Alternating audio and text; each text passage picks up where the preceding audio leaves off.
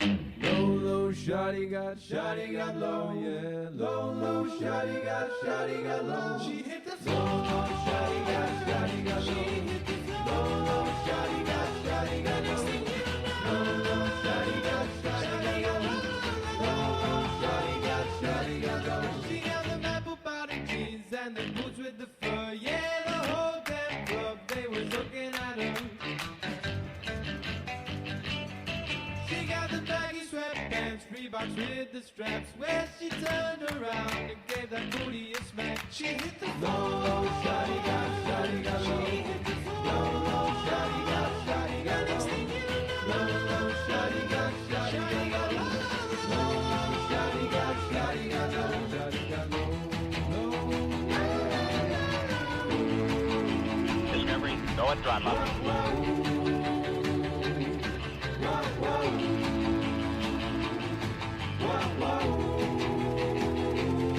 She got the apple bottom jeans and the boots with the fur, yeah. The whole damn club, they was looking at her. She got the baggy sweatpants, Reeboks with the straps, well, she turned around and gave that booty a smack. She hit the floor. Low, shawty got low. Low, shawty got low. Low, shawty got low.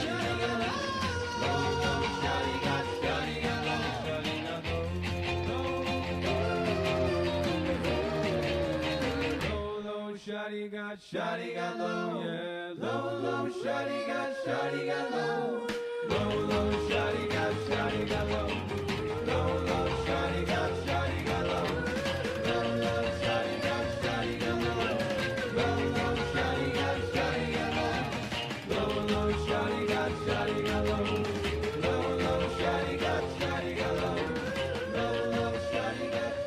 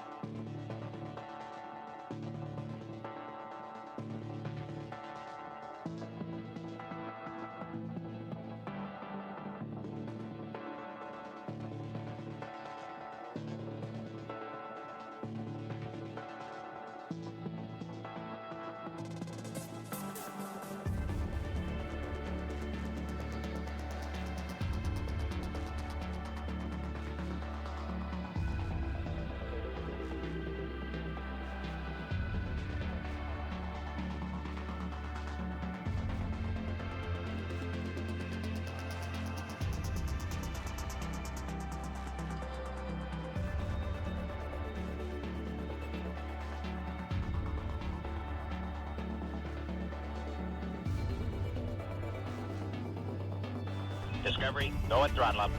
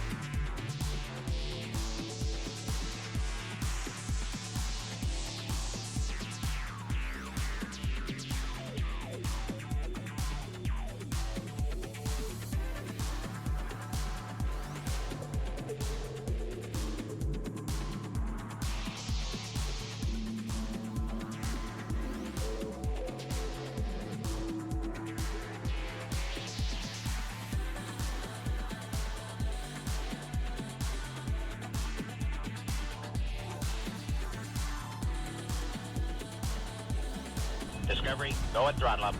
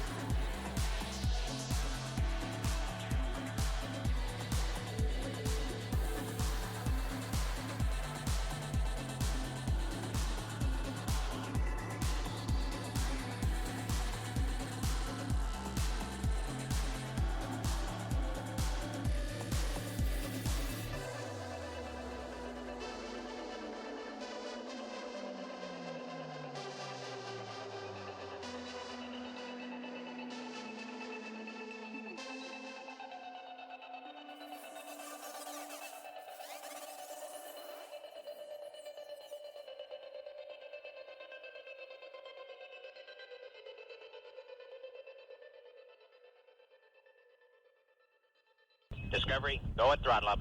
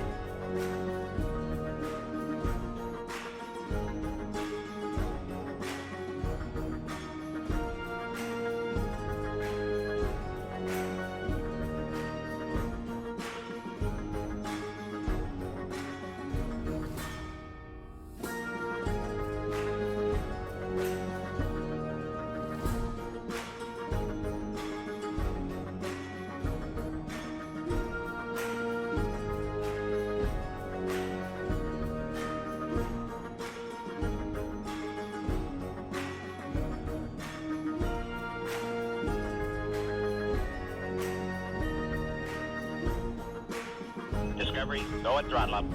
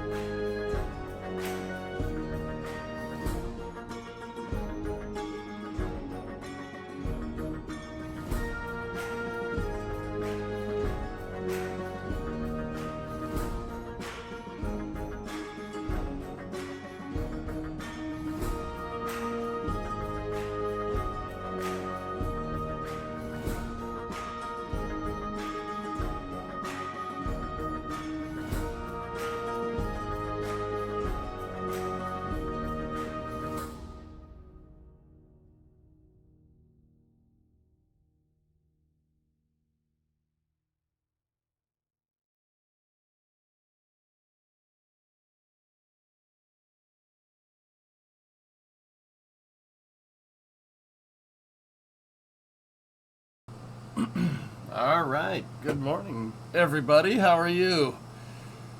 Oof. I needed a long weekend I needed a long weekend for reasons.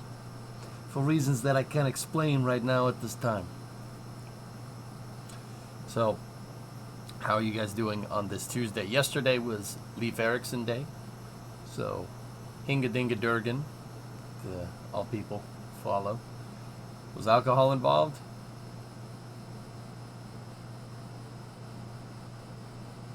Maybe. I mean, yeah. I want to cry so bad.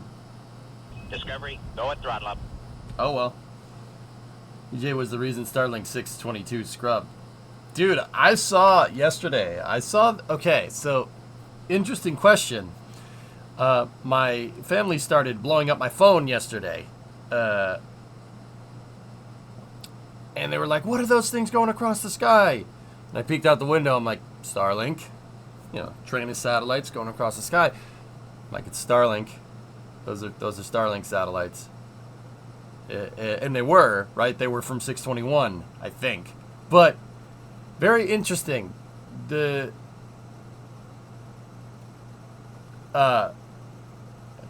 don't know what you're talking about. I don't watch football. I don't know what you mean. The trajectory of the satellites was a little bit strange. They were east-west. Like perfect east-west. Which is... They weren't going southwest to northeast like most Starlink satellites do. So now I'm wondering what the... Yeah. Now I'm wondering what the trajectory was. Or not east-west, west-east, excuse me. Sorry. They weren't retro. They were more equatorial, prograde equatorial, which is, well, not equatorial, because I'm like 40 degrees north latitude or something. Yeah, they weren't going southwest to northeast, they were going west to east. Which, now I'm wondering about the Starlink 621 trajectory. Where did that thing go out of? Where did it go out of, and where did it... Passed. There we go. Oh, it wasn't 621, it's 74, and it flew out of Vandenberg?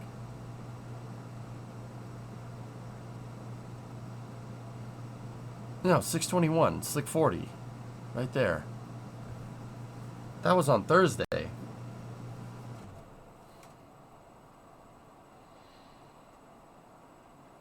Now I'm wondering where that thing went, because those satellites... those satellites were on a very weird trajectory. Here, let me show you. Real quick. That's not the trajectory that we usually see Starlink satellites on. Yeah, that's right. So, Thomas, check this out. 621 was a normal southeast trajectory. Dude, I saw Starlink satellites going... Shut roads off. And these were Starlink.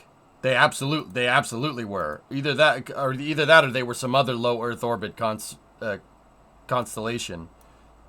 That trajectory right there. It was about that. Because I had to look slightly to the north, and my family that's still in Boston had to look slightly to the south. I kind of geolocated the track. It was something like this. Now I'm really wondering, because that's not the trajectory that Starlink satellites usually fly over. They usually fly over like that. How would those stay in orbit so far north? Just because they were going perfectly east-west doesn't mean that they were in an orbit up here. That means their track went something like here. Their track went something like this. That means they were at the highest point, which means some Starlink satellites. Hellfish, this means that some Starlink satellites were launched into a 42 degrees north inclined orbit, not 51. Because at 51, or 54 degrees inclined, the point where they kind of change direction would be over here somewhere. It's very strange. 42 degrees inclined. Discovery, go at throttle up. And I swear, like, I checked, I took I took the compass out on my phone just to be sure, because I'm like, those are Starlink satellites, but they were in a 42 degree inclined orbit, which is very weird. Which means those could have been launched out of Vandenberg. Vandenberg could have done a 42 degree inclined insertion. We've seen that before. Interestingly enough. Yeah, exactly, Aqualex. Yeah. Mm-hmm.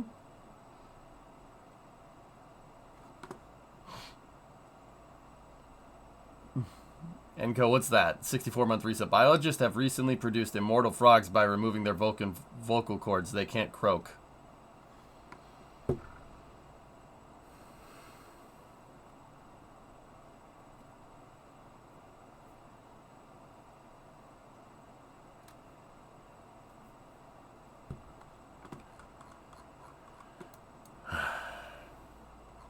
All right. Here, let's check stuff. Discovery, go Hey, and throttle Jim. up. So, Jim, I saw something really interesting, dude. Starlink satellites flew over the house, like Massachusetts, probably, I think it was at like 8 o'clock last night. And they were going west to east. They were going the wrong way. Starlink satellites usually go this way, but they were going that way, which means they were inclined at 42. It's got to be that Vandenberg. It's got to be Vandenberg. It's got to be. It wasn't 621. It's got to be for Starlink 7.4, which is strange.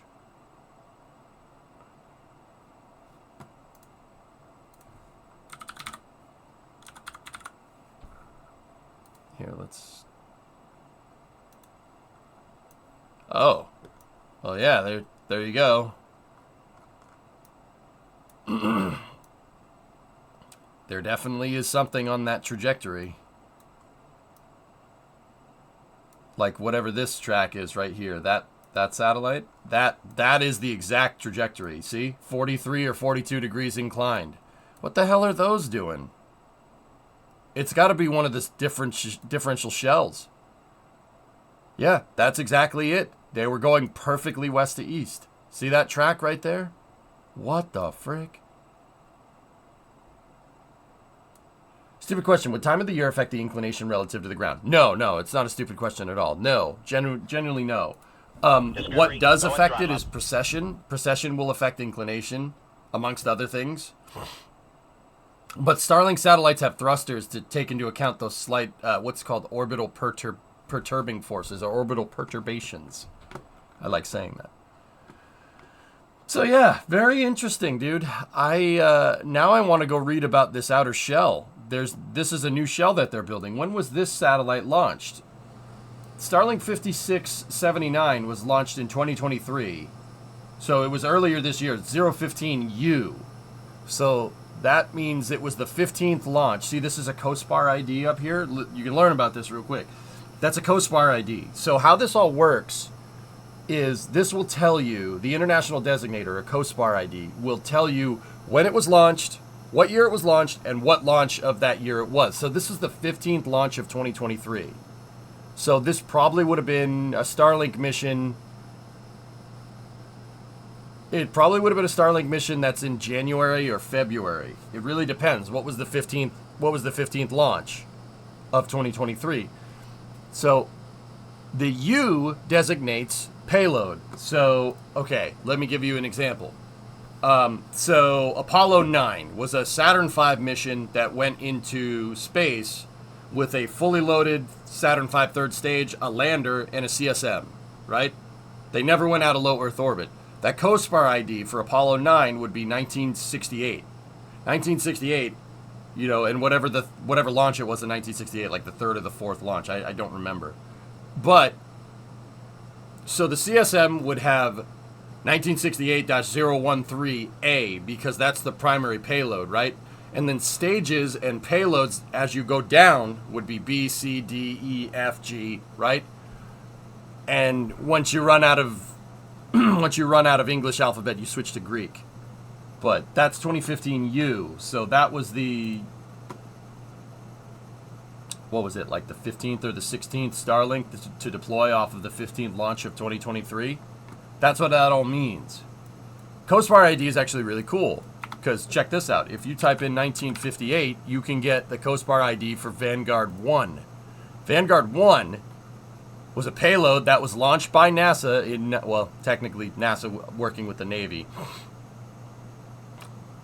In 1958, it was the second payload, and it's 2B, which means 2A was the payload fairing, which is long gone. 2B is the actual satellite. Vanguard 1 is up there, and it's not coming down for a very, very, very long time. But it's been up there since 1958. Pretty cool, huh? February 2nd for Starlink 5344. Are the Trinity Sats? I don't know what that means. Starlink Group 53, February 2nd from 39A. Cool. How about those McLarens? I don't watch Formula One anymore. That's it. It's awful to watch. I don't do that. I don't watch football either. I don't watch many sports anymore.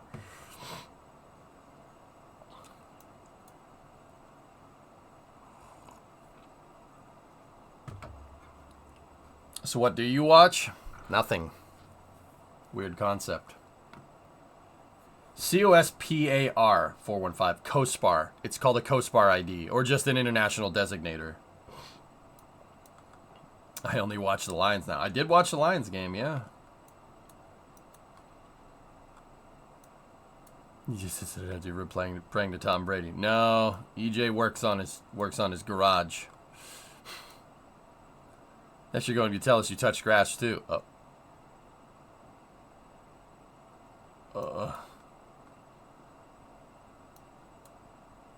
I think I got the name wrong, but the 3 sats that can see all sides of the Earth. Tidris. And there's not 3, there's like 9 of them. So is the Coronet inside yet? No. I'm working on it though. I gotta figure out how to get... There's mouse nests in it, dude. There's mouse houses all in it. I gotta get them out. Sierra is also confirmed. Yep. The Westford Needles. Have you heard of these? No. That doesn't populate anything on the thing.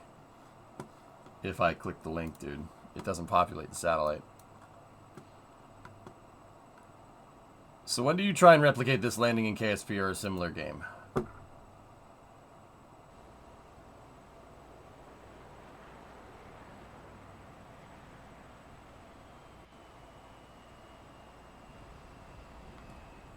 So that's DCS. Second of all, that would snap the airplane in half.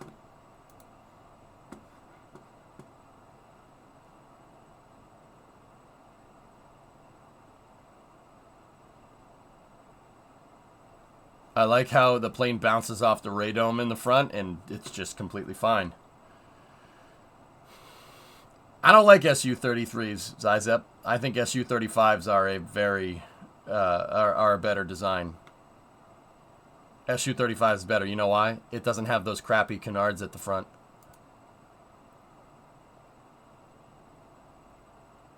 Ooh, yeah, see, right when the so snagging the arrestor hook when your wheels aren't like touching the ground is not good for it. Not good for the airplane.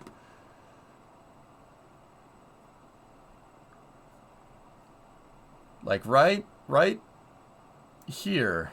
That's really... I mean, the arrestor is supposed to be a little bit above the wheels, but you're supposed to really kind of catch the arrestor right when the wheels touch down. And snagging the cable while you're at such a high angle of attack like that is going to slam the nose down and probably break something. Like, I'm not... That does look fake, though. It's DCS. I said that, like, right before I... Yeah, it's DCS, guys. That's not real. That's not real. Snap the plane in half. That's what I'm trying to tell you.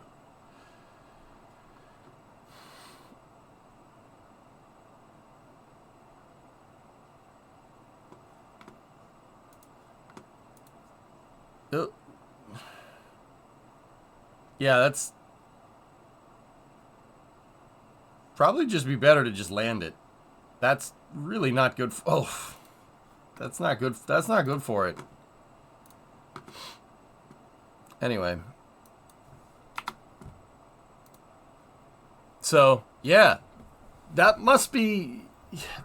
Those Starlinks that flew over the house must not be Starlink 621. It must have been 420. No, it must have been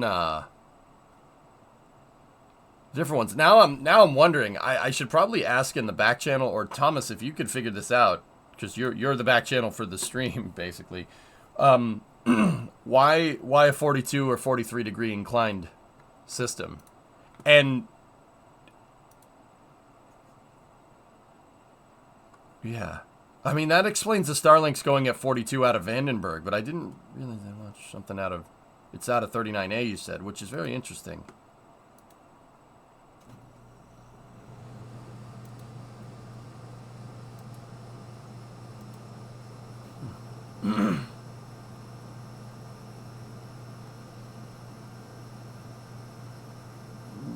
No, I'm not sure I did, Hellfish, but either way. Anyway, here's Project Westford. What's that? It was a test carried out by MIT's Lincoln Lab on behalf of the U.S. military to create an artificial ionosphere above Earth. This was done to solve a major weakness that had been identified in military communications. Cool. Military communications. So we're talking about bouncing radio off of the ionosphere, which is what over-the-horizon radar used to do. Well, used to. Still does, but whatever. You can basically bounce a radio wave off of the bottom of the magnetic field and just bounce it back and forth, bounce it off the ground. That's how over-the-horizon radar works. It's actually really cool.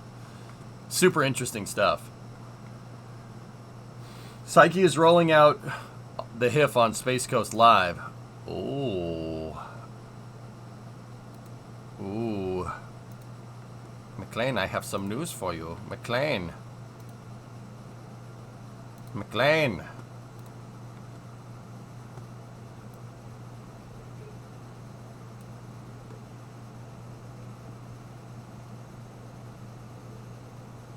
Yeah, there it goes. So that's the reaction frame, and there's Falcon Heavy. Payload fairing should be on it. Psyche is a mission to go prospect a metal asteroid, a metallic asteroid, which is really, really awesome. That's going on Thursday. And we have a Starlink mission tomorrow at a reasonable time, which is very nice. Vega did launch too, which is kind of nice.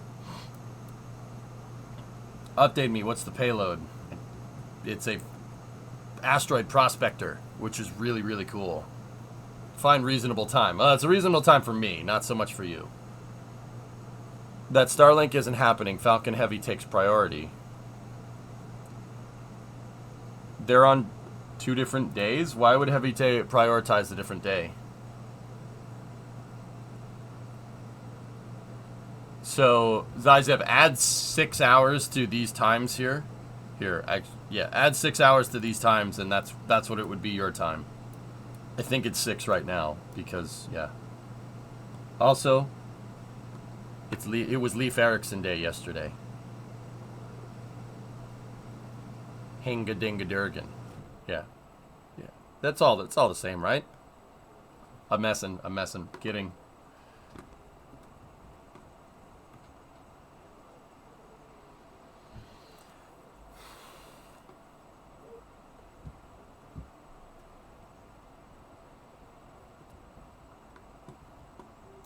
Why are we prospecting an asteroid if we don't have the capacity to bring the material home safely?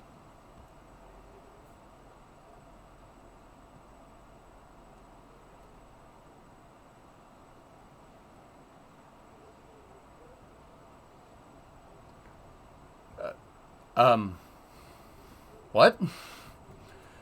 Prospecting is the first thing you have to do. We have to go figure out what the Psyche asteroid is made out of. And then we'll figure out the whole mining part later.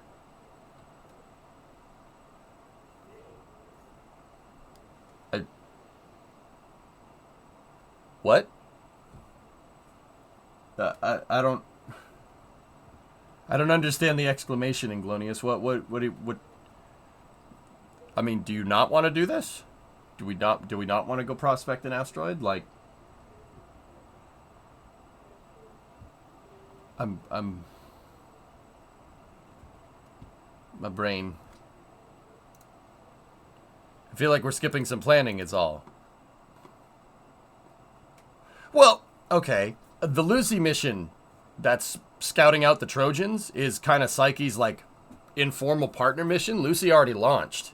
That was the first one, to go and scout out everything. It's not going to get out there for a little while, but by the time it gets out there, Psyche will still be coasting. Lucy and Psyche are kind of... They're kind of intertwined, but they're not. Here, you want me to blow your mind? Watch this.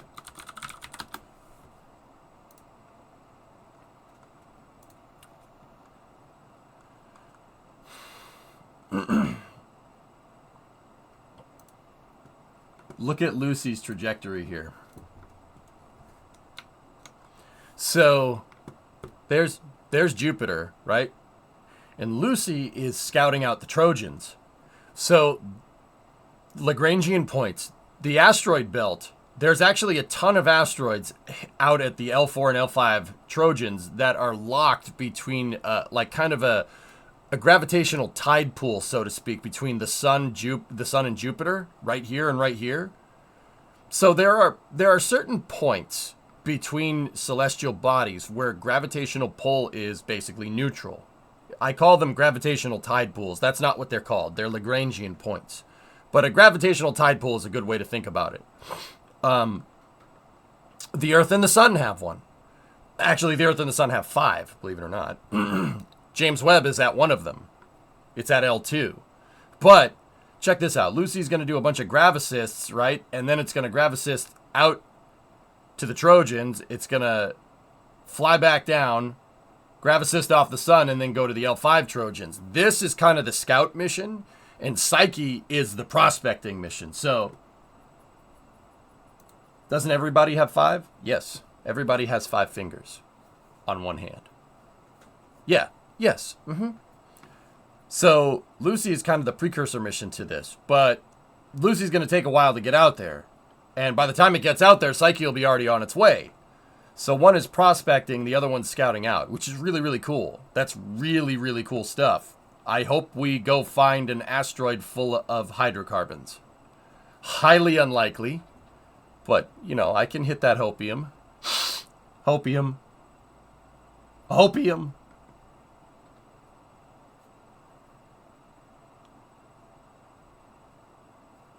Ooh, they dispersed pounds of them. I'm sure that won't. I'm sure that's fine. Aqualect, I'm sure it's fine. I'm sure that won't come back to bite us at all. Why hydrocarbons? Because oil. I'm American, Brahms. Alright, I'm going to make a joke right now, and it's going to be kind of in poor taste given current events, but I'm going to make it anyway because no shame. If there's oil out on those asteroids, we'd be out there real quick, wouldn't we?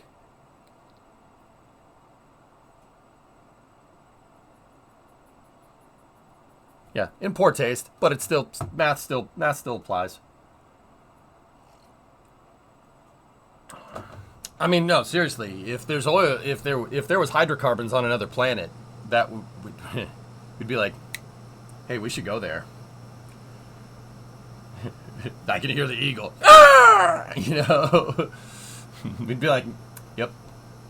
Nah, actually, you know what? You know what would probably happen? Nah, there's nothing there. We found a bunch of rocks. There's nothing there. All we did was find some rocks and like some sticks. No, too expensive to mine asteroids. We have hydrocarbons on Earth that we're not using.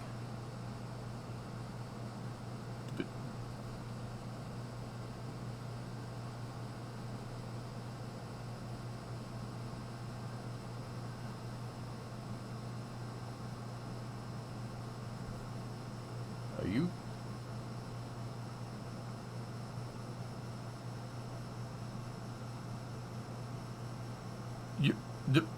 But the not... I'm having a stroke. Called the Bondulins, I'm stronking. Anyway, well, if we found it up there, we wouldn't have to drill down here. That's the whole idea, the whole save the earth thing? No?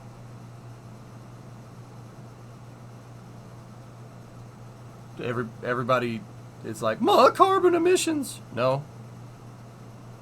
But we'd still burn them on Earth? Well, no. The idea is that if there's oil up there, we wouldn't bring it down to the surface. That's dumb. You're right. That's stupid. No. Factories up there. Factories in low Earth orbit. Or, better yet, factories on Mars or something, you know? Or the moon. You can't pollute an environment that doesn't exist. 5-head. Having hydrocarbons outside of Earth's gravel would be huge. Yeah, bingo.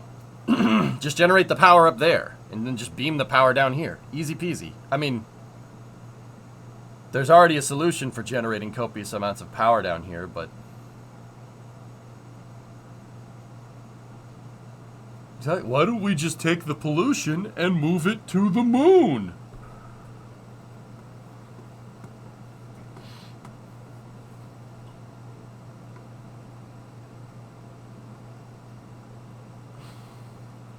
Also, if you put it to the moon, the lower amount of gravity would make processing massive amounts easier. Yeah, that's the idea. That's the idea. Is we don't have to do it. We don't have to do industry down here. We could just do it up there. That's the dream, man. Yeah, that kind of sounds like what the sun does. Yeah.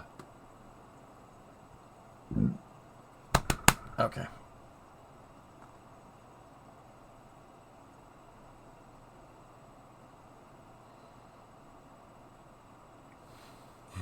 Inglonious. If God didn't want us to have unlimited energy, he wouldn't have put a giant self-sustaining fusion reactor nearby.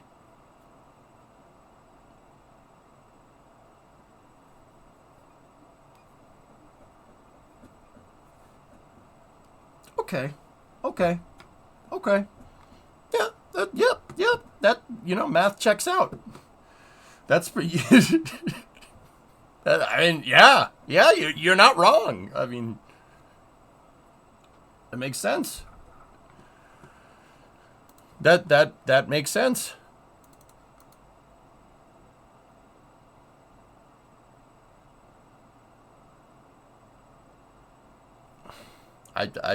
Math checks out, bro. All right. Anyway, Kerbal time. I've seen things that make less sense. Yes, precisely.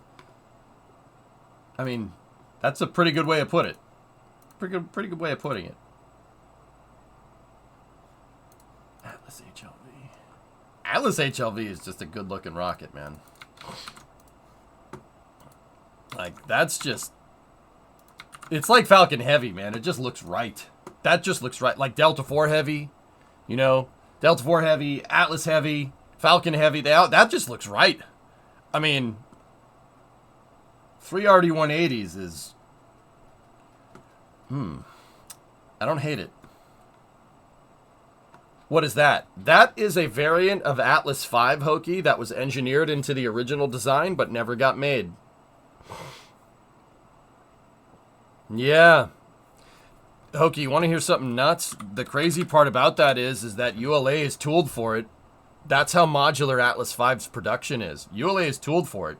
If somebody, well, there's no Atlas V's yet left, but if somebody had ordered an Atlas V, they are tooled for it. Their 41 is capable of launching that, which is nutso to me. Because if you look, the bucket, the flame bucket at 41, amongst other things, the mobile launcher too, the flame bucket at 41 is a rectangle. See, rectangles!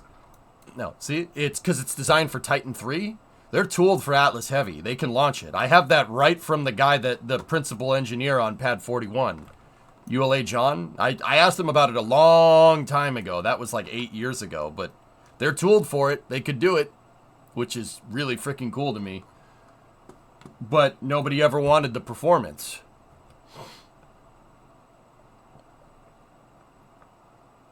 Yeah, there was no demand for it, but they're tooled for it. They could do it. Even now, but there's no Atlas cores left for order. How much are we going to win against the Raiders on Sunday? Zizep, we're...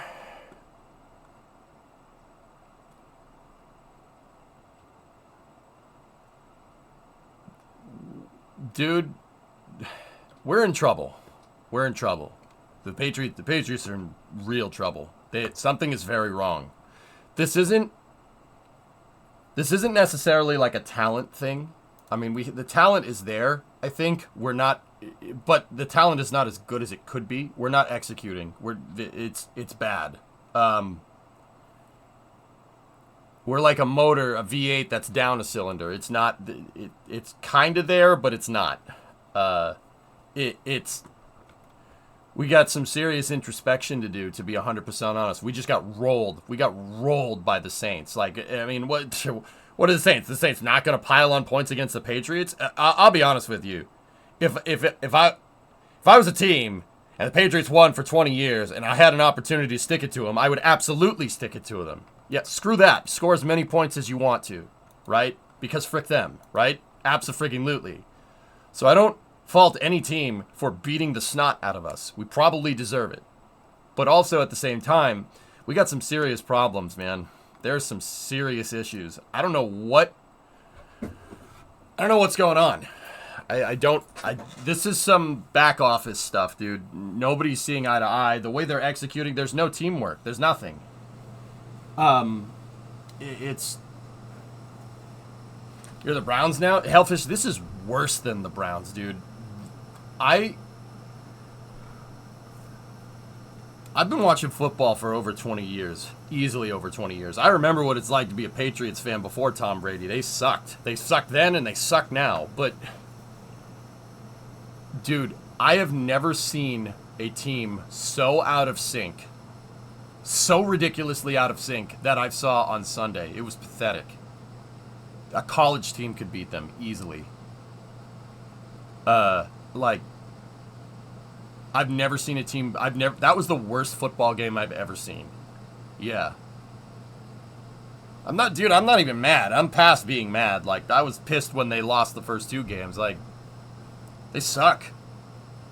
Like, at some point, dude, you gotta sit there and you gotta be like, look, this isn't us. This isn't them. It's not the other team. It's that we're not getting outplayed. We're getting destroyed. It's very, very much us. I watched the whole game, Isaac. I watched the whole thing. To be honest with you, drank a lot of beer, but I watched the whole thing. It was not good. It wasn't good. Dude, we suck. We suck. They're absolutely terrible. I think Matt Patricia just brought the Lions' karma to New England. Foo-faced Matt Patricia won 2 Super Bowls with the Patriots as defensive coordinator before he went to Detroit. Also, hi. Long time no see. But yeah, I mean, I'm starting to think Matt wasn't the problem. Because, yeah. They're the European equivalent of being a Man U supporter. Yeah, they're...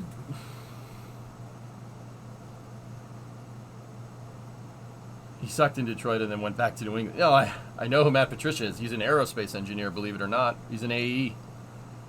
He won 2 Super Bowls as a defensive coordinator with the Patriots. Just saying. And then he went to Detroit and he sucked. Dude, like I said, we got some serious problems, man. Serious problems. Like,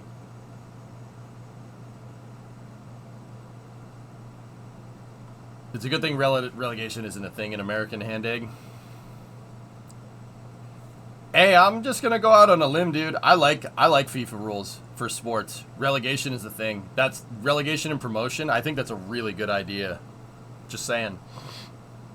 I always thought that was a good idea. I like that teams can get relegated. If you suck, you don't deserve to be there. I like that. I think that's cool. They should do it in Formula 1. Auto racing would be excellent for relegation and promotion for teams. Tessa, I agree. But in order to do that, you would have to use the same cars, right? They're never going to do that. But yeah, we got some serious problems. Like, I'm not even mad, not even pissed off at the Saints. Like, we got some real big problems, dude. Can they fire Mac Jones right now, or does he have a clause in his contract or something? We could trade him. We could trade him, size up, but there's nobody on the market. There's nobody else.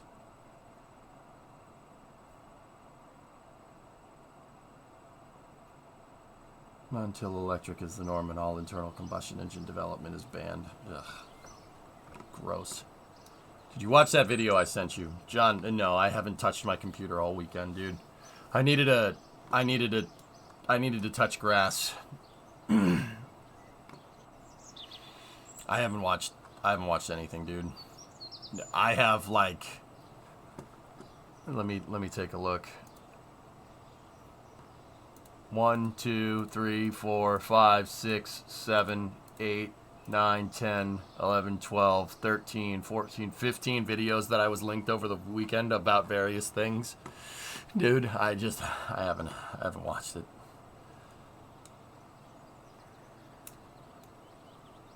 To be fair, the Saints were playing very well. They kept playing safe until they needed more.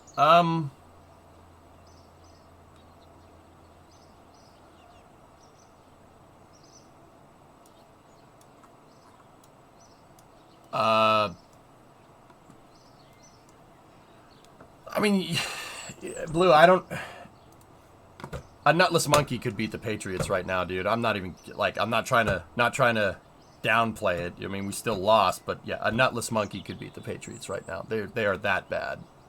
It's pretty embarrassing. Seriously, though, a nutless monkey. Like, you guys played okay. I didn't see anything too crazy. Played just... See, that's the thing about football, dude. You don't get fancy. You just play it. And just playing it is how you win. If you just play and you make less mistakes than the other guy, you're usually going to win. And we made a lot of mistakes.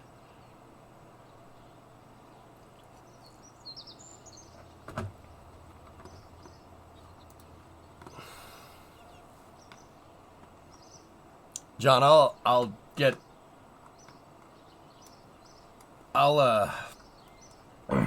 to watching those videos sometime this week, dude. Anyway, let's roll.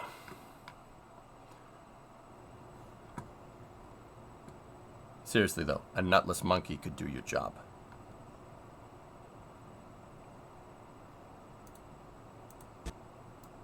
Come on. There we go.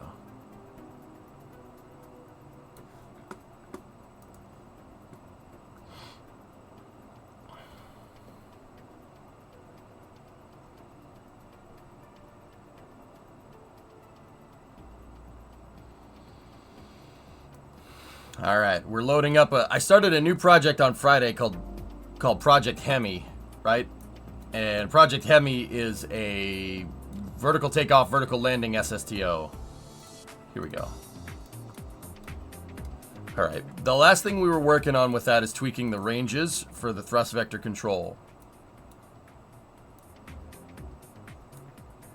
So what is Project Hemi?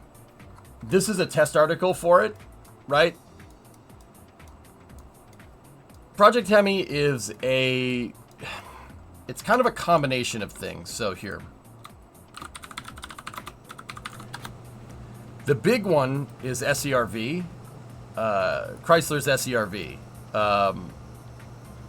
SERV was an SSTO proposal from Chrysler. Yes, the car company. They were a defense contractor in the 60s. They did more than make really cool cars. Here we go. SERV was basically an SSTO that's shaped like a capsule. The stage is shaped like a capsule with a payload bay volume in the center. The idea is that it goes all the way up into space. It deploys about 50 tons of payload, which is pretty big. That's a huge payload bay. 23 by 60 is quite big. That's bigger than the space shuttle's payload bay. And you could put a crew capsule on the top Or nothing. You could put a nose cone there instead. And basically what it would do is go all the way up into space, deploy the payload, and come back down, and it would propulsively land. But it wouldn't propulsively land on its engines. It would propulsively land using 28 jet engines around the rim of the capsule, which is a little stupid. Also, there would be trap doors, like deployable doors around this thing to be able to close up the engines. The engines are actually around a heat shield. The heat shield would be in the center, right? And then there's a bunch of rocket engines and jet engines around the rim here. And basically on the way up, it would open up the jump doors, right? And you would make a big aerospike engine here. Then they would close during re-entry, and then they would open up again for the jet engines to land. If that sounds a little bit overcomplicated, well, yeah, it is. But damn, boy, what's up, 95? Discovery, go at throttle up. 45 months, J-Speed with 103 months. Thank you very much, Stoned Hobo with the tier 145. Howdy, just got back from a trip to Europe. Went to an air museum in a Swedish World War II bunker. Got some pics of some neat birds if you want to see it. That link 404s, dude. But yeah, of course I do. So this was Chrysler's proposal for the space shuttle, believe it or not. That was their space shuttle design proposal. Yeah, there is a Haze Gray Art video that does have some renders. I won't show the whole thing, but I will link the video here. It is a little bit of an unorthodox idea here. This is, but then again, most of the space shuttle proposals, including the one that actually got selected, Rockwell's space shuttle, which became the space shuttle, they're all a little bit strange. Turns out when you want reuse, your rocket design changes other than just being a stick. SpaceX being the one kind of exception to that rule at this point, right? So I won't show the whole video once again, but long story short, the trapdoor's open. Because there's a heat shield in the center, the entire bottom of this thing becomes a gigantic freaking aerospike. It's a huge toroidal aerospike. You can see the trapdoors are open there. And then it would deploy its payload out of a deployable hatch, right? And you could launch crew or cargo, either one, right? And then it would come back down, and it would land propulsively with jet engines,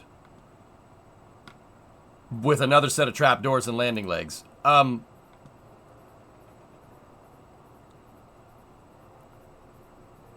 So that's a little complicated. I'm getting to that, Shaw. So essentially the plan is to attach one hyper-overclock aerospike on a 10-meter fairing. Well, the reason why I tried to build SCRV a little while back, and it proved to be a little bit difficult, especially the propulsive landing part. I don't know how the frick we would have done that, having like a bunch of Kraken-Tech doors and trap doors on it, etc., etc. That I tried to make it in the past, and I'm just like, that's not a good idea. So I kind of shelved that idea until we were reading about a company on Space News the other day called Stoke. Stoke Space is a company that is looking to make reusable second stages. And I'm not going to sit here and pretend like they didn't borrow some ideas from SCRV. Stoke's second stage is very, very similar in concept, but not in design. Stoke has a bunch of little tiny rocket nozzles around a gigantic heat shield on their second stage. Same exact idea, right? The idea is that the stage, it's a giant aerospike and you have a heat shield right there instead. Smart idea, right? Now, here's the difference between Stoke and SCRV. And this is the reason why I wanted to dive into this project, right? So Stoke has a very interesting engine design. Here's a picture of it. So check this out. That is a picture of Stoke's second stage motor, okay? How can you do the trapdoors in KSP 2 though? I'm not playing KSP 2 right now, monoprop. I'll get to that in a second. So Stoke, if you notice, they do not have trapdoors. There's no trapdoor in this design. Well, why not? There's no trapdoors. There's no jet landing engines. There's just one rocket engine. And you heard that right. One rocket motor to do everything. That, what you're looking at right there, this ring, is one rocket engine. It is one power pack that is feeding multiple nozzles. Okay? That's not the first time that that's been done, but I will say that, so an RD-170 is one power pack that's feeding 4 nozzles, right? That was the Zenit first stage, right? That's RD-171 for Soyuz 5, right? But the way they do it is not how the RD-170 has one power pack feeding 4 nozzles. Completely different. First of all, first and foremost, these don't gimbal. They don't move. It's a fixed design. So how the heck does this thing fly straight then if there's no gimbal? There's no thrust vector control. The first thing you're going to think of is like, oh, maybe RCS on their design? No RCS, except for roll control. Stoke is basically what they're trying to do. What they've achieved with this design is basically using differential thrust to modulate your center of thrust around your center of mass. They can basically individually throttle these nozzles, right? And they can use that to actually create differential thrust vector control to basically precisely propulsively land. Which is wild. And here's the crazy part about what Stoke is doing. And I will say, this is something that's already been made. All right? Stoke has a hopper test. They did a hopper test actually a couple of weeks ago. Check this out. It's already flown. I did cover this on Space News. And so check this out. Not only is that single rocket power pack, the power pack is actually right here. Not only is that single power pack feeding a bunch of small nozzles that can modulate throttle to get the thing to turn, to move around and stuff. Look at the heat shield. What can you tell me about that heat shield? It's the turbine dump, Hokey. Yeah, turbine dump in the center. Look at the heat shield. What is this? That Stoke's engine is using the heat shield as they're regeneratively cooling the heat shield with propellants. The heat shield is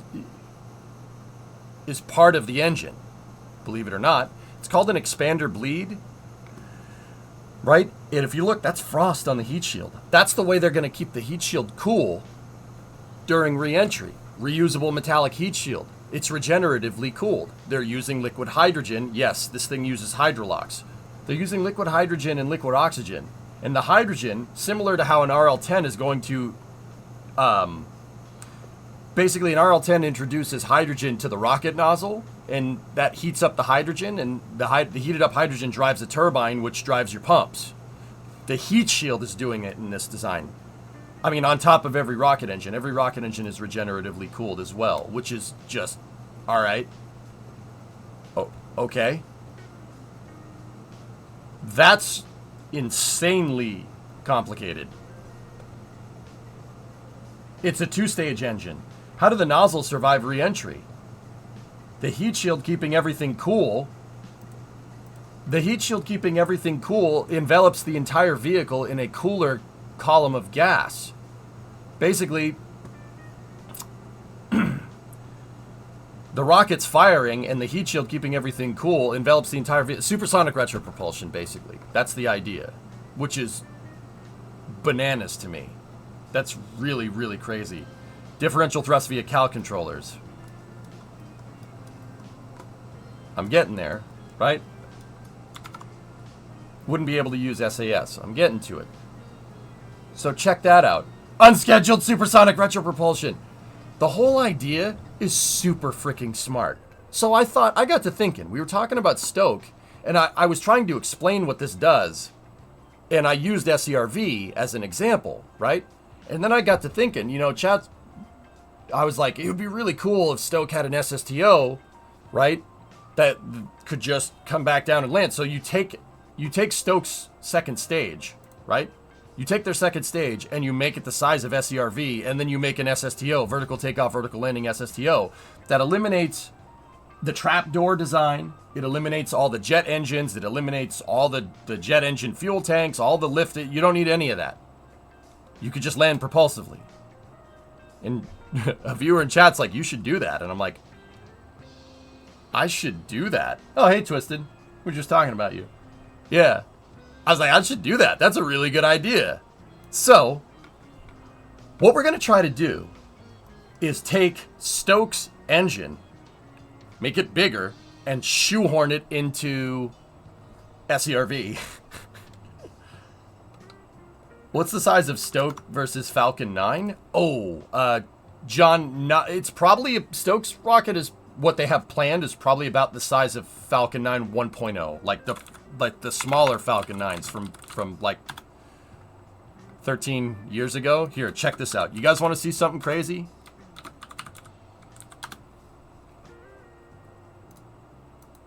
Watch this. This doesn't look right.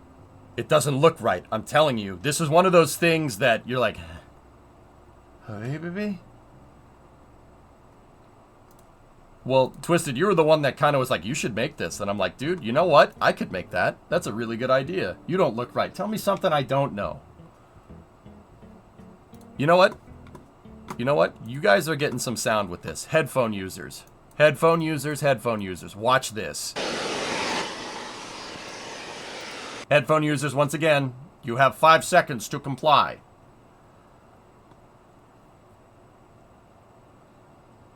I'm getting to that, J-Speed. I haven't gotten over that yet. So watch.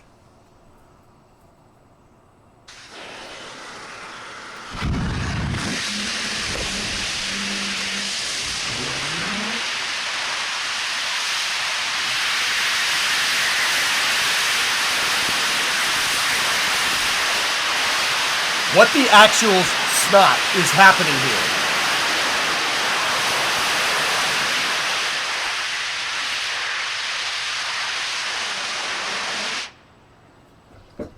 There's no thrust vector control on this thing. There's no TVC.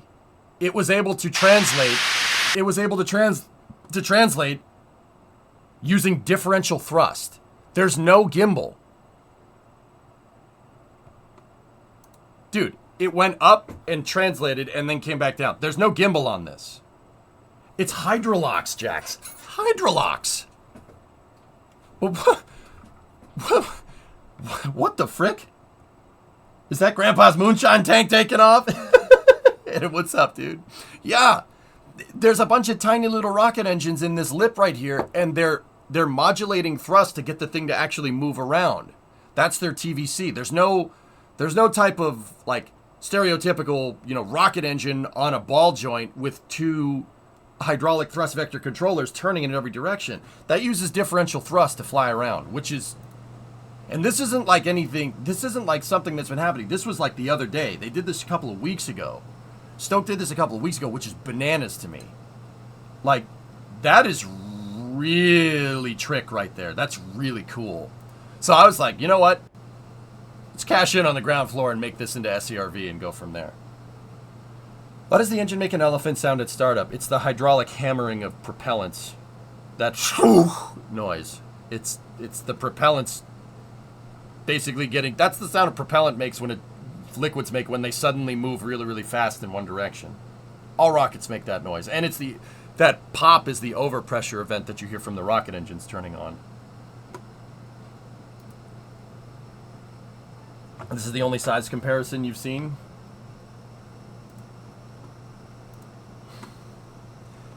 Erudite, you ever shut off a faucet or turn the shower off and you turn it off and you hear a brrr, like it sounds like the pipes are burping almost?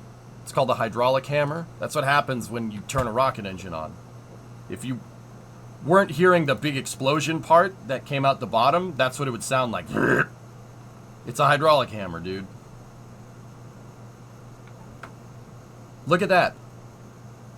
So somebody asked, why the flame's orange. Well, the turbine dump for the engine is right in the center of the heat shield. It basically film cools the outside and film cools the outside of the heat shield and regeneratively cools the back end of the heat shield, that's really, really, really smart. Like,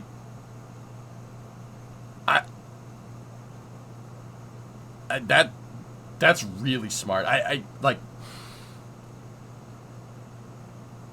to the point where I'm like, wow, that's so ridiculously well thought out. I can't believe this actually works.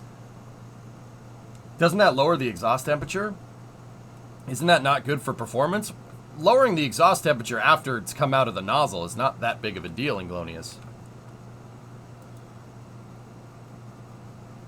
Is the orange from the ablative material? There's no ablator on this, J-Speed. It is a 100% reusable heat shield. Look. So, you may have missed this part. The engine is on an expander cycle like an RL10. So what does an expander cycle do? An expander cycle trickles hydrogen into the nozzle, and the hydrogen exchanges the heat with the nozzle, and it turns into gas, and that gas drives the turbine. Stokes rocket does that with the heat shield.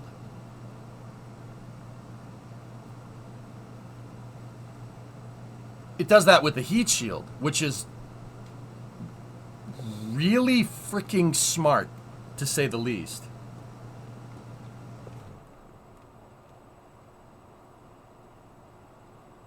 That's really smart. So I want to take this design and see if we can implement a differential thrust control mechanism in KSP, and then see if we can make it into SCRV, and then make it fully reusable.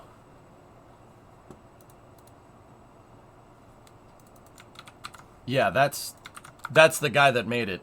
So the guy that founded Stoke Aerospace, believe it or not, that's Andy. Andy's pretty cool. I've never met the guy, never met the man though, but he made another engine. He designed another engine you guys might know.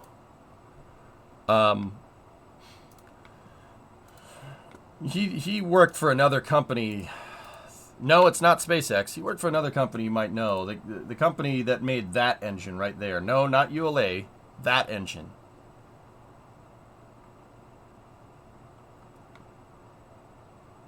He designed the B4, by the way. Yeah, just putting it out there.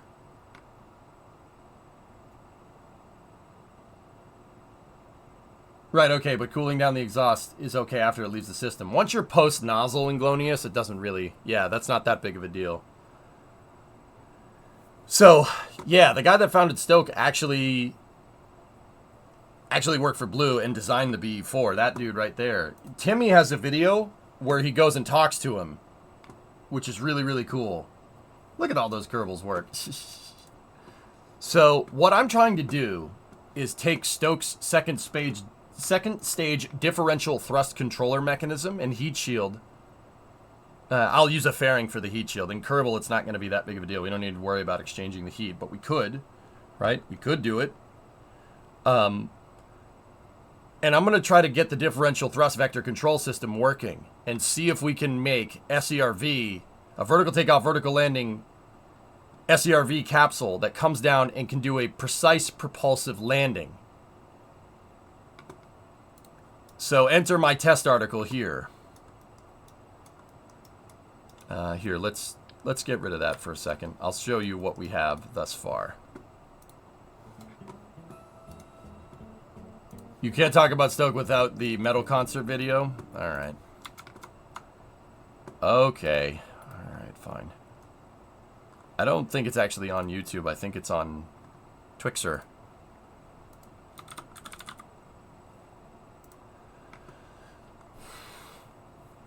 Yeah, they did some ground testing at night the other day. This was about a month ago, actually. This is a really cool video. I don't think I need to say why, but...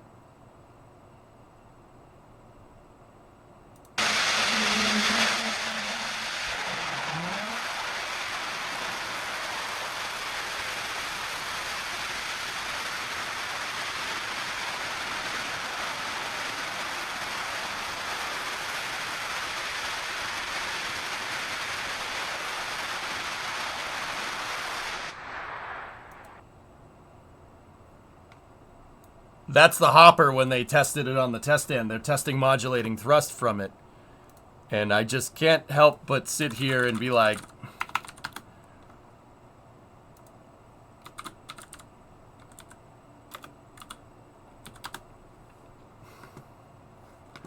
Can't help but sit here and be like...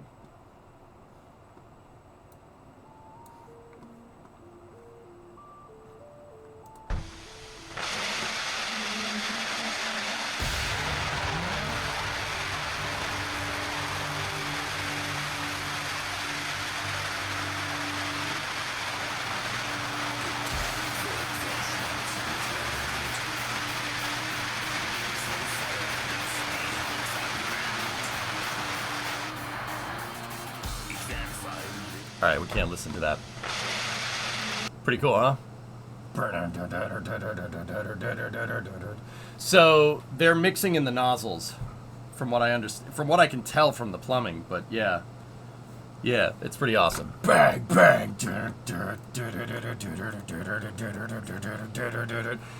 If we play that with the rocket noises over it, it should be okay. I'm pretty sure that's transformative, but don't want to push our luck here.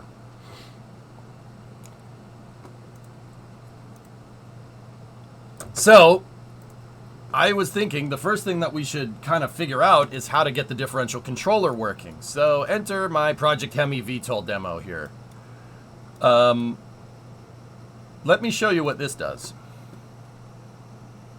And Stoke is going to work on a full flow stage combustion cycle engine for stage 1. Likely going to be a sibling to the BE4 and Raptor using the same tech from the AFRL Integrated Powerhead project. Alright. Well, that's good to know. Okay. So, here's the thing. We ran into a little bit of a humdinger of a problem here. Hey, Antares. We ran into a little bit of a humdinger of a problem. So, in order to make a capsule-shaped object have sufficient cross-range capability to be able to precisely target a landing site, you need to use an offset center of mass on the capsule. So, during re-entry, you can use roll control to steer it. It's something that comes from the Apollo program.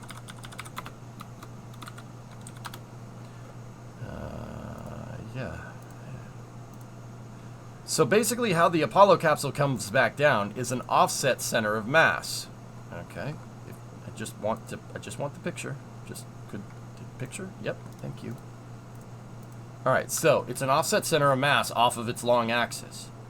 That's how they're basically the basic idea here is that because you have your center of gravity is offset from your long axis here, you can use roll control RCS to be able to modulate the angle of attack of the heat shield relative to oncoming laminar flow, so oncoming velocity, right?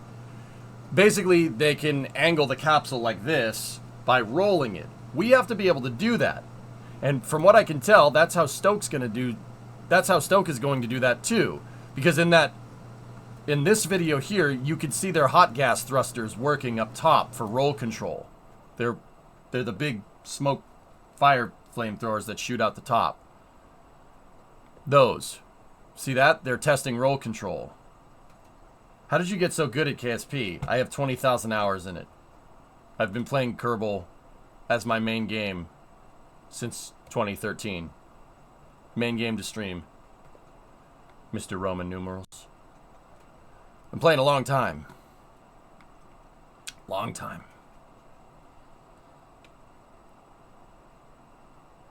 So, that's what I'm thinking about doing here. I want to make this, but I want to combine it with SCRV because I think both of these ideas are cool, and yeah, I thought that would be a neat idea. How does it not spin with an out-of-axis center of mass? Well, that's the problem that we're trying to figure out here. So, with my test article, I have a radial holding tank here. So we have basically 600 kilos of ballast on one side, and we need to figure out how to get the thrust vector control systems to cooperate. Stoke is also doing an offset center of mass. I know that because if you look at their engine, this is a picture of the engine just kind of sitting out, not inside of the keg right here. The power pack is shifted to one side. It's on one side. See that? They're definitely going for an offset center of mass. That's one turbine and two impellers feeding all these little rocket engines, and they can modulate throttle between all the little engines, which is, and all the engines are also regeneratively cooled on top of the heat shield. That is probably one of the most complicated engine designs you could do in rocketry. That's really next level stuff. What's SCRV? If you go back in the VOD a little ways, Zymus, I explained it. It's basically a Chrysler proposal for the space shuttle from the 60s. About making a capsule-shaped SSTO. Alright, here. Ready? Let's see if we can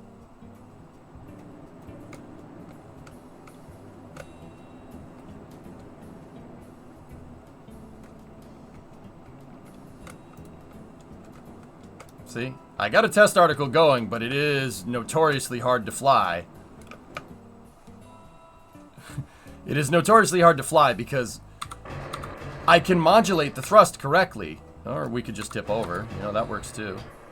I can modulate the thrust correctly here. The problem is that we can't use SAS. We can't use SAS to keep this thing on an even keel. SAS input doesn't work with Cal controllers. But I do have a system that's working here. The problem is it's really easy to induce what's called PIO, pilot induced oscillation, because the SAS has no control. So I'm flying this manually, which is not a big deal. I mean, Kerbal, we're probably going to end up flying it manually anyways. But this is something I'm using the thrust to offset. I'm using modulating thrust to offset the center of... I'm using the modulating thrust... I have to say it again. I'm using the modulating thrust to offset the weird center of mass. Notice that this thing more or less flies straight, even when we have an offset center of gravity. We can use it with no SAS there, but yeah. That was the landing gear freaking out on me. But you get the idea.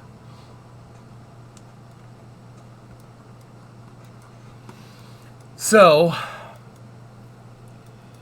the last thing that I think we were going to work on, or the last thing that I think I needed to do was change the... We need to lower up the range so it's not... It's a little bit easier to control.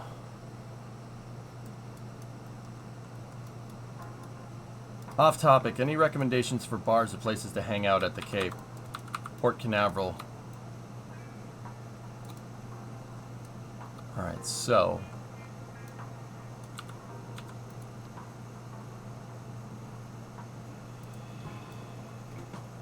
If PIO is an issue, reduce the sensitivity. That's basically what I'm doing. What I'm going to do... So, we already made the modifications to zero out our controllers. So basically, when your hand is off the control stick, your center of thrust lines up with center of mass. And that all is offset here. So this thing should be able to work. Now, we need to reduce the control range here. The key is how much do we need to reduce the control range. So...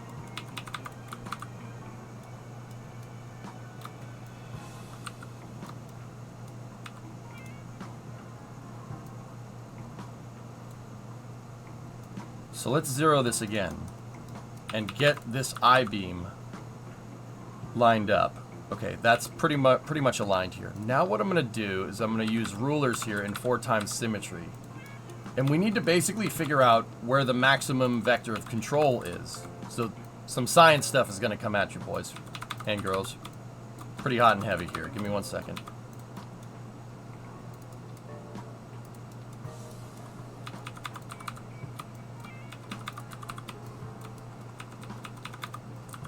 Alright, so see the struts? I'm going to use the struts as a ruler. And this is basically going to... We're going to mechanically see where the maximum vector control is here. So, let's take this and let's get that all the way to one side.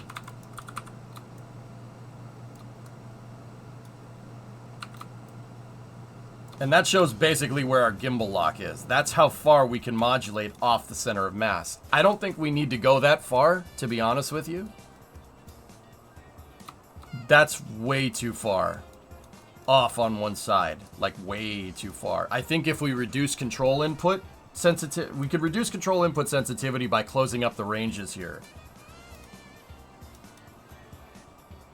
So, I'm going to try...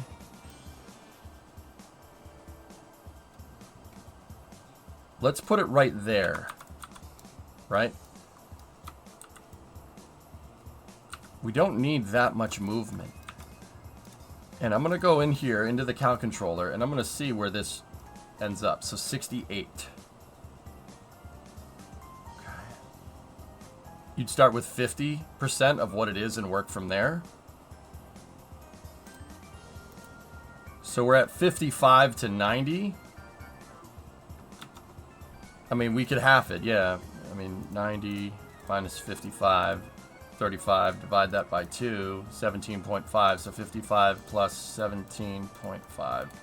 72. So actually, I eyeballed almost exactly that. Almost a 50% reduction in control. So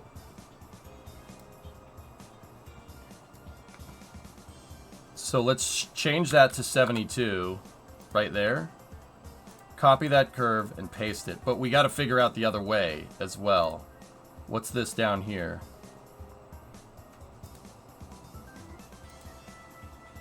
(43:1).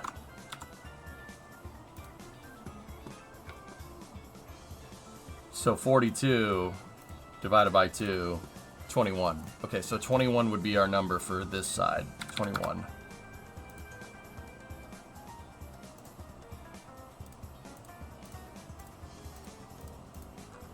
Now that's just one side. So going on this side now, we're locking out. Let's use the rulers to mark where we're locking out there. So now we got to get the other side to do that.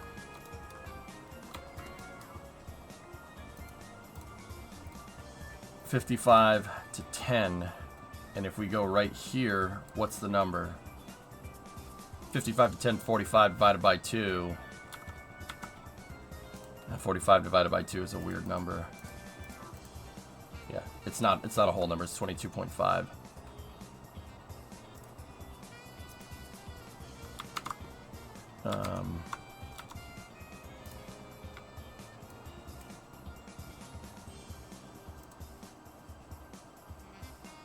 $32.5.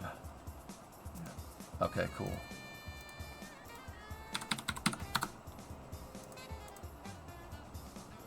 Copy, paste, paste. Now up here,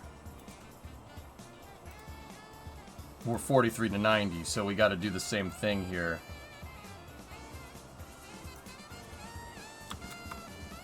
So 90 minus 43.88, 46.2. Divide that by 2, 2306. And then plus 43.88, 66.94. That's the number right there, 66.94. Cool.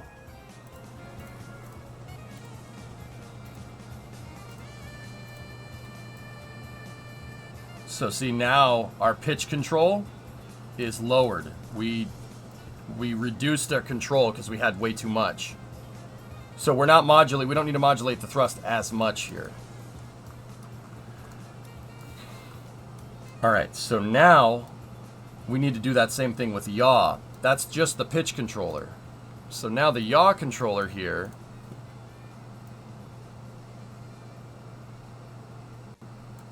that one's got to be set to 2.5. Okay, it is. Cool.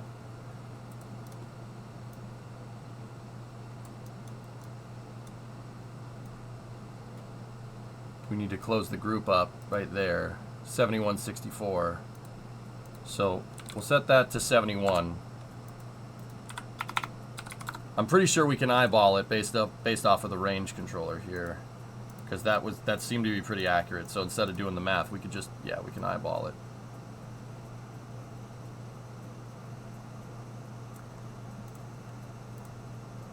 $24.12.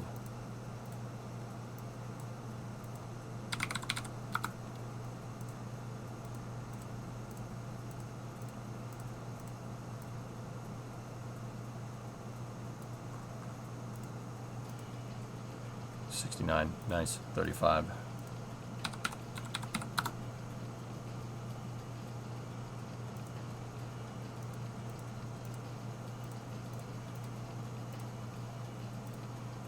$26.86.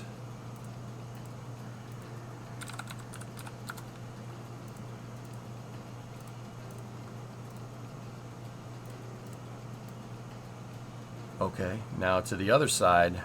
Stop right there.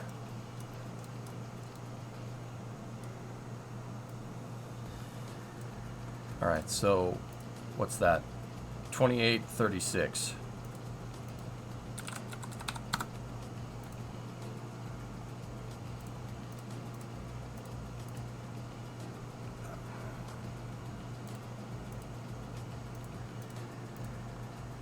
I screwed up. That one needs to go right there. And then we need to do this half right here, 7164.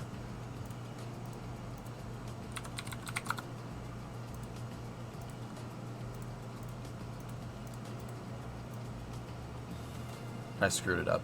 Dang it.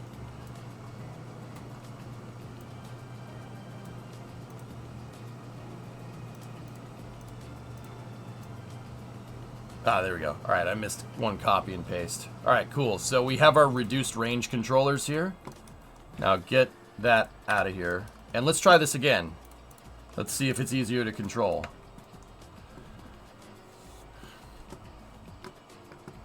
Dude, did you work for NASA or something? How do you know so much? They need people like you. Self-taught, man. This is hardcore gameplay. I'm impressed. You have my utmost respect. Thanks, man. Yeah, no, I'm self-taught. Self-taught, dude. Everything that I've learned about aerospace engineering, I've read and learned to apply the concepts. Yeah, I'm a 3D artist by trade. I could make the models for Kerbal. I have before. But yeah, this is all self-taught, dude. How I like it, man. All right, ready? Let's see what we got. Let's see if it's easier to control.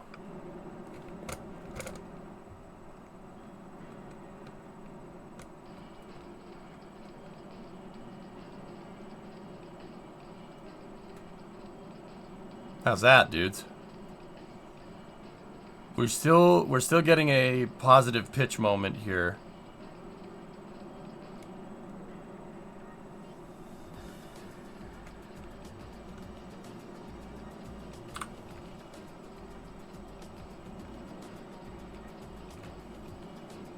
Oops! Ow! Ow! Ow! My balls. Oh no, my balls are intact. See them? They're right there. We have 4 of them this time. Yeah. We've evolved. So I think that zeroing out the controls like that may have, yeah, we zeroed them and we offset.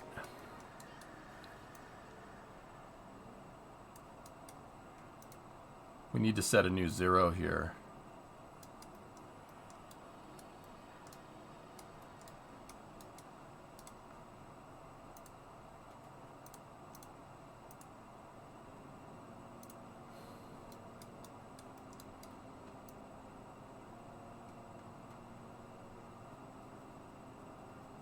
Oh, the controllers weren't zeroed when we started. Well, that certainly explains that.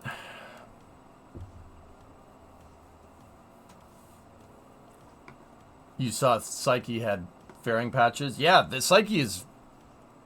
Thomas, I don't really remember a NASA mission where they reused the fairing in the past. Is this the first time? Alright.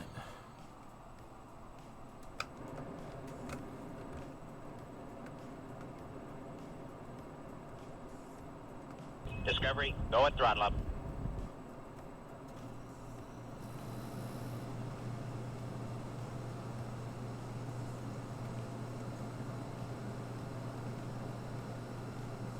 Ah, frick.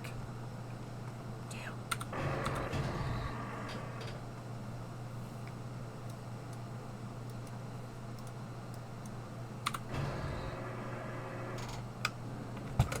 It still has a...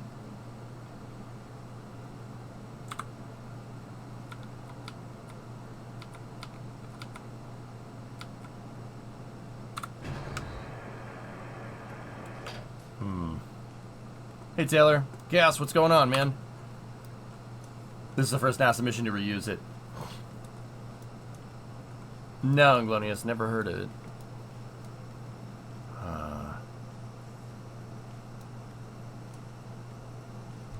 Why are we not zeroed?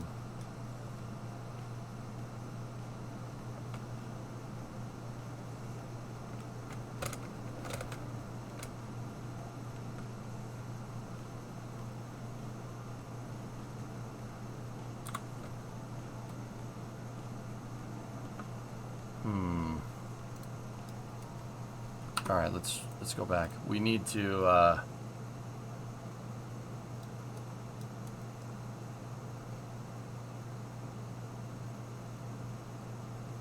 gotta think about this for a second. You know how I know fall is here? Chapped lips.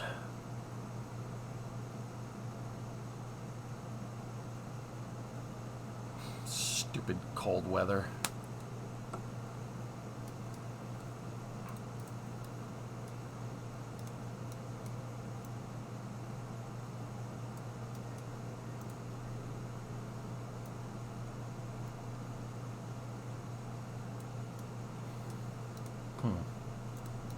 Discovery, go and throttle up. Is the fuel drain changing the center of mass? A little bit. Hey, Mesa gifted a sub to Thomas. Thank you.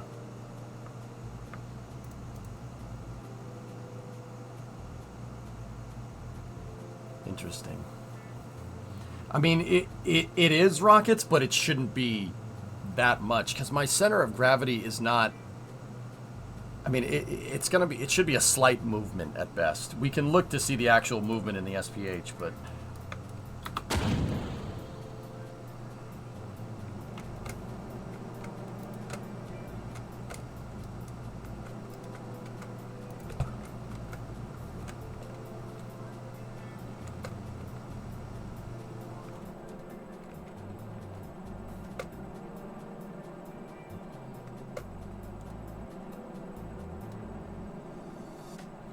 But see, right now we shouldn't be experiencing this.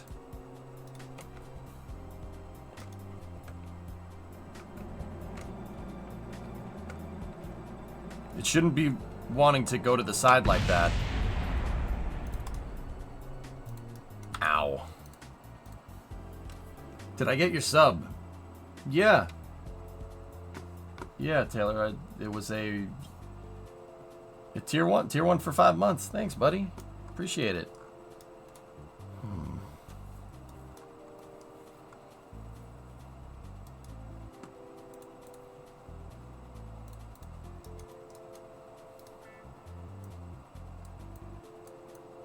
Yeah, see what I'm talking about, man? It's... Oh, none of those are in symmetry. Discovery, go and throttle up.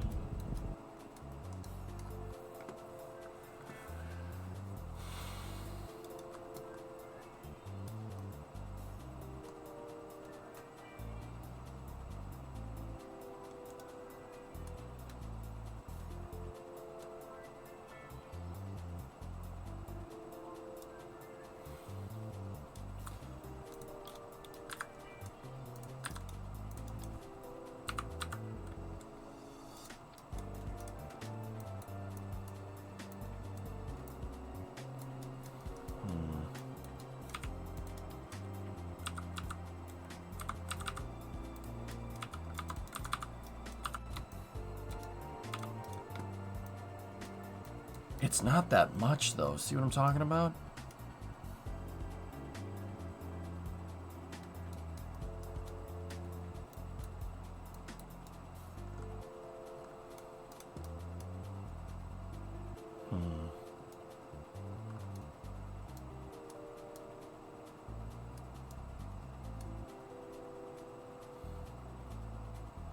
I'm trying to think of a way that we can compensate for that.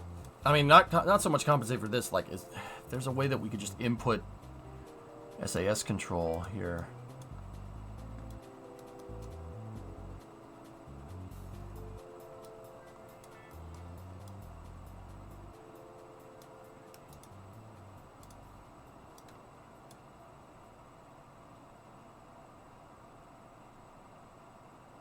Going back to the fairing things, the lead for Psyche says that NASA has not cleared them to use flown fairings, but the fairing with the decals definitely has seen flight per the way it looks. Interesting.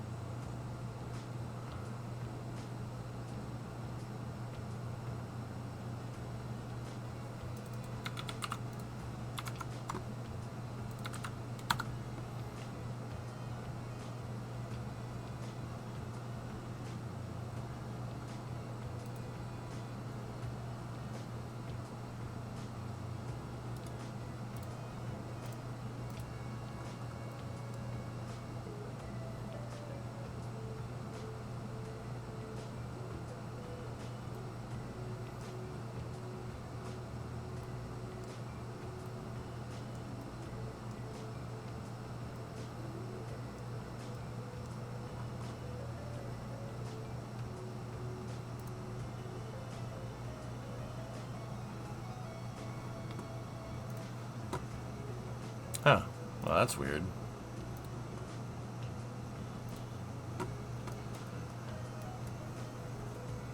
That's very strange.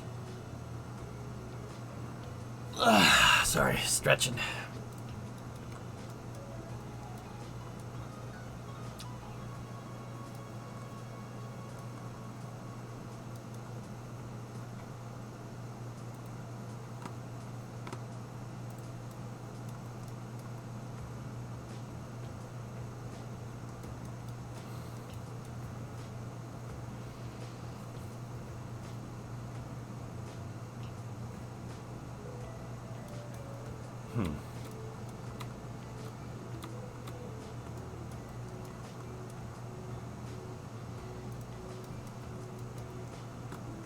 Thinking, is there a way to do this, right? Like,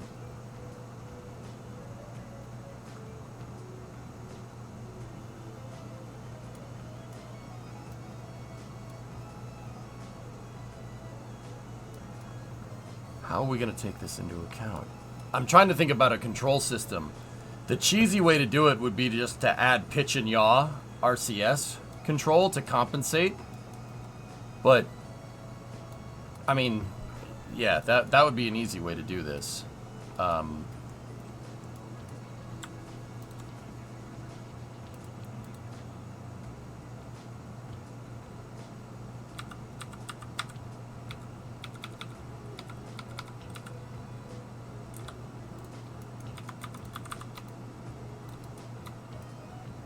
mean, it's just a way to help the SAS stabilize the control systems.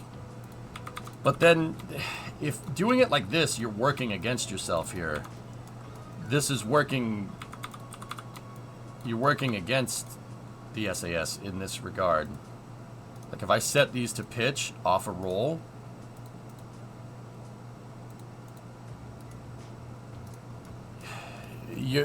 The SAS will be counteracting my thrust vector control to stay even. But it could, I mean, like I said, it could work.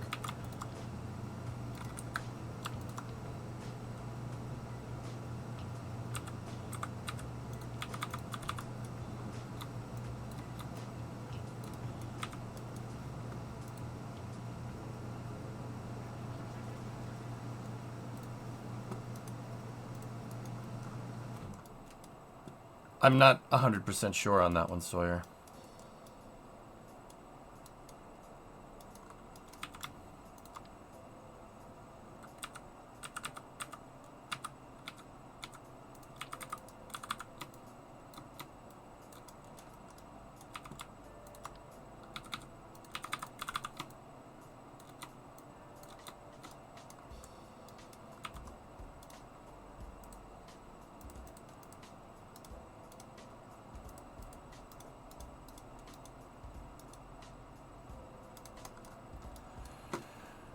All right.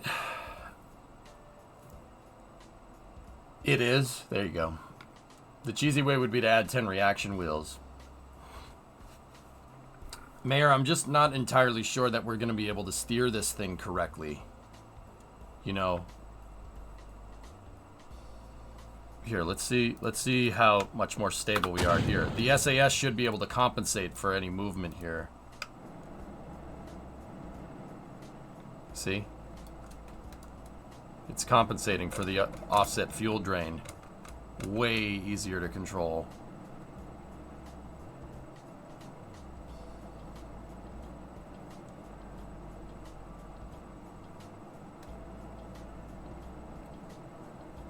And it can just chill.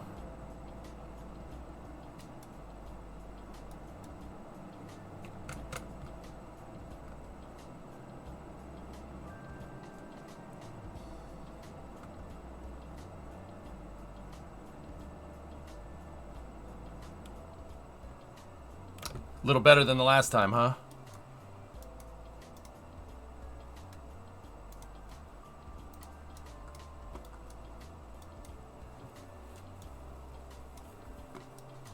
Does it need a bit more? Yeah, probably. I did that on purpose. I did it on purpose, I swear.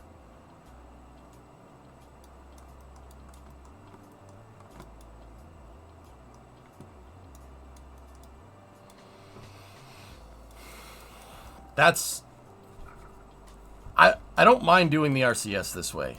I don't mind doing that. But I'm trying to think if there's another solution. Is there some way that we can get our stability controls to jive with the cal controllers? I'm not particularly sure.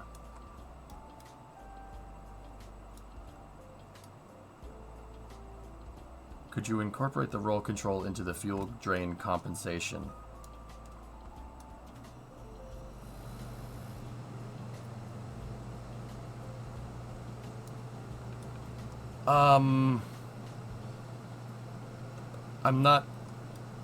I don't think that would work.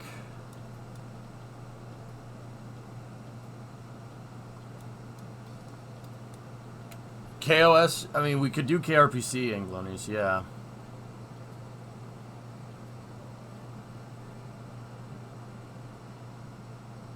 That would be kind of cool. I just would need the cal controllers to be able to pick up on the SAS control, and that would actually make this thing super easy to fly. But once again, I mean, I don't know how we should feel about that, because, you know, I mean, do we want to depart from the stock game? Let's look for a stock solution over doing coding. One, because I suck at that. Yeah.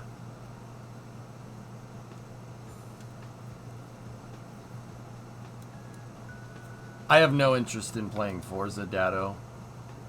I had no interest until you brought it up. I'm not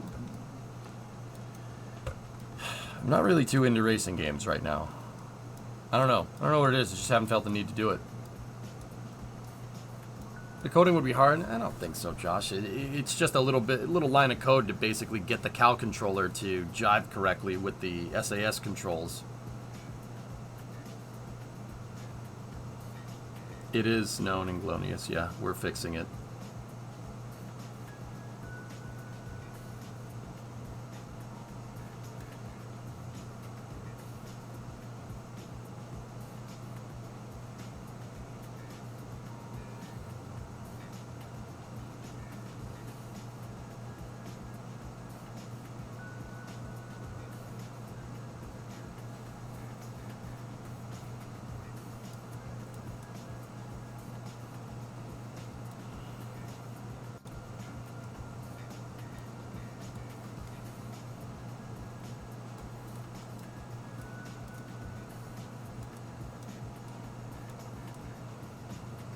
Just a random thought. What happened to using KSP programming language to launch rockets?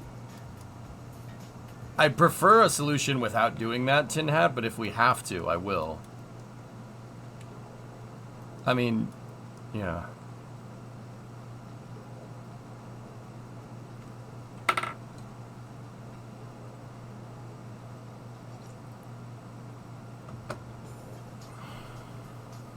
I'm just thinking if there's any other type of control system that could work.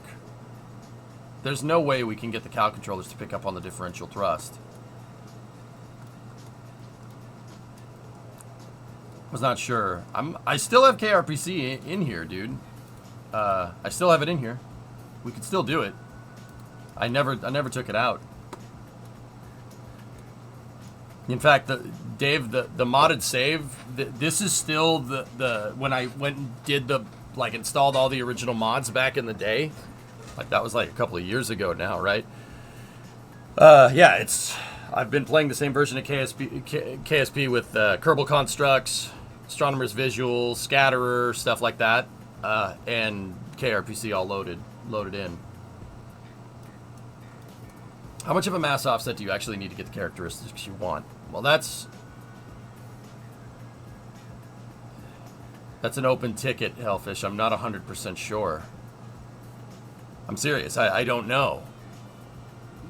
We'd be talking about... we'd need to test out hypersonic aerodynamics.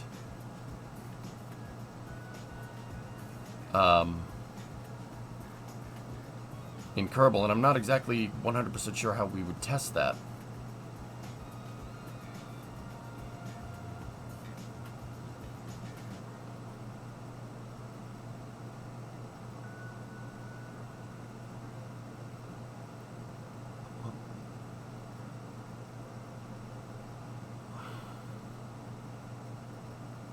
This may sound dumb, but can you put the cal thrust system you have on a separate ballast robotics system?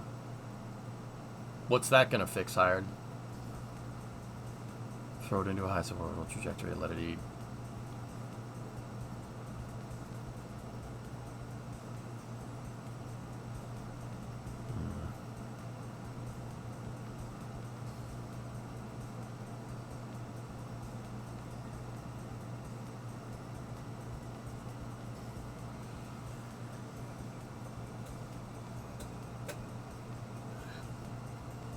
Yeah.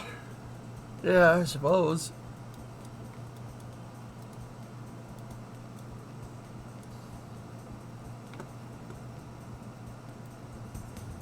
Get the tunage up a little bit. I mean, yeah, having the cross range is super, super important. Especially with KSP's thick atmosphere, we need to have cross range. It could be very easy to not to have us not fly on the right trajectory.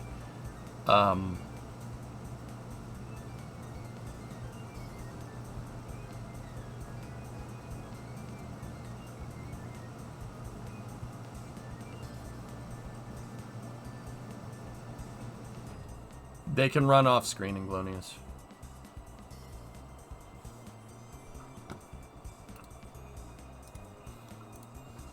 What is this, Twisted? Pitch and roll RCS. Yeah. I just put RCS on this thing to see if it would compensate, and it does compensate pretty well. That might be the right solution.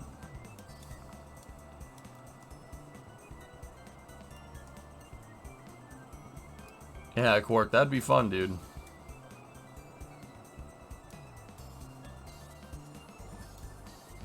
I just did that a second ago, dude, yeah.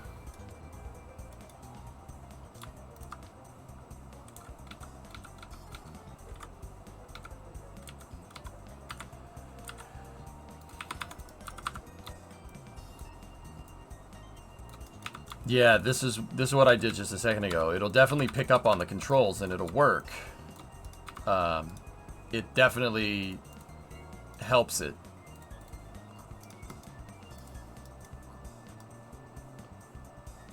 But now we need yaw as well.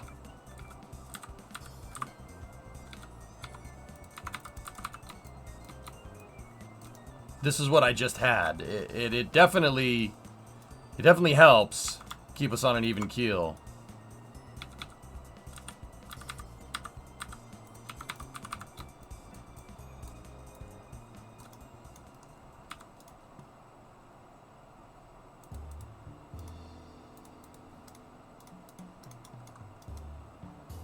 I'll show you.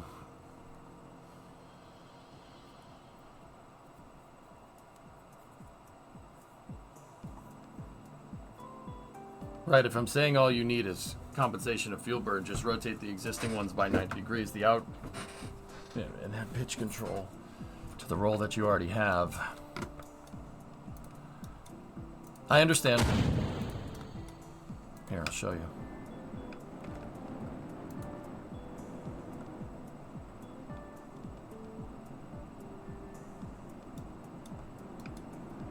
The SAS PID is still, and it still ends up giving us some translational movement, which tells me that the RCS doesn't have enough moment.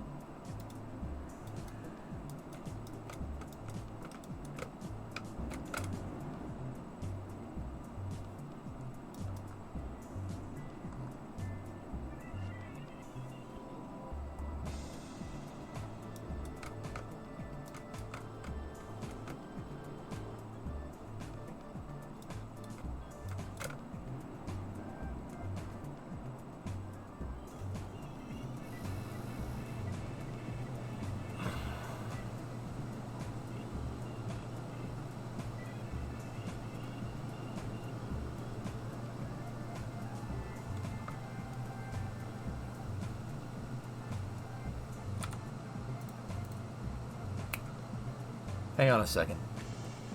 Hang on a second. Hang on a second. I got an interesting idea. Interesting solution here. How much do these push? What's the thrust on them? Thrust power is 2 kilonewtons.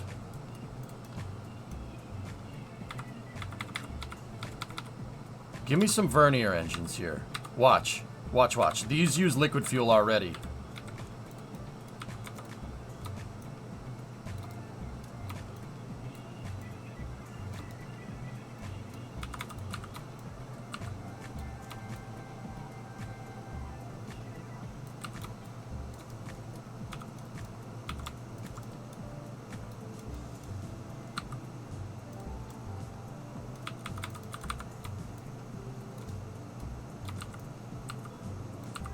These vernier engines produce 12 kilonewtons of thrust. What if we faced them down and had them supplementary to my already existing thrust vector control system?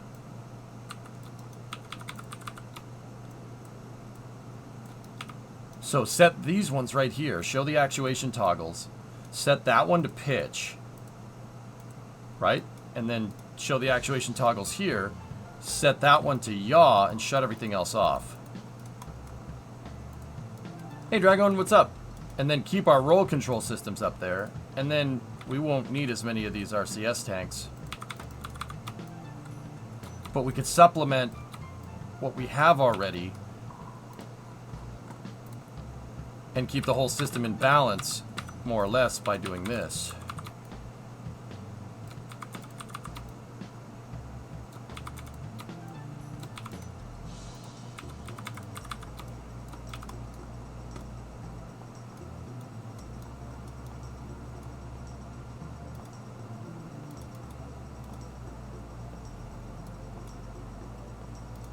The top should be yaw? Wait, what? No, those are roll up there. Pitch and roll on the bottom. Preston, you're completely 100% thinking your root part control is completely off.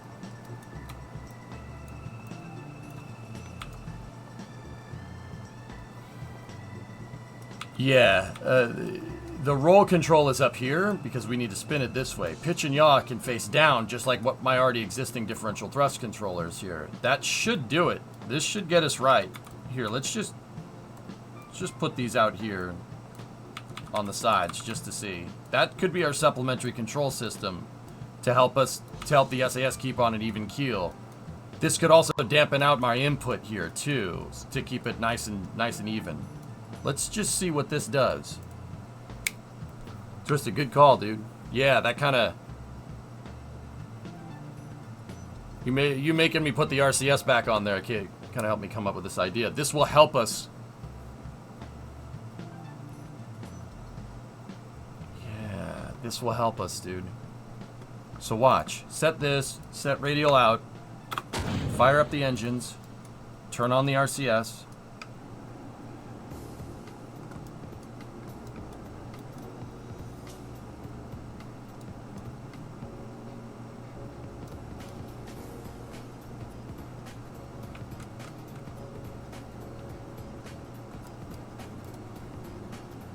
And the SAS does the control for us, man. We still have some translational movement, but yeah, we did it.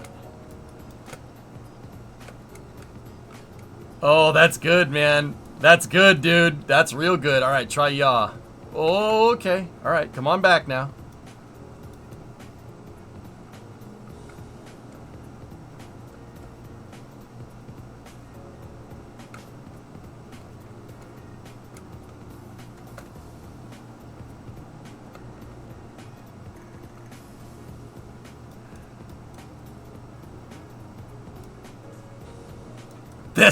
This is the answer. Next Saturday night, we send you back to the future. I've had enough practical jokes for one night. Good night, future boy.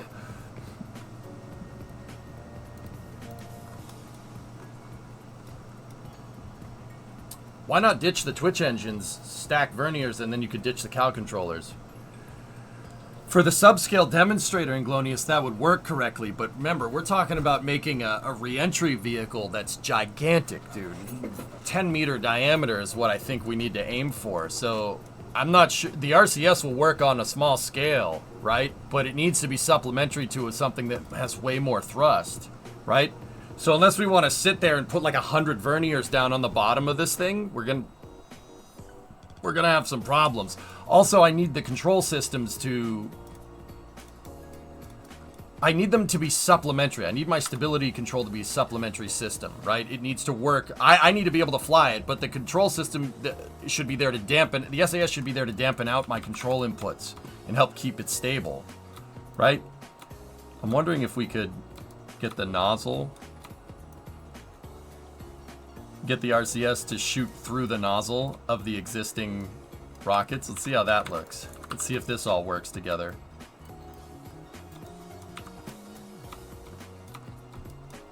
New Stoke video just dropped. Huh. Speaking of.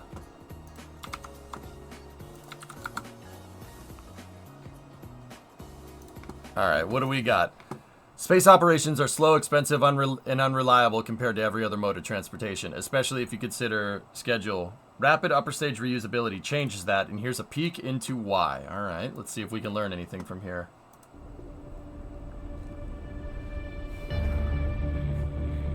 We are Stoke Space. Our second stage is unlike any other. Fact. It goes to space, through space, and back from space. All with a single reusable vehicle, setting the standard for dynamic space operations. With our high performance, 100% reusable second stage, you gain direct access to any orbit. Our ability to refuel in space empowers us to move without restrictions among LEO, GEO, and beyond. Our actively cooled metallic heat shield has unrivaled durability, unlocking missions to any planetary surface, on Earth or otherwise. With on-demand mobility, our vehicle can acquire, protect, and move your asset.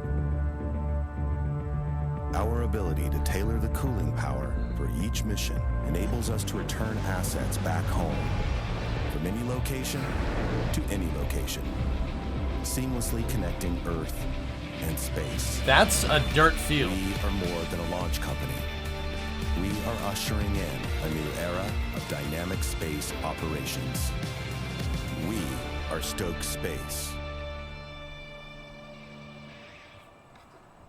To any location.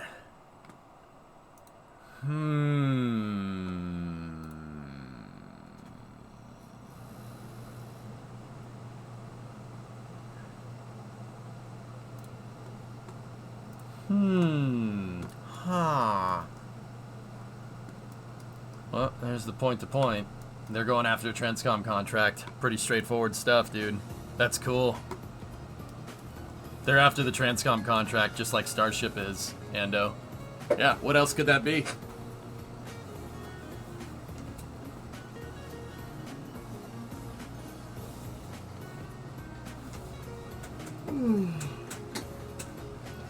Looks like a much easier craft to unload, too. Well, that's because it's smaller.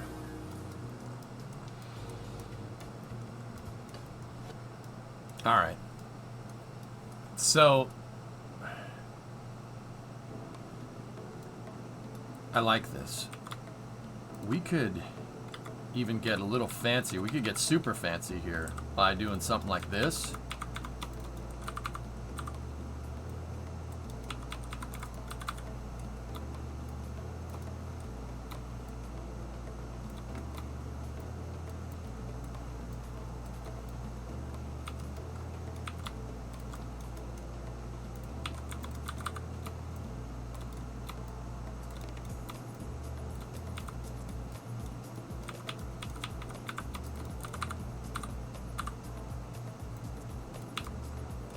Take these thrusters, set yaw pitch, and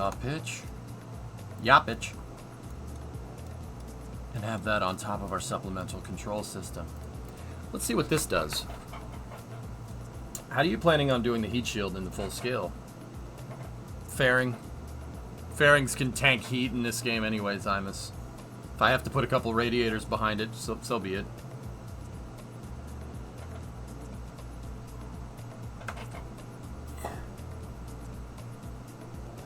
Alright, let's test the control systems here. Ready?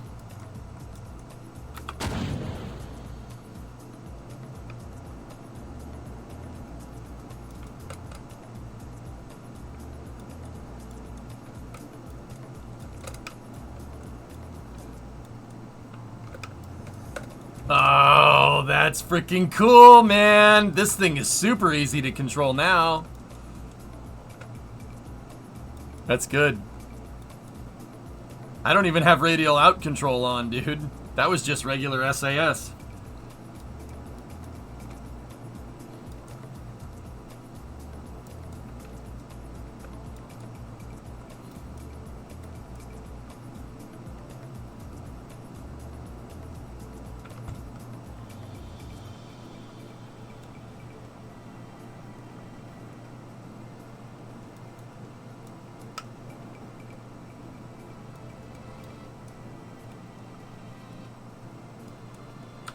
I need to see it one more time. Is this thing controlled with differential thrust? That's how I'm moving it around, Ordinary. Yeah. Yep. No gimbal. There is no gimbals on this thing. Nothing. Yeah, differential thrust is keeping it in line. Alright. Yeah. It's a combination of using RCS and differential thrust program on a cow controller, but there's no gimbals on this. Yeah. It was just doing its thing.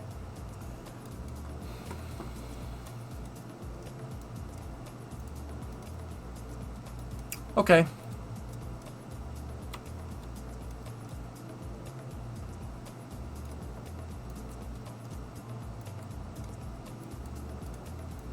Give me 1 second.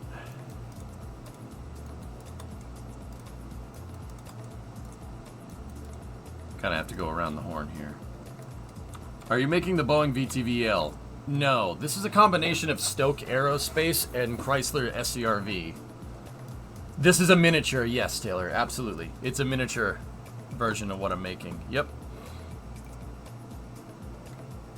Let's go up in the air a little ways.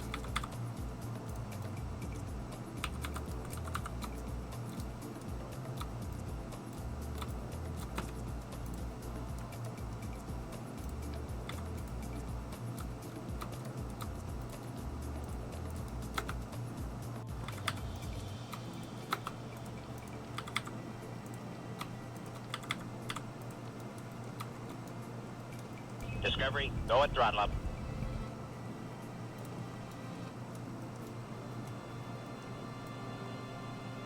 Panta, 61 months. Thank you.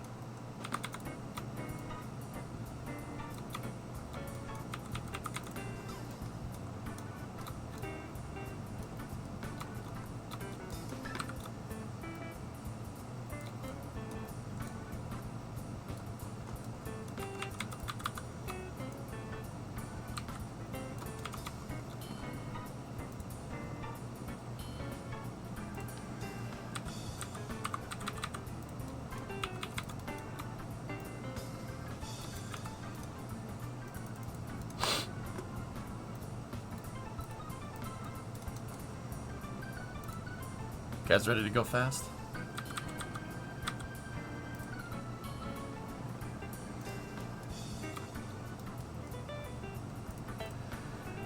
Let's see what happens here. I have a question. Why is the center of mass off center?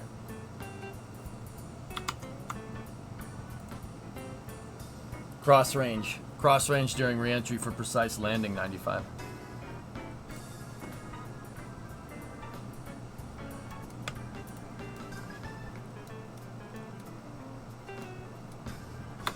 Let's go.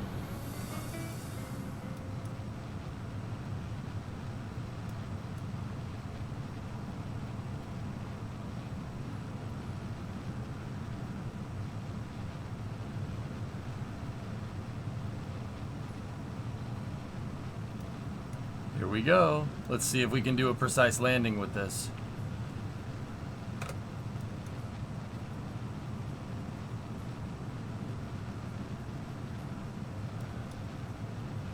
Vertical takeoff, vertical landing is VTVL.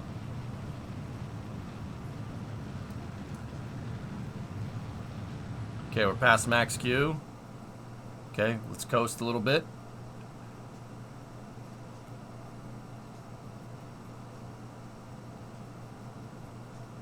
Wait till we slow down.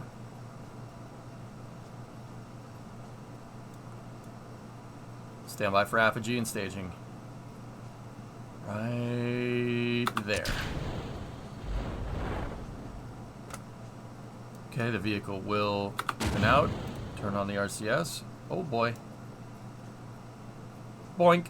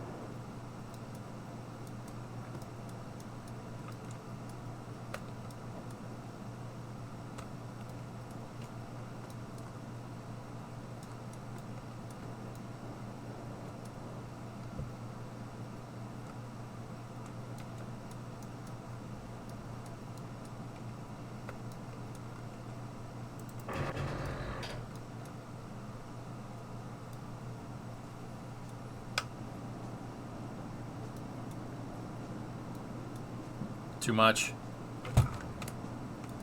We're not gonna get it in time. Hey, all right. Lost a couple rocket engines and a heat shield, but yeah. Okay. All right. Hey, it's not totally wrecked.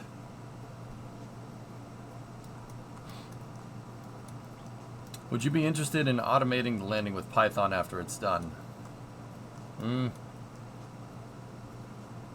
Yeah, I'll think about it.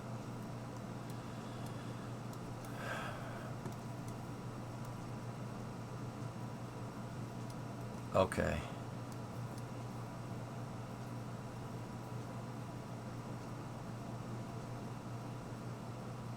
I'm thinking I need a third Cal controller, and I'll tell you why here in a second.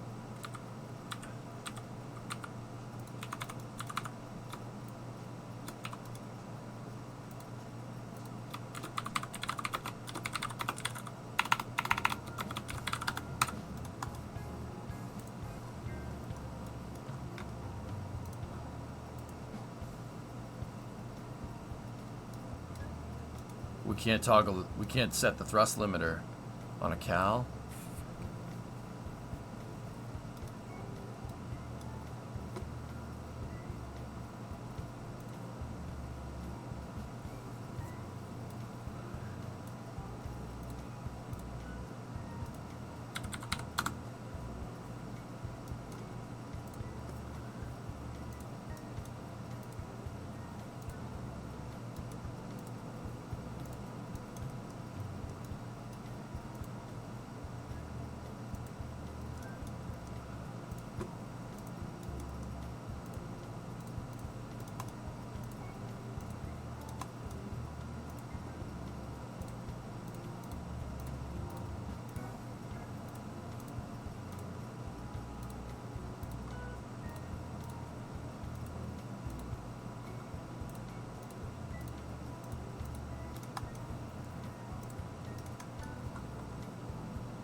It might be better to just make it a straight.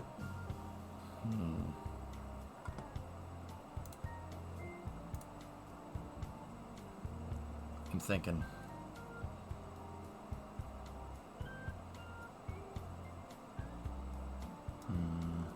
Hey Tom, what's going on? I'm thinking about this. Give me a second.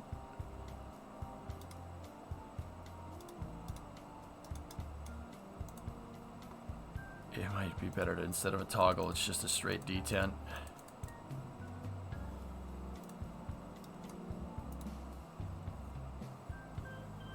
There's no shut off or turn on. It's just straight RCS thrust. I need to have a way to just be able to roll the thing. That's it. Just roll. So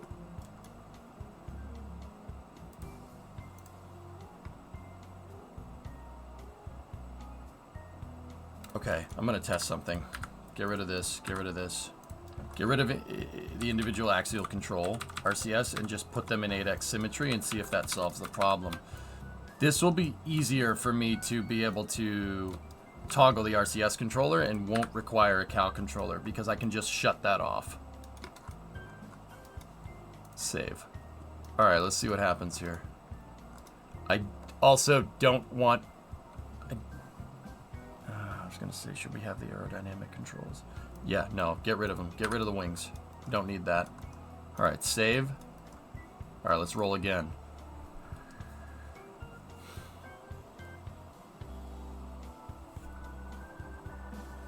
Are you interested in sending me Star Raker to see if I could dragless its way into space? Actually, scratch that. Slideshows are not fun. Yeah. I mean, if you wanted it, but yeah. No, it's all good. Alright, ready? Let's fly again.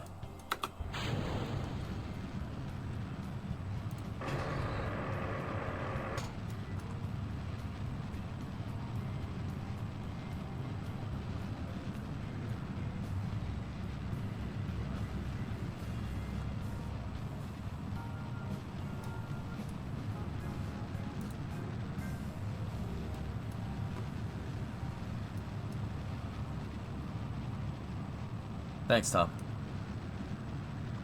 Alright, let's see.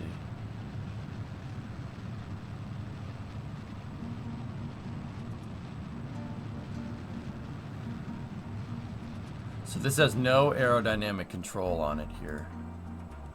We just got to keep that open there. Stand by for separation. We're at Apogee Coast here.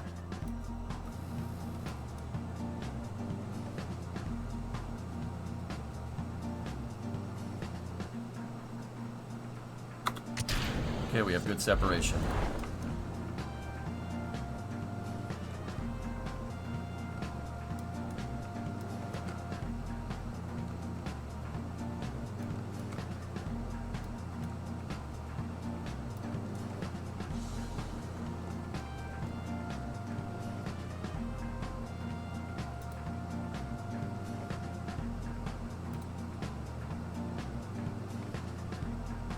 Okay.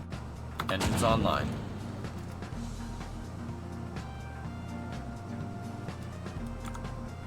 Yep, okay.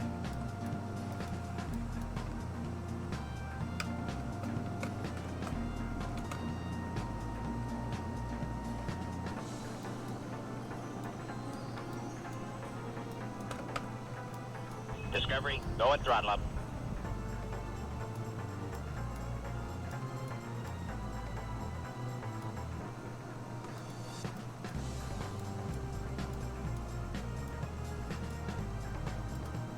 Okay, activating the stabilizer.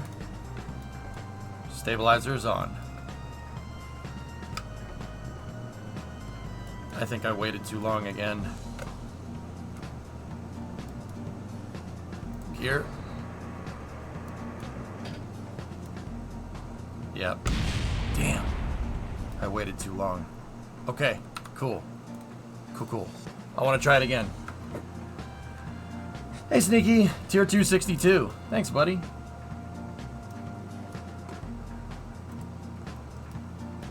Does quick saving break things? Quick saving lowers the fidelity of your simulation. 95. Do the same thing every time. Yeah. Long story short, yeah. Oh, yeah, absolutely. How did you stabilize it? I have RCS that are clipping through the downward facing thrusters.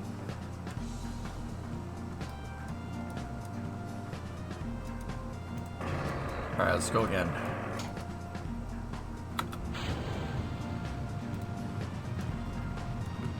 See, there's RCS that's clipping through that basically emulates Stokes' thrust modulation system, and that's GraphShark, that's on top of my thrust modulation control system.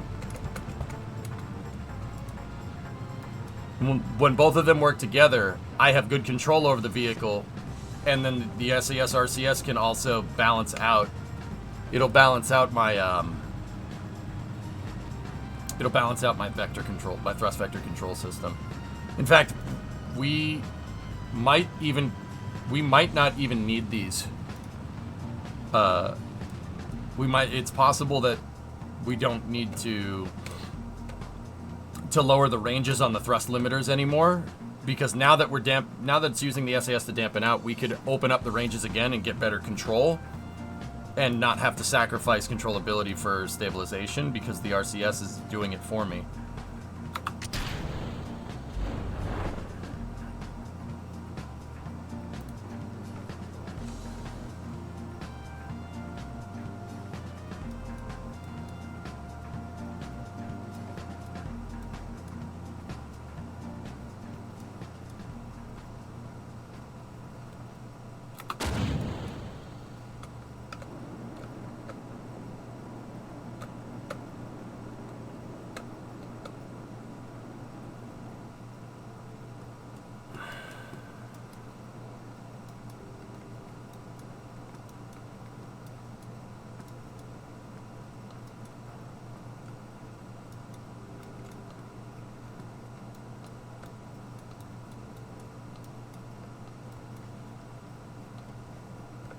Okay.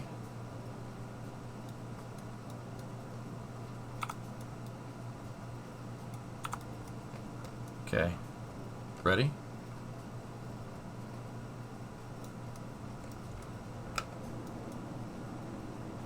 Landing burn is up.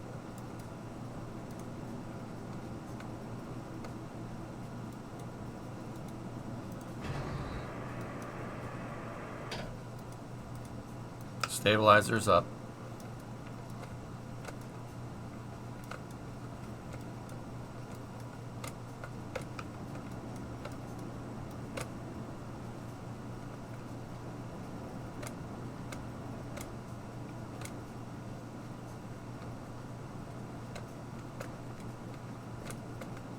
Oops.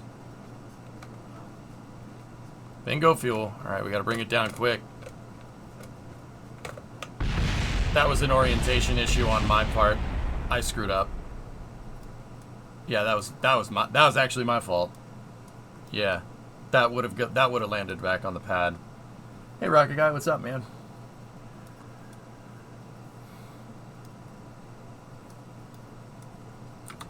I want to try it again. You're watching the craft, not the nav ball. Camera angle screwed me up.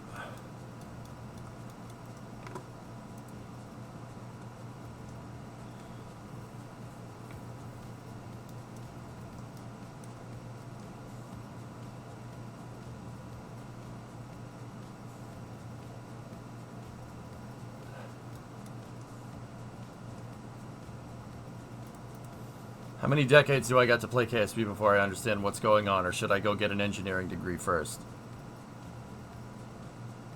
Irado,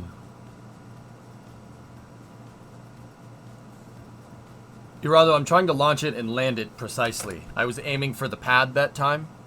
We didn't get to the pad that time. That's all you need to know. I'm working on the control systems for this to get it to be able to land where I want. So let's say for this test, how about we aim for the helicopter pad? The helicopter pad on the marketing building. We don't care about the marketing people anyway. Screw those guys.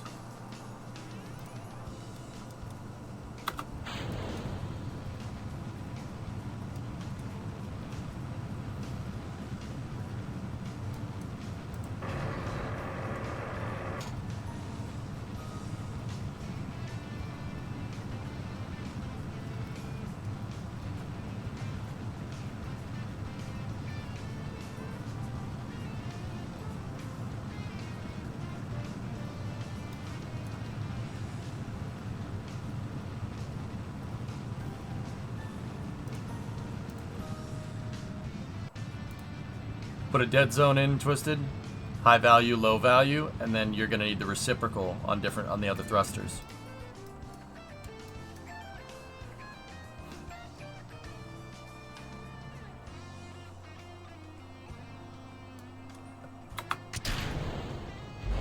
accept a little bit early. It's okay.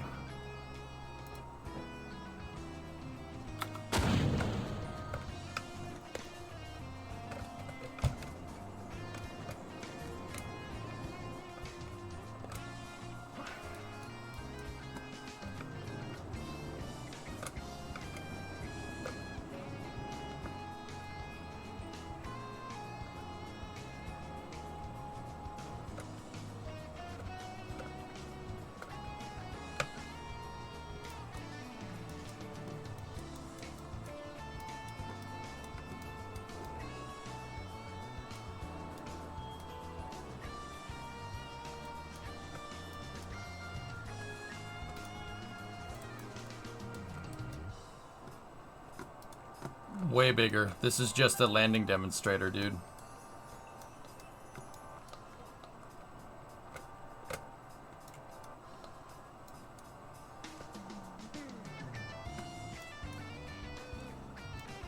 Okay.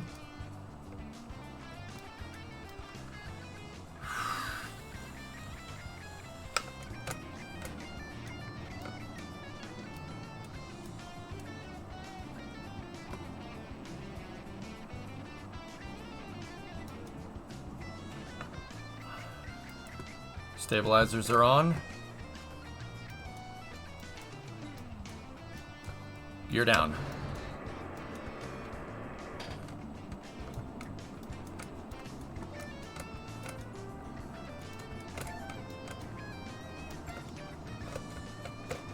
Oh crap, I screwed up. I hit the joystick with my hand. I'm not even kidding. I was trying to grab the dang thing to switch to switch from keyboard controls.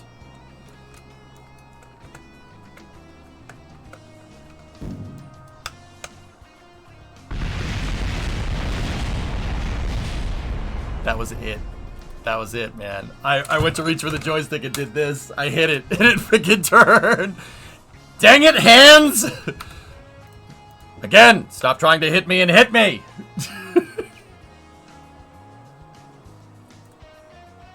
This thing's tough. It's tough to control. It's definitely gonna take some getting used to. Let's go again. Would it be easier to put a flag on the landing spot so you could fly IFR using the nav ball?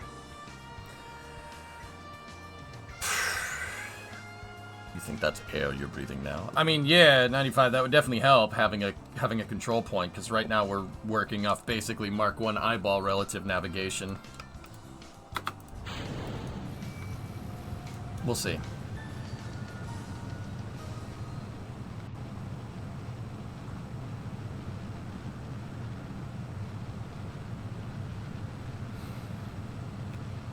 Flight 4. Or 8.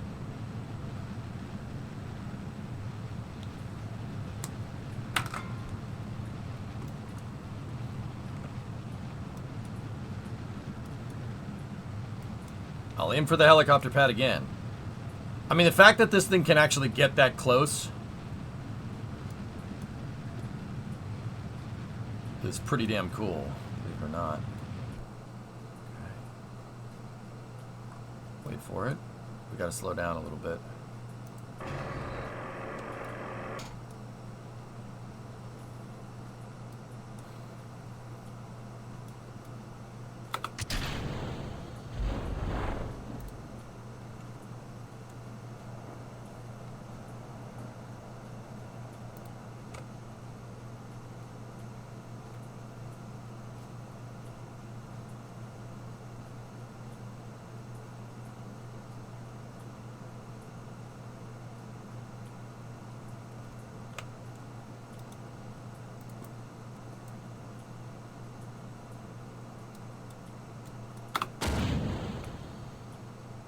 Stabilize it.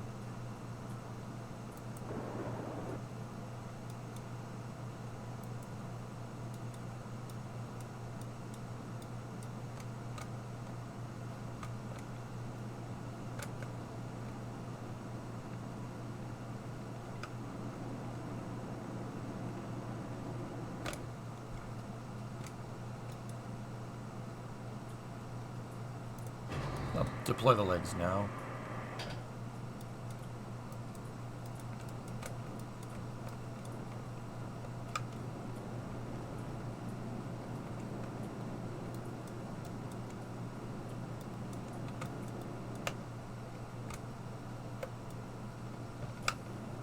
There's no way.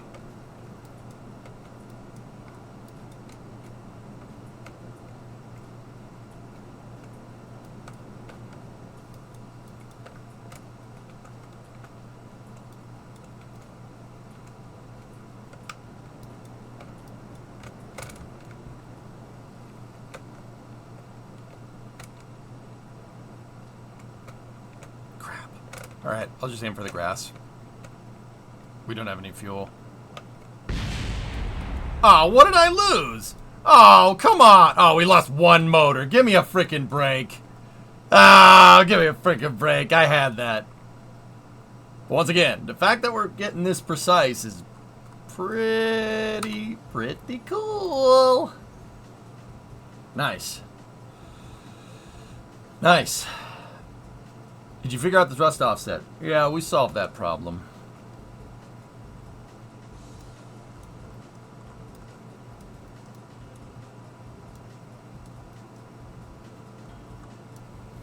Any changes that I think need to be made? I don't see much. Johnson, what's that on the radar? It looks like a giant dick. Take a look out of starboard. Oh my god, it looks like a huge pecker! Oh, where? Oh, wait. That's not a woodpecker. It looks like someone's privates!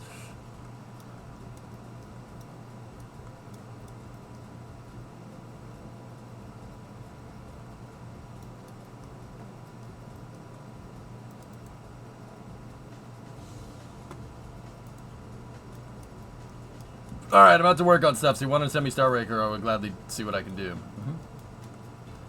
How can the RCS be scaled up for the big build, though? Just build tons of them? Deke, that's really the only thing I can think of for the bigger build, dude. But we shouldn't need that much control. That thing's gonna have such a... It's gonna be such a bigger vehicle. Maybe clusters of 4 will do us fine. It's gonna be such a bigger vehicle that it might not be the worst thing to... Like, it's not gonna be too bad. But it... Yeah, we gotta be careful.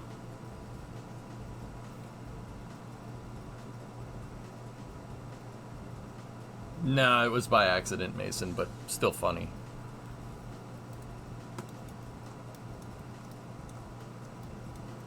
Yeah, clusters should be fine. But yeah, actually, because that thing's going to have such high moment, because it's going to be gigantic, we shouldn't need much.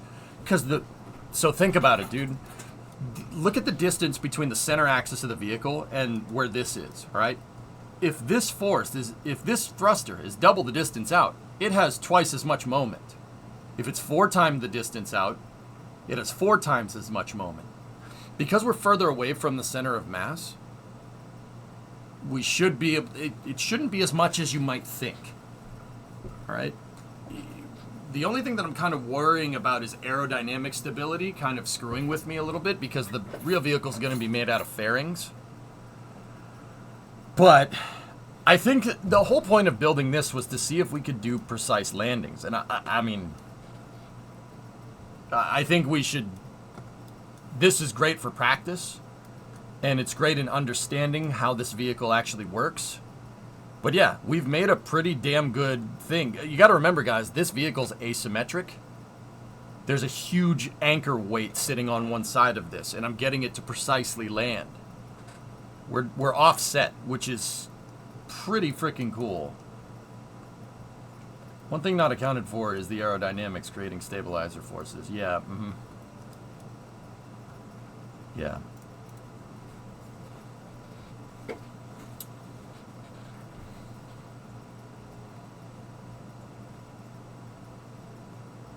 I mean, Deke, the other thing is that the supplementary system, so the supplementary RCS on top of my main input control would be really good here. Oh, that's what I actually wanted to change. Actually, no. Let's fly it again. Send it. The other thing is I could make this into more of a kind of straight up launch vehicle here instead of just an SRB pasted to the bottom. We could fairing this thing up and we could increase the fidelity on the launch vehicle, but we'll do that in a little bit.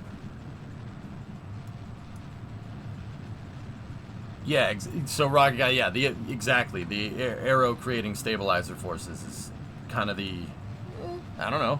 right now.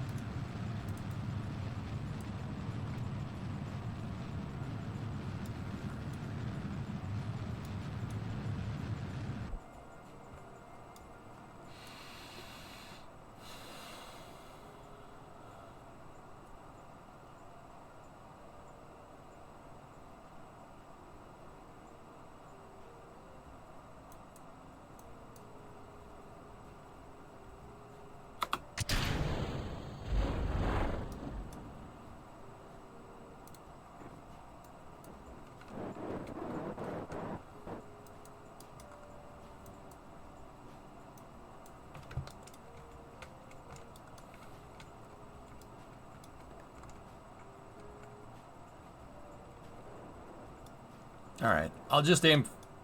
I was gonna say we could try to aim for the helicopter pad again. Okay, engine's on.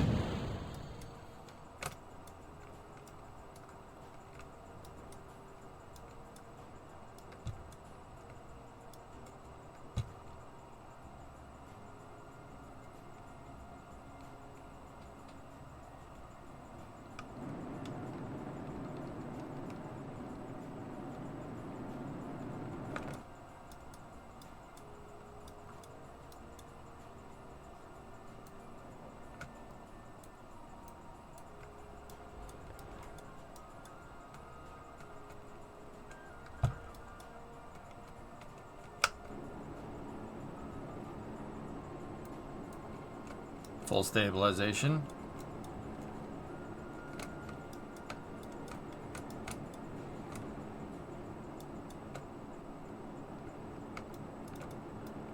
Come on, baby.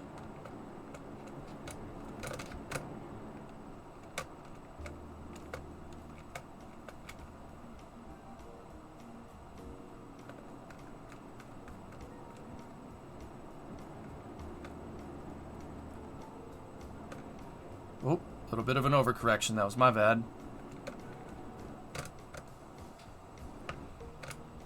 Stay.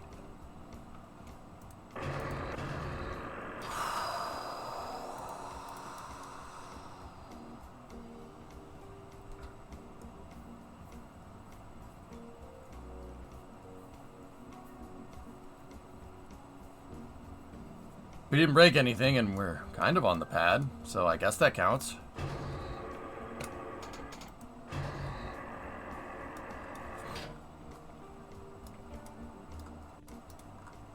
So, I'm encountering a control problem here. The way we programmed our differential thrust is the controls are backwards. They're backwards. Yeah. Yeah, they're backwards. So we would need to invert control. Because we're flying, so the controls are designed for the vehicle to fly. The controls are oriented as if this was the front of the vehicle, so up here, and that's okay. But when we're coming back down, the controls are inverted. Because we're flying in the opposite direction, so my control is inverted. So that's what's screwing me up. I'm going to go ahead and see if we can invert pitch and yaw controls here. Oop, come here. I'm going to invert pitch and yaw on the Cal controllers only. We'll see what happens.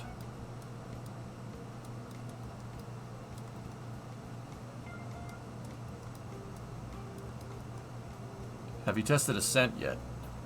This is a landing demonstrator right now, Rocket Guy. I haven't tested any ascent. I haven't built any ascent vehicles. I haven't built any main vehicle design. I figured this was a good place to start with this project because if it doesn't land, who cares, right? Like, look at the shuttle. Look at the space shuttle. The first thing they tested was landing. Because if it doesn't land, who cares?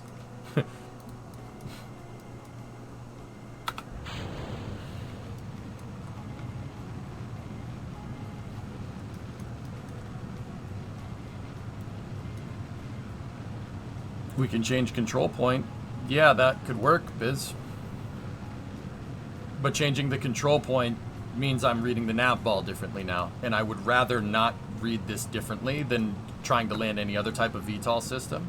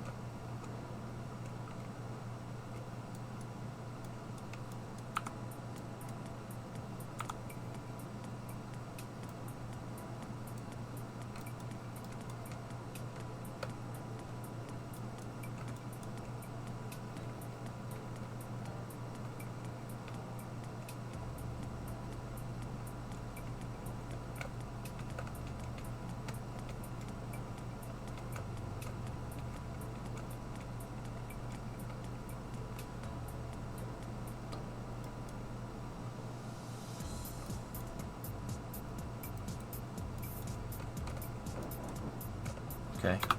Engines.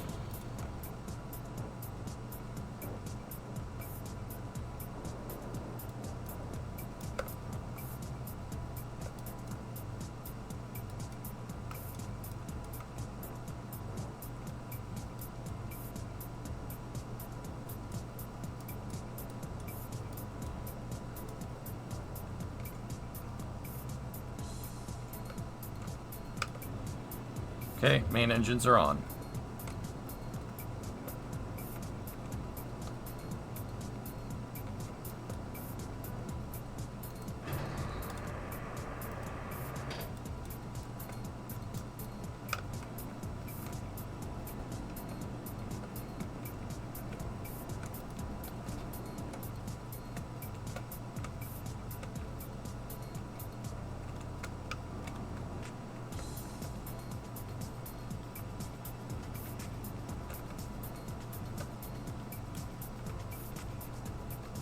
Yeah, the inverted controls aren't working as well as I thought they would.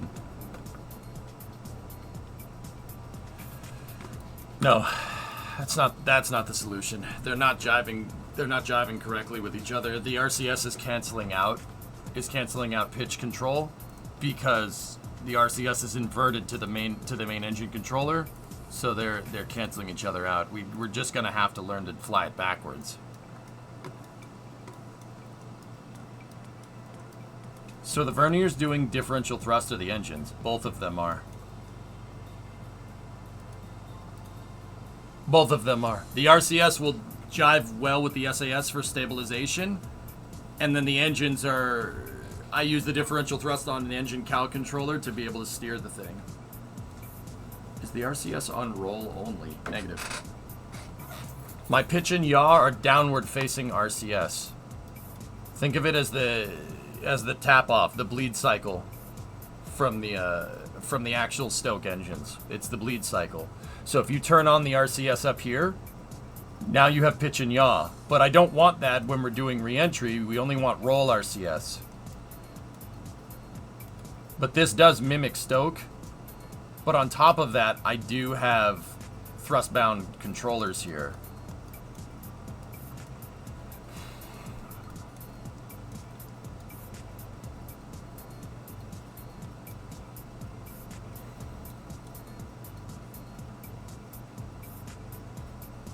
What I could do is orient. Yeah, we could orient the vehicle differently.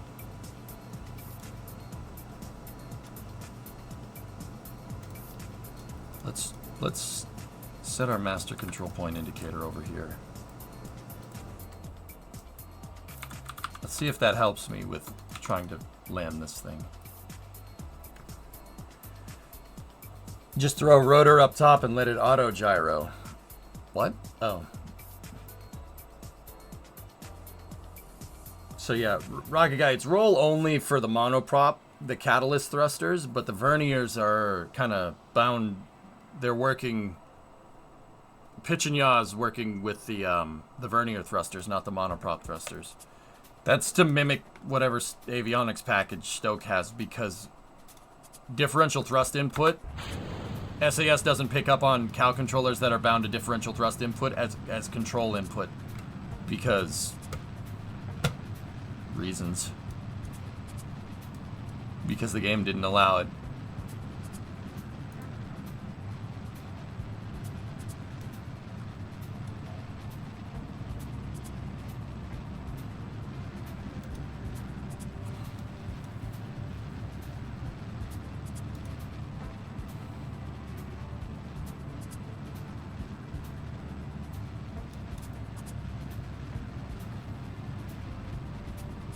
I set my visual cue control point on the opposite end for this to see what it does.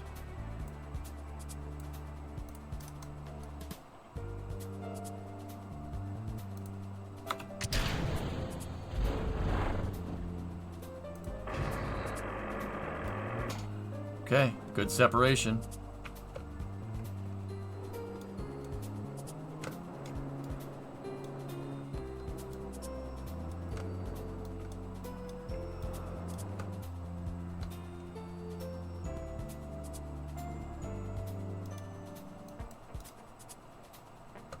Because I want to be able to control it via capsule for cross-range capability during re-entry. And using roll with RCS is going to be able to do that.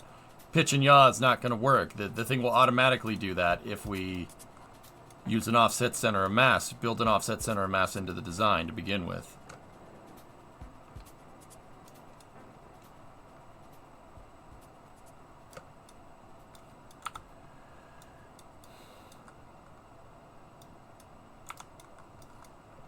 Okay, activate the motors.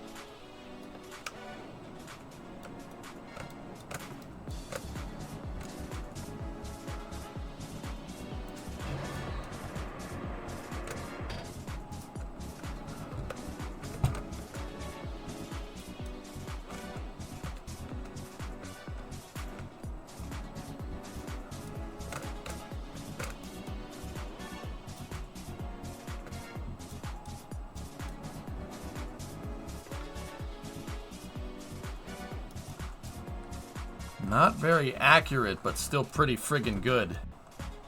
Not bad.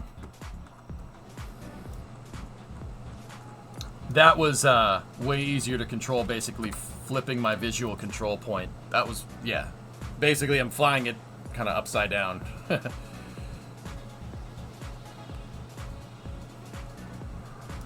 Here's what we'll do this time. I'll...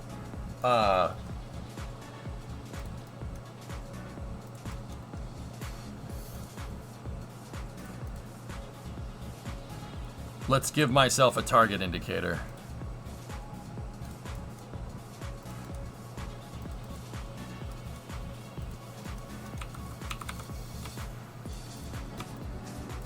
We can use that as a target indicator.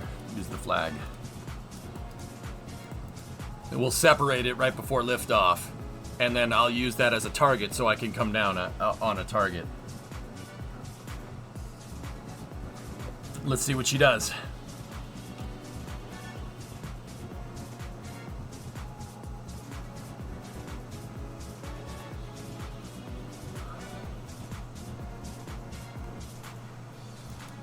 Alright. Ready? So, separate that first. There we go. There's our target indicator, and send it.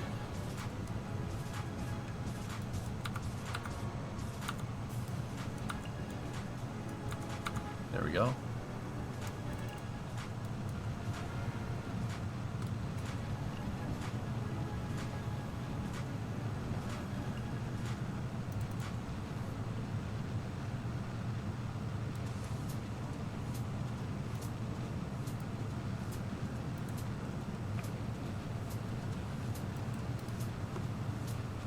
Hey, Repairy, glad to see you're good and back to streaming Kerbal for a change. Yep. I'm going to be playing more Kerbal and more rockets. We need to...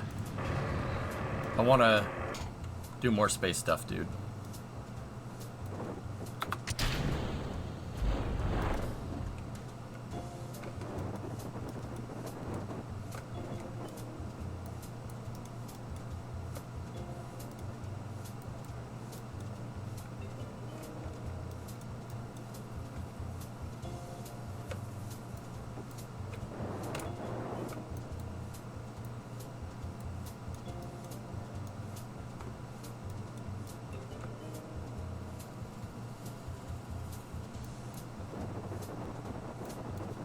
Okay, calm down.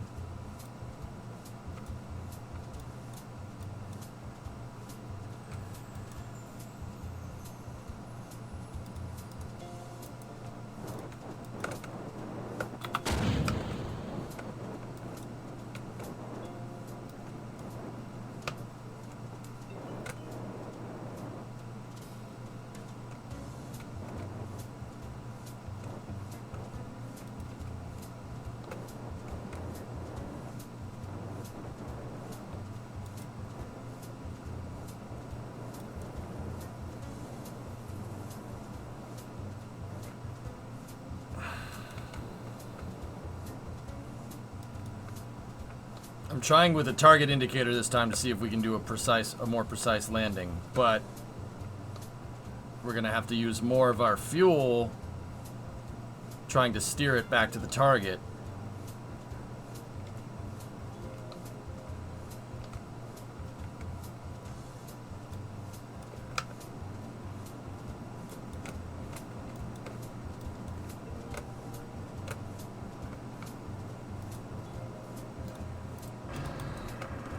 Yep, not gonna work. We're gonna run out of fuel.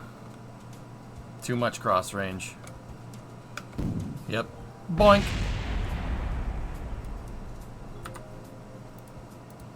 Will you play the Stormworks Space DLC? I didn't really have any plans on doing it in Taris. I kind of want to just stick with KSP for a little while. I haven't gotten down and dirty and done any crazy KSP projects.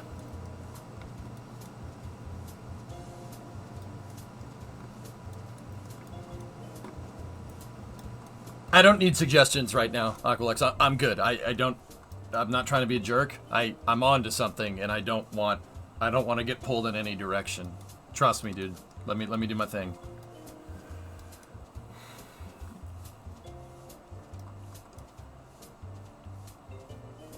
All right. Here's what we'll do.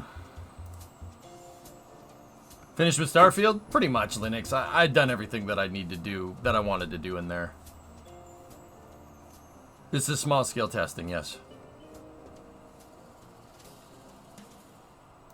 Let me see if I could get something out on the launch pad to give me a designated landing site, because that was too far. We used too much fuel to get back over there.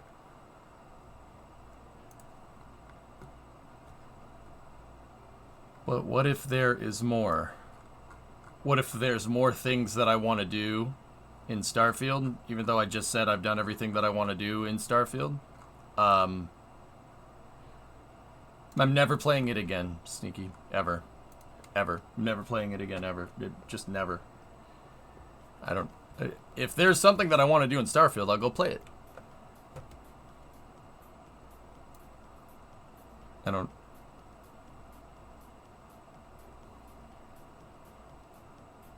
Here. We'll put Jet Truck out there. Jet Truck.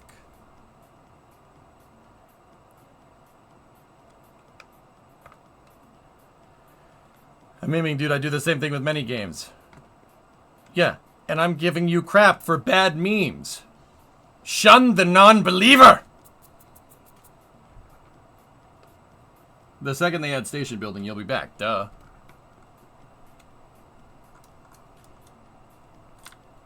Okay, Jet Truck. Discovery, go and throttle up. Maybe we'll. Alright, just leave that there.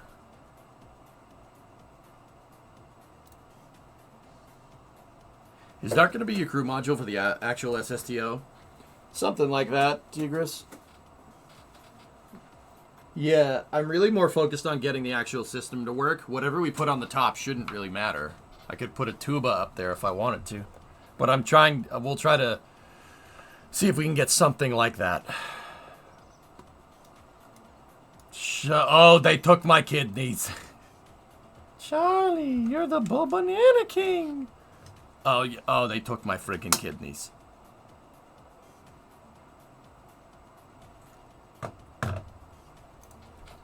Yeah, I mean, maybe we'll play some Stoneworks Space. I don't know. Maybe.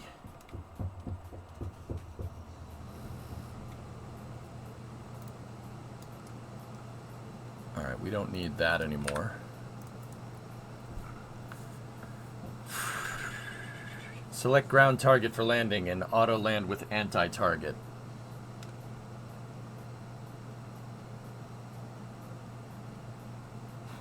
You try doing that. See what happens.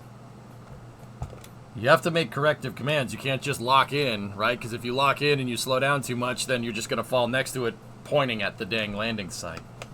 It's not that simple.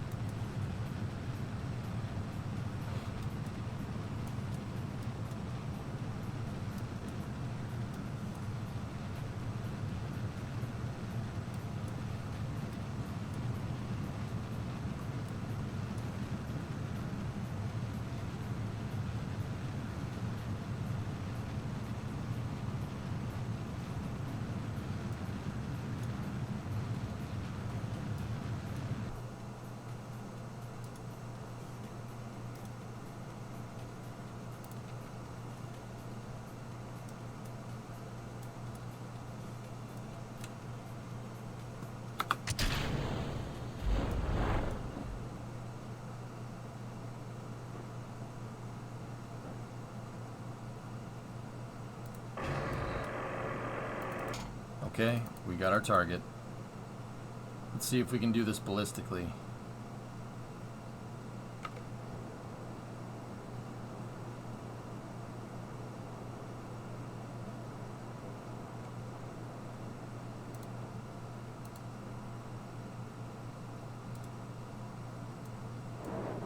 Nope, ballistic didn't work.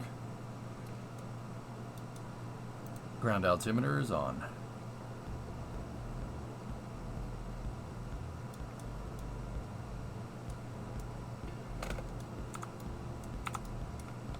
Nope, we gotta reorient it. Okay.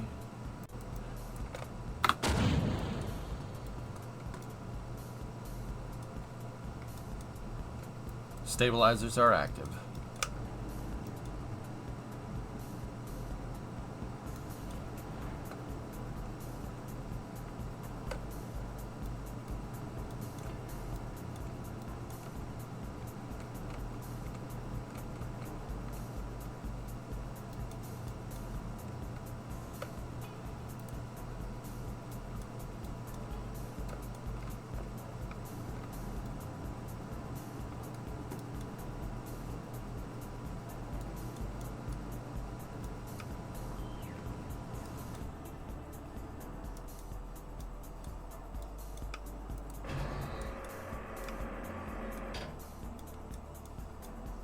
Hello?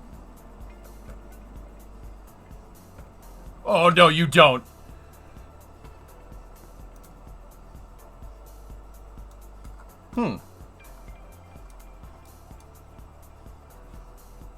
We're here. We're here. It counts. Once again, that was corrective input from me. That was my fault.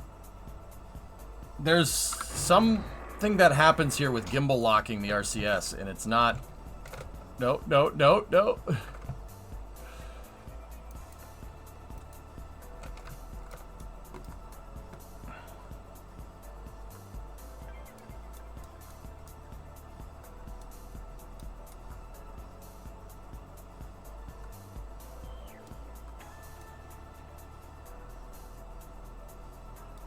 It's me. I'm telling you, this is me losing situational awareness because of the control systems. It's inverted relative to what I'm used to, which is landing like VTOL rockets with the gimbal. Why is the world sideways? Yeah, I know, right? Who did that? But yeah, see, that's what I mean about precision. Like, that's pretty damn precise. I want to try it again. Guys, I got to get good at this. This is super freaking important. Because we can emulate this system on a bigger scale, right? And I'm trying to make sure I can connect some neurons in my brain to know exactly what to do. But I keep making... I find that when I get near it, I always overcorrect, which is probably... That's probably from doing bad landings with regular VTOL rockets, like something like Falcon 9 or something.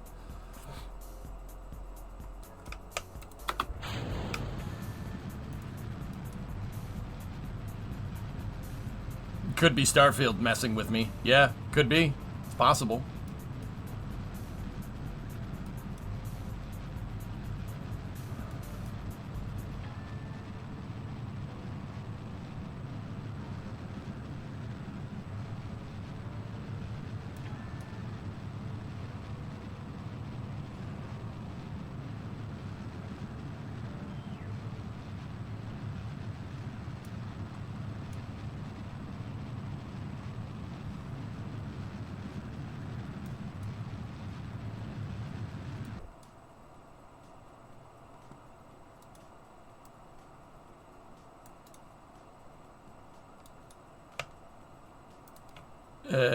Up at the top of the menu.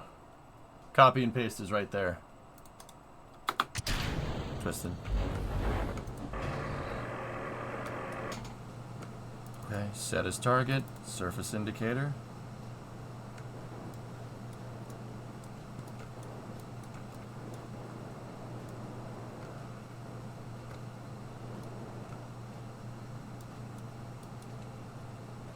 Inverting the control, or setting an inverted control point might be the right move.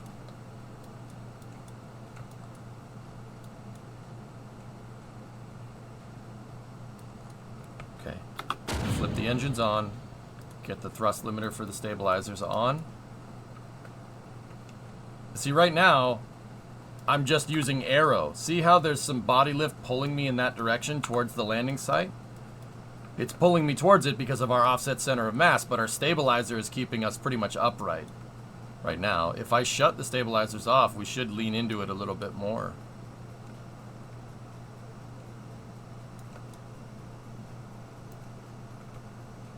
Okay. Start the landing.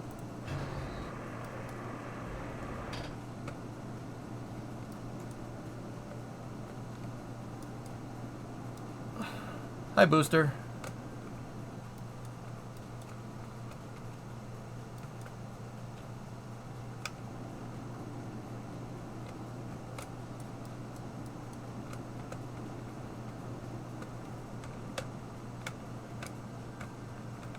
Huh. Come on, reacquire. My brain. Come on, Mark 1 guidance system. Reacquire, please.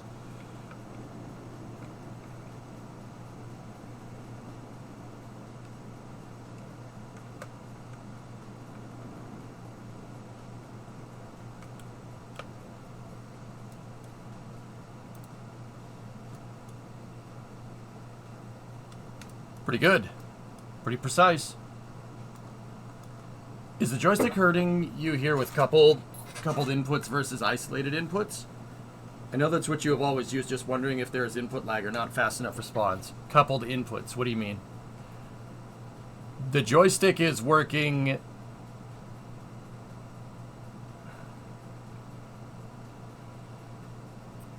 So, the vernier thrusters dampen out the controls in this case, Rocket Guy, and that does kind of screw with me, and it does lead to overcorrection a little bit. But it's leading to overcorrection because I've never really had this much of a... basically, I have to tweak the ranges on my... on the differential thrust controller. I have to tweak the values on that one. Because it does cause me to overcorrect. Oh, no, that's not screwing with me at all. No, coupled inputs is not... No, that's not messing with me in the least. But we did get it. It's, I'm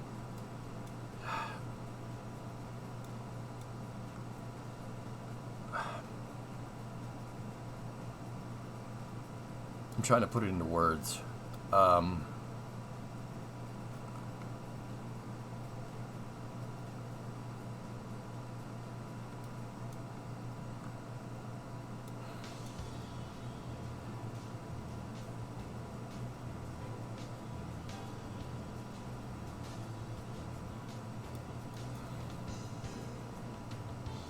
So basically, when we have the SAS on, the RCS can dampen out my control input, which is intended for doing a precise straight-up landing because we have an offset center of mass.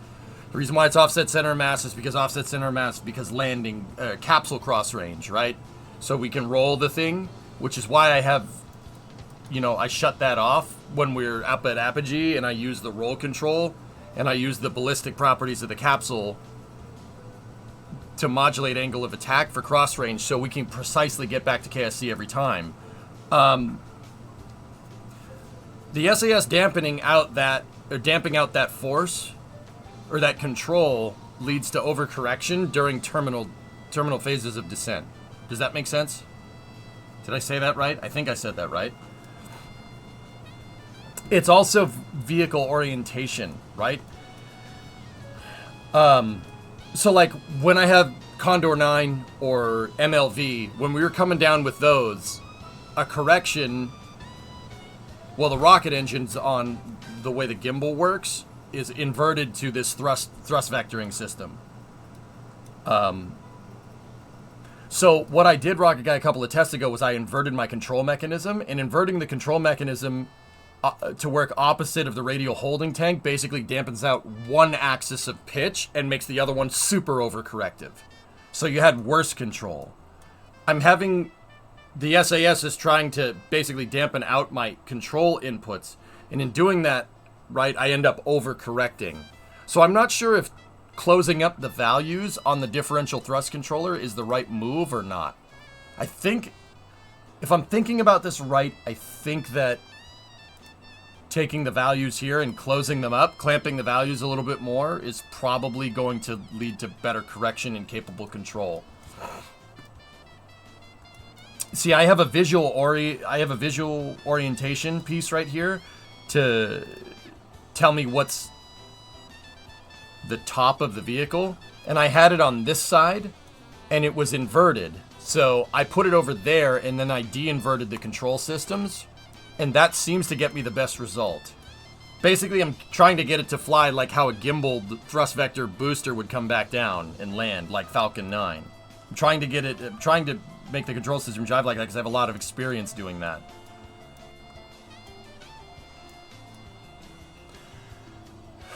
The other way to do this would be to flip the control point 180 degrees on the roll axis. That would probably fix this. Somebody did suggest that. Actually, let's do that. Let's see if that fixes anything. That should help me with control input. Discovery, go and throttle up. That's a lot of text. Chief, 60 months. You got your worm logo, man. That's cool. It was about 6 years ago that I started watching a young passionate streamer named EJ. He wore sunglasses and a NASA cap. Ever since that time, we've gone through so much together. Good times, bad times, fun times, even crazier times. Let's not forget the pandemic, yeah. My daughter wasn't even born at that time, and now she's watching the stream together with her older brother. Thank you for making my kids love space. For your passion and dedication. My pleasure, man. Thanks, dude. 60 months. There's some worm logo action right there. That's really cool. Here. All the best, man. Petemos. Prosabahorsi. Oh, yeah. I do want to play Hearts. Hearts is coming out with an expansion. And I definitely want to play it. So let me try changing the control point to the weighted side of the vehicle and see if that messes with anything. Hey, Envy. Let's see if that does it. Love from all the family. Right on, man.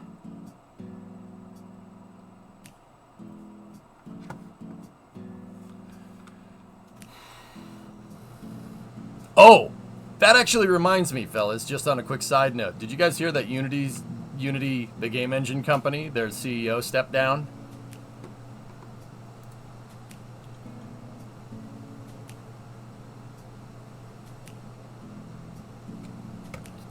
I wonder why.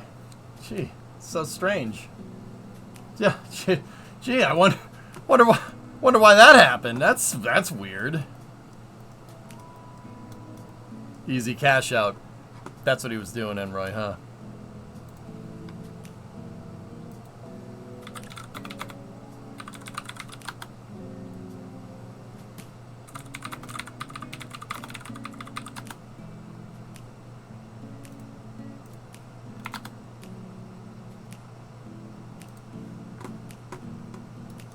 All right. Here we go. Change control mechanism. Let's see what this does.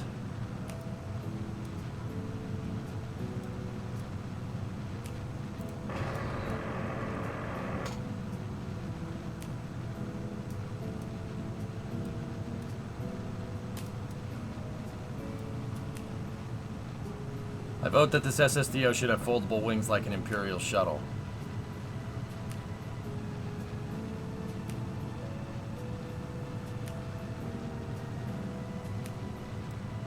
Unity CEO step down and make.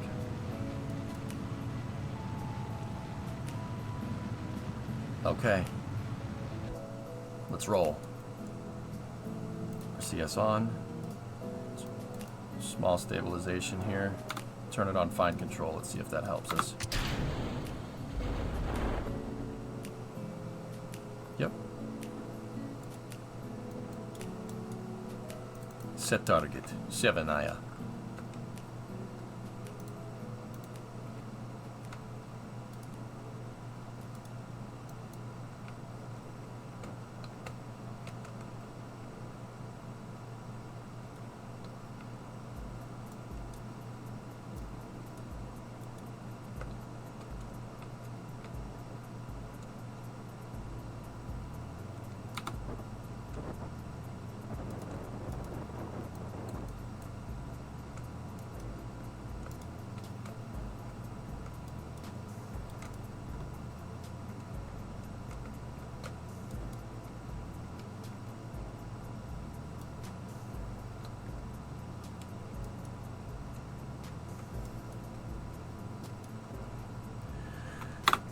Engines.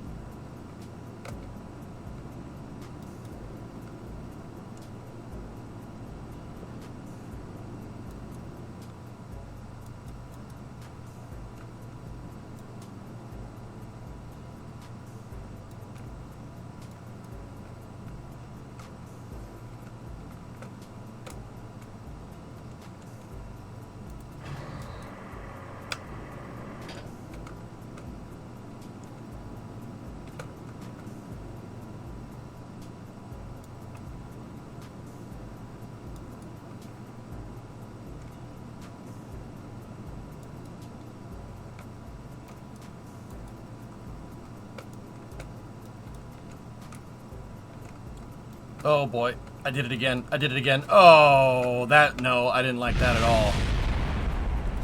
Nope. Nope, didn't like that. So that made pitch usable, but screwed with yaw. That ruined my yaw control there. Ooh, I have a control systems problem here. That really screwed me up. Wow. Discovery, go at throttle up. Whoa, my brain just went. Did you see that? That was terrible. Hey, Steegen, 28-month resub. Whoa. Why is a rocket truck there? It's my target.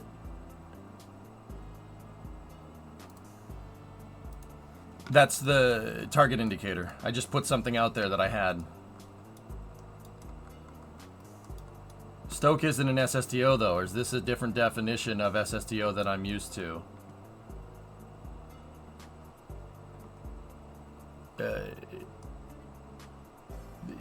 the titles, VTVL SSTO. I'm taking some parts from Stoke and some parts from a couple of other proposals from the past and making my own thing. I'm just working on trying to get my landing systems perfected because that's going to be the hardest part. I can make something shaped like a capsule get up into space, payload bay, everything else, that's going to be easy. This is the hard part. I'm getting the hard part finished first.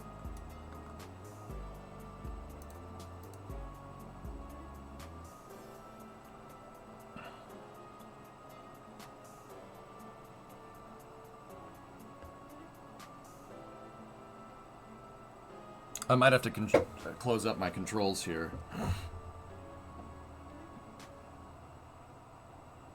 I think closing up the control systems might be the right move. Let me just go back to this. This is changing it again to make sure it's where it was. See if I can handle it.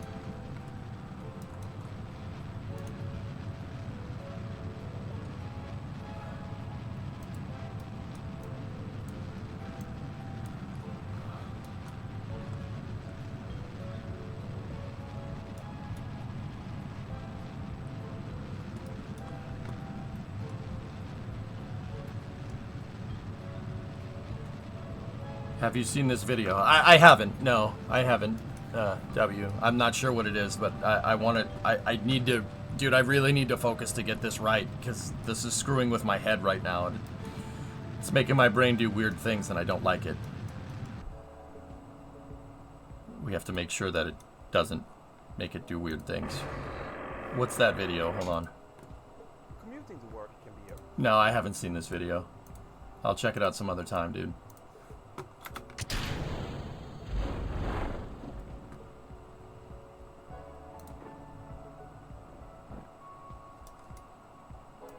Okay, got a good target set.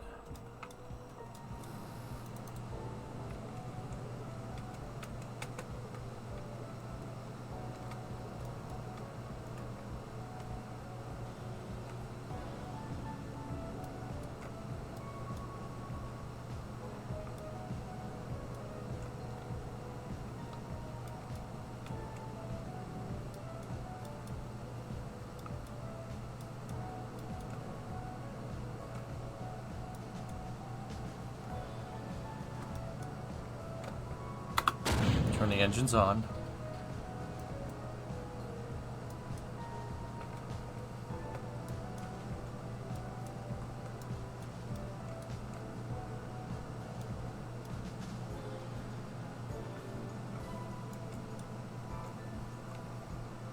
Okay, stabilizers on. Engines are on.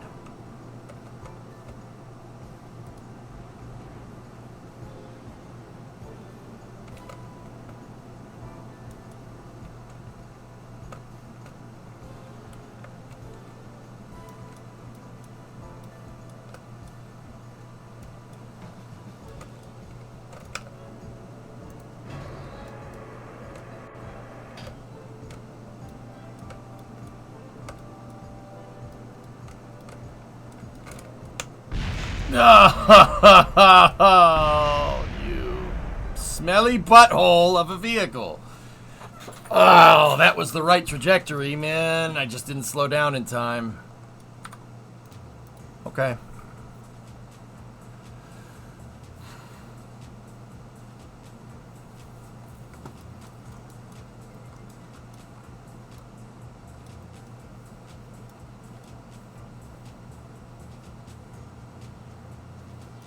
Okay, close up the controls.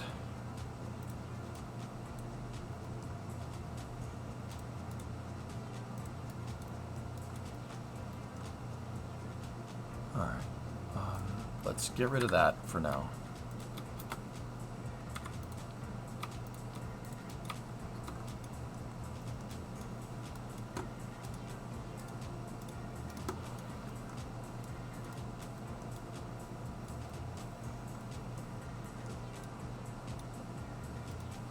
That'd be nice, Chief, yeah.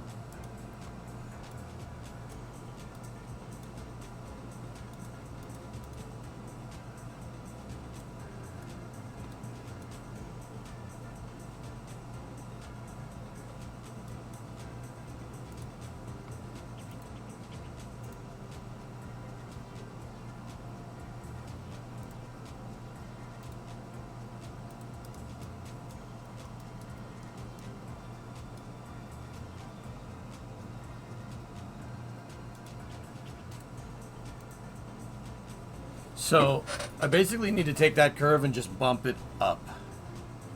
That's really what I need. So 72, we need to find the difference here. So if I want to bump that up to 100, minus 72, 28.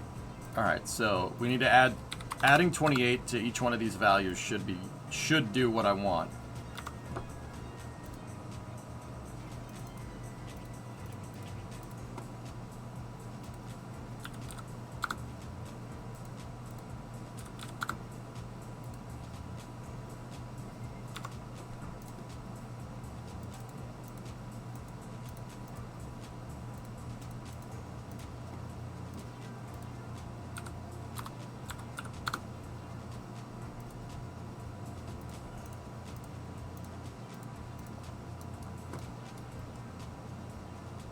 Did I ever change yaw value input? Oh, we did. We closed it up for the ranges, but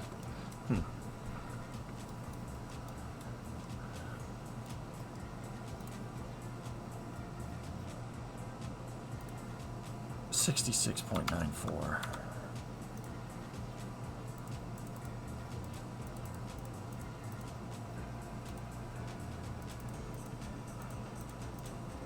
$33.06.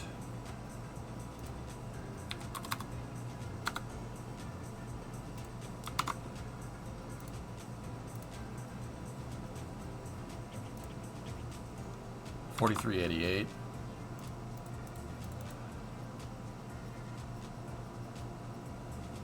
I forgot the other number. 32.06. Okay.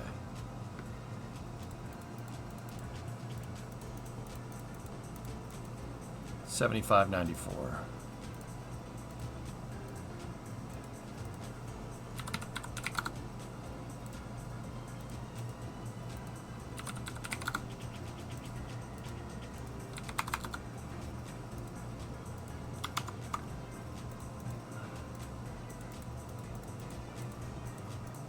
$54.06.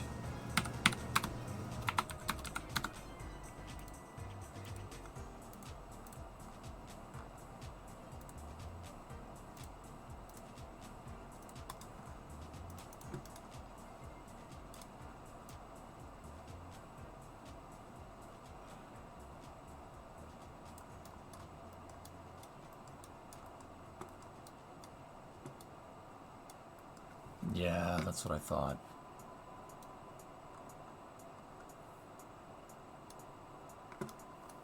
Is there a way to make a cal recenter when you stick the recenters? You got to set it to non-incremental control, dude. Move one set of thrusters 90 degrees from the other. Trust me, you are vertical. Yeah, I've said several times, Preston, that you don't... I think your orientation of the vehicle is different than my orientation of the vehicle. I'm not... Move one set of thrusters 90 degrees from the other. So, which set of thrusters are we talking about? I'm vertical stable only. What's vertical stable? Like, what you're just... I don't... Yeah, no, you're... I'm over here, and I'm trying to steer the boat that way, and you're over here steering the boat that way. I have no idea what you're talking about, man. I'm sorry. I'm not trying to be mean. I don't understand. You've been saying, oh, well, this is the solution the entire time, but I don't get what you're talking about. Pitch and roll are on the same axis as they have to be orthogonal 90 degrees from each other.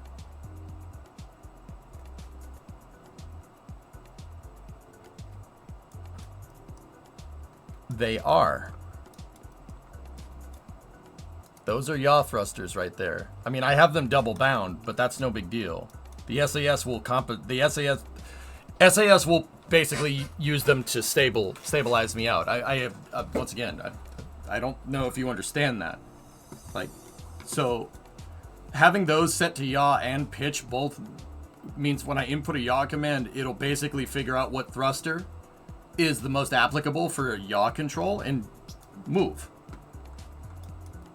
Right, move them 90 degrees from each other.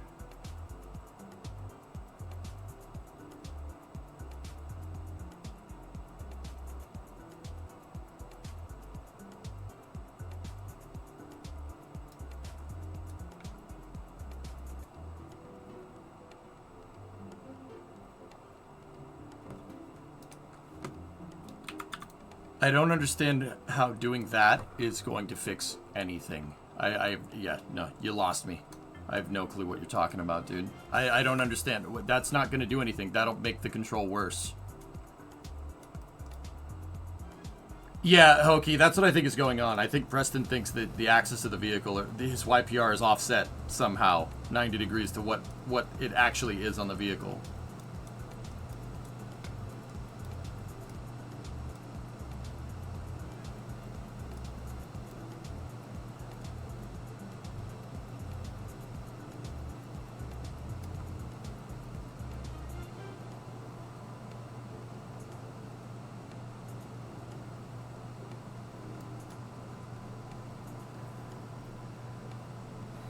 Yes, but you have them pointing down. One set has to be on a different direction.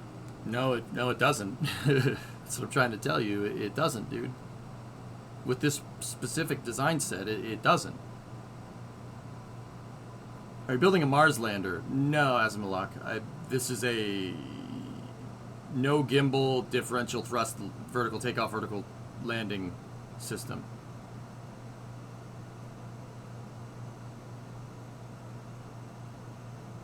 Hey, Ray, thanks for the raid, dude.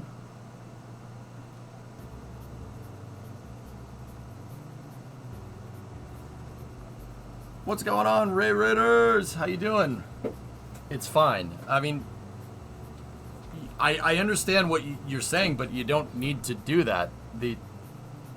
You're talking about having thrusters pointed in different directions. We don't need to do that. One thruster will compensate the other, and the center of mass of the capsule being low will stabilize us out. The whole idea is differential thrust. You take away over here, you move that way. You take away over here, put it back over there, you move that way. You don't need thrusters facing on a different axis. Here, I'll show you what I'm talking about. Ready?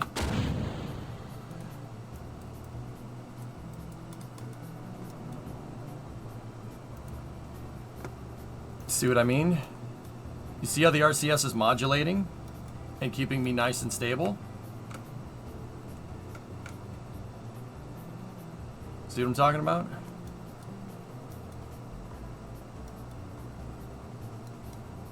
I have all three axes of control here. I can yaw, easy peasy. We can pitch, and I can roll.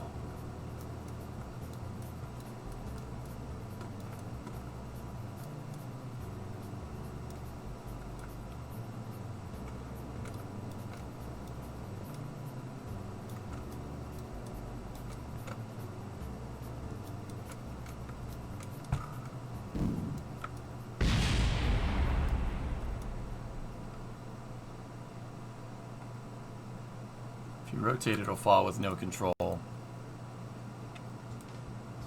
I don't understand how you could say that with what I just did here. And you can explode if it runs out of fuel. Yeah, I don't... I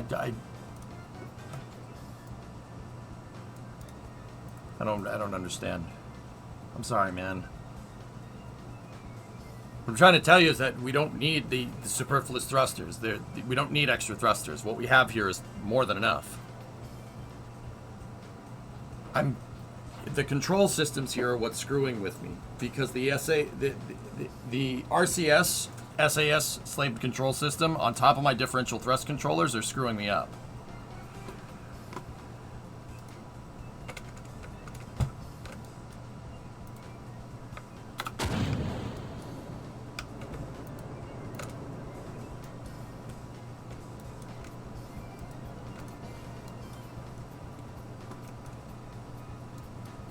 He wants thrusters to traverse.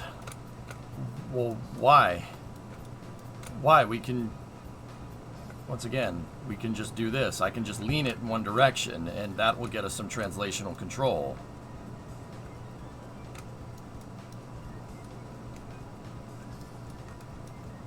Why is the mass off center? So we can steer it during re-entry.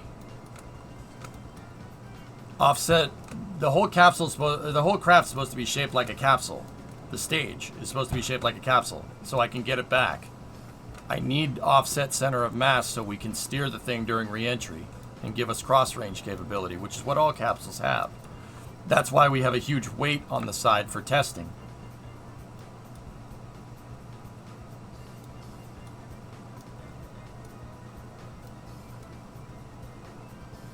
There's no gimbal on this craft, guys. It's using differential modulating thrust to be able to steer around. Bonk. This is just a small version. I'm just testing control systems with this. I mean, I should be able to get it right. I mean, we could...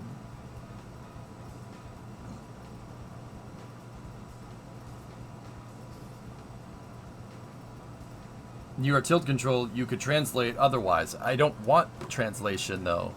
Translation is not what I want. I don't want it to do that. I don't want to have a thruster pointed this way. I don't want thrusters doing this. I don't want that. That's...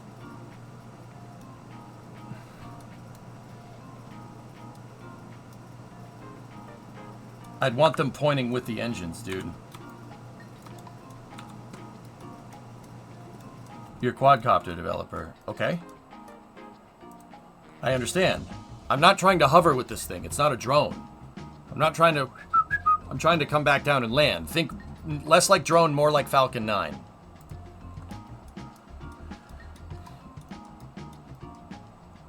Do you even need roll? Yeah, of course, Mark. I need roll for re-entry. Here. Preston, check this out, dude.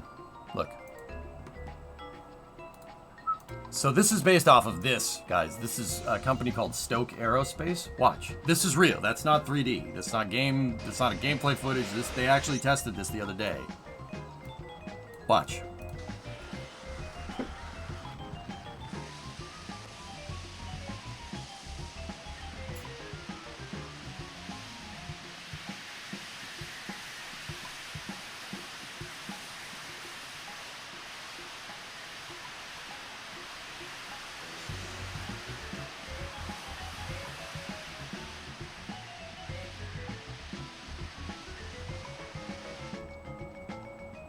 Pretty cool, huh? I tell my kids that's KSP 3. So, that's what I'm trying to replicate here. We don't need any sideways thrusters. I don't want that. That's because it's only supposed to come down and land. We're not diaglocking it. We're not hovering and then...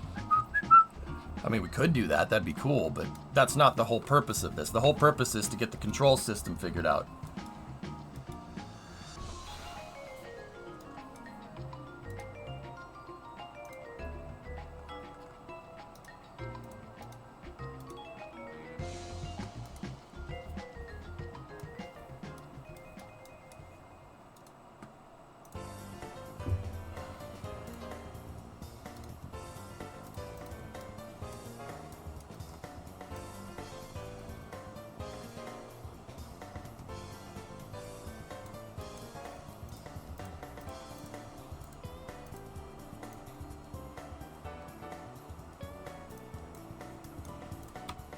Hang on, I think I can figure this out. Right there, that's our 0 point. 8365, so 2.4 at 8365 is what I want. And then go over here, 2.6, 83.65. This is what I'm looking for right here. So copy, copy. Paste.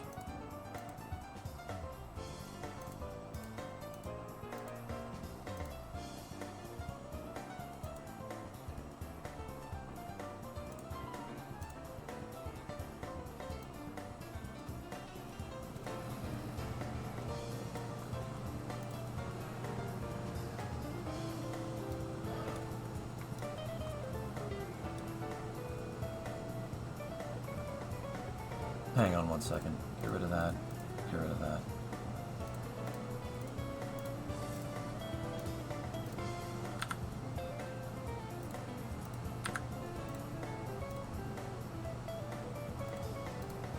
I need to set a new 0.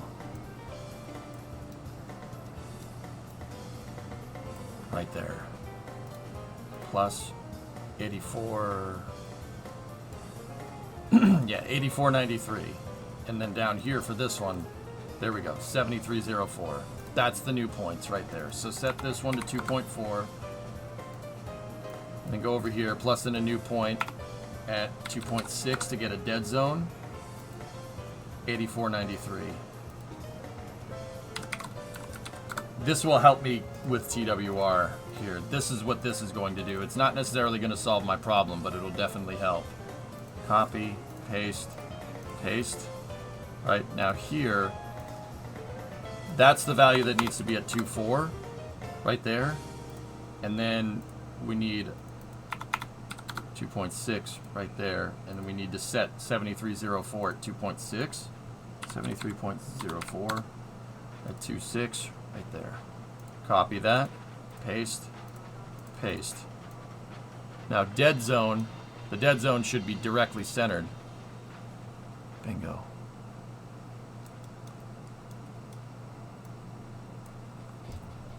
Now based off of that, we need to tweak the range here.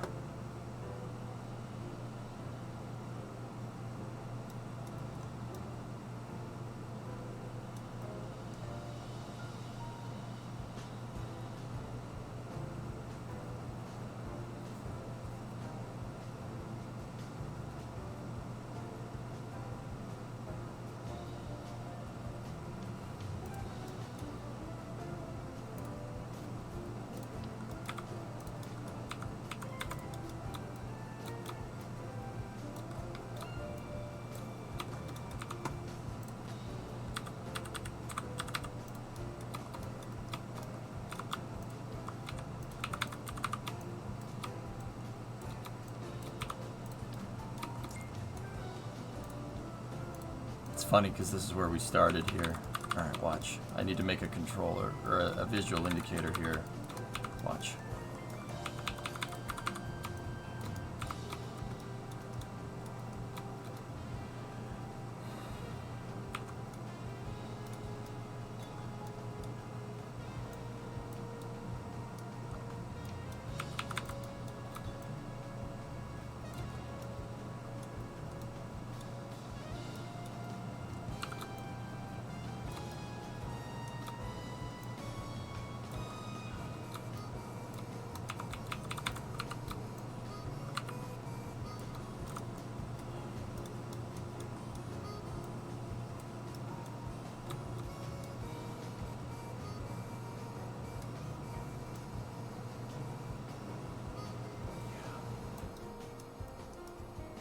Okay.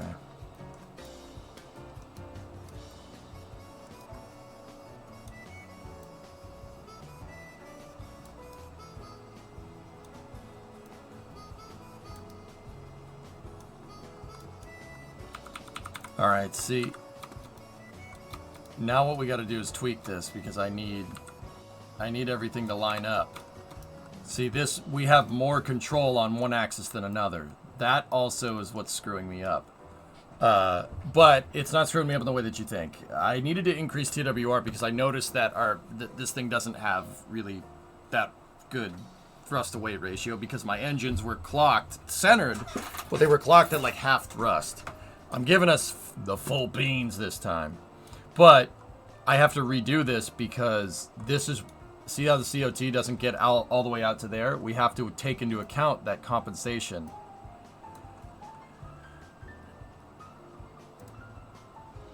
So that means the lower range on these ones, because those are already at 100, the lower range on these ones needs to go down a little bit more.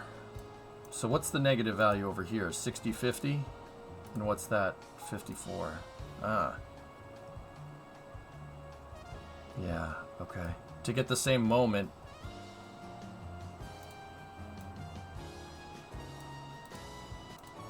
There was a trick that I did to solve this. Let's just say 42. I mean...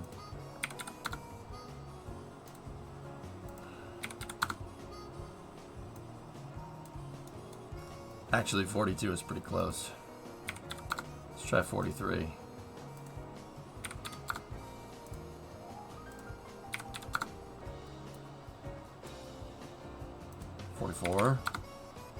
There's a good way to solve this with math, but eyeballing it right now. Should be fine.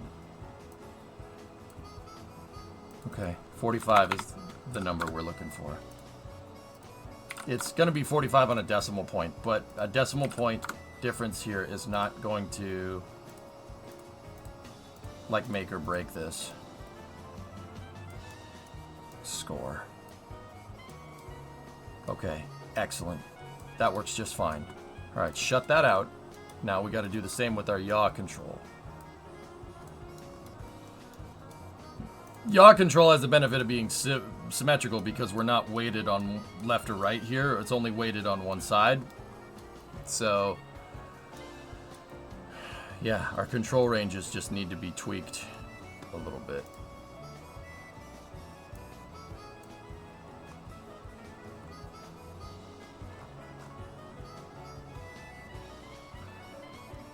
Vertical takeoff, vertical landing, concrete. Yeah, dog, I'm... When you get this far, dude, I've been playing KSP for a decade, man. When I get this far, you know, it's pretty... Alright, let's try 26.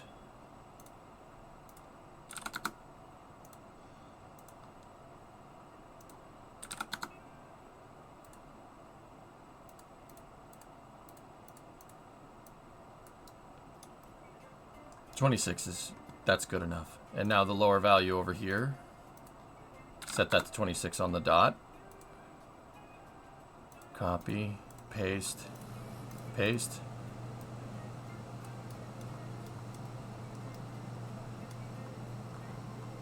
Oh, we're gonna have to tweak the high value as well.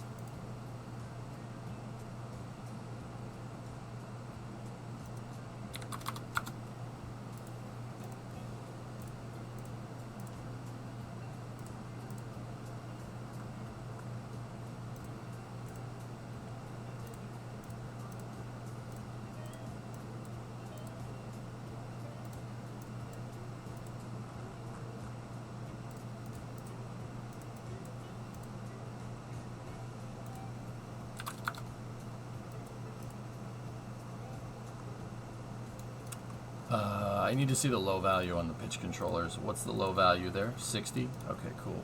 So that one needs to be 60 as well to get similar control input on pitch and yaw. Alright, so copy, paste, paste. Take this one, set that to 60. Right there, copy it, paste it, and paste it.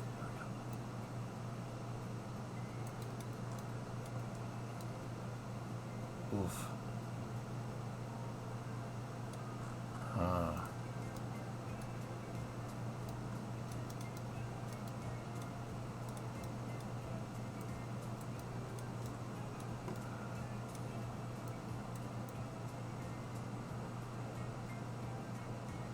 Interesting. Why would it do that? That's very strange.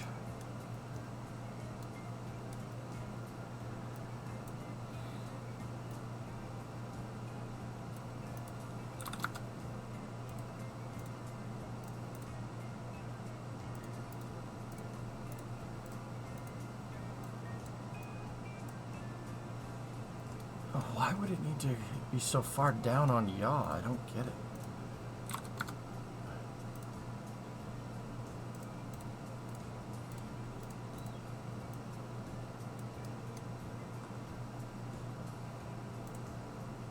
Wait, what was the low value on pitch again? 60, 50. What was the low value over here? 45. Interesting. Okay.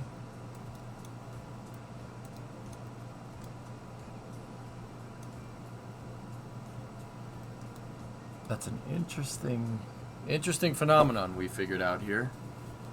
Hmm.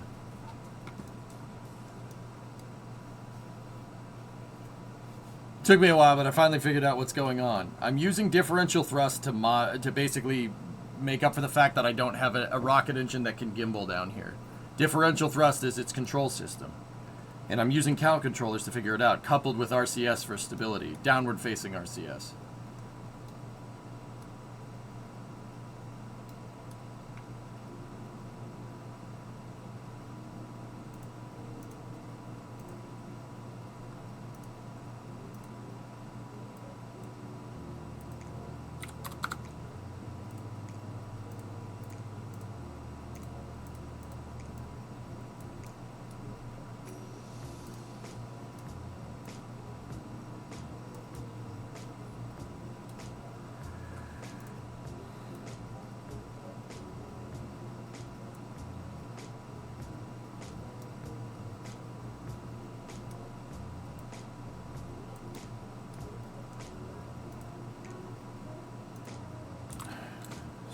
Is the main point at 2.4.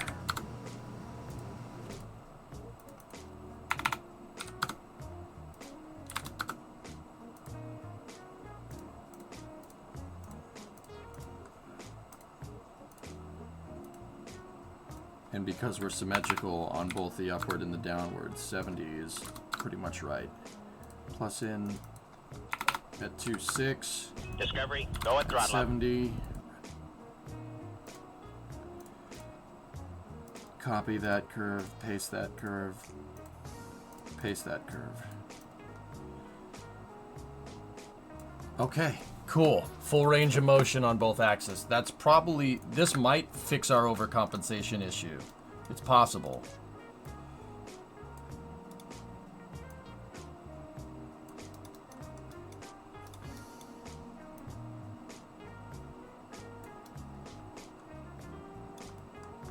What the not?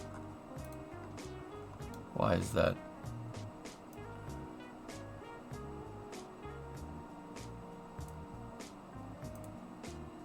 $86.24.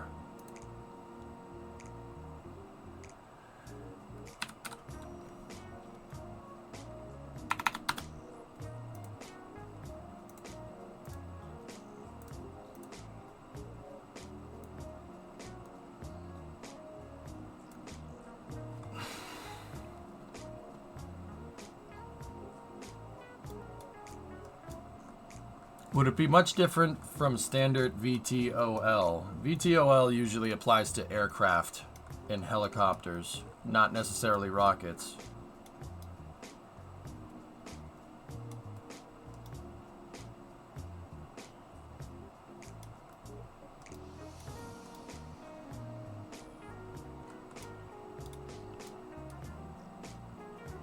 Yeah, that needs to... 86.16. I don't know why that got screwed up.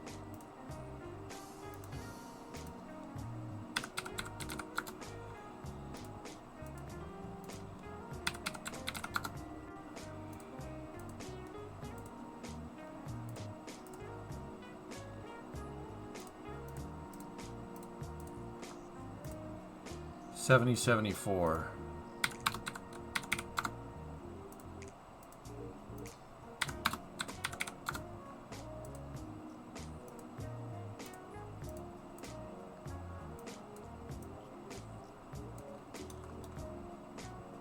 There we go. Now we're centered. Cool. I don't know why what mistake I made there. That's strange. But all right, let's try it again. Okay. Let's see if this messes with our control systems.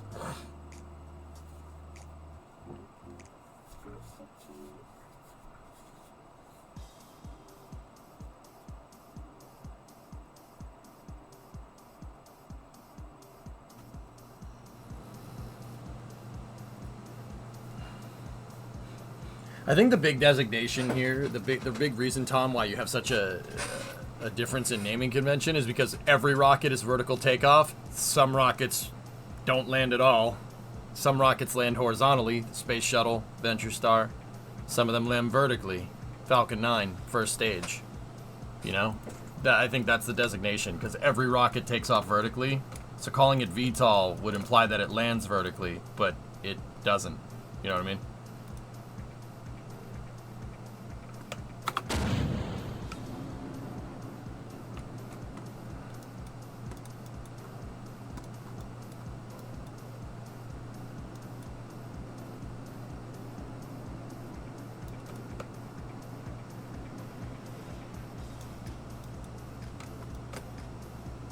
All right.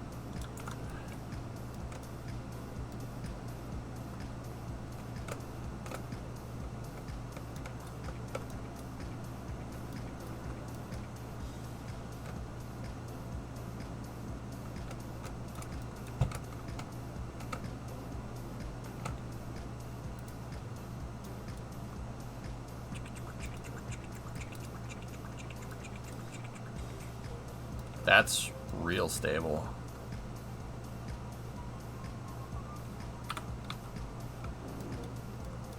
Nice.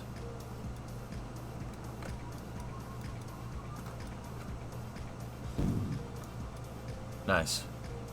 Very good.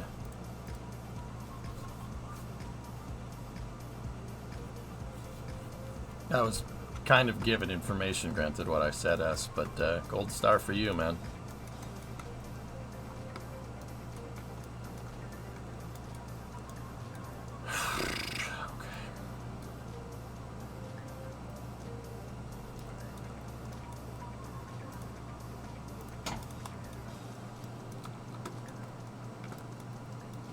The vertical takeoff village landing. Spicy. Spicy.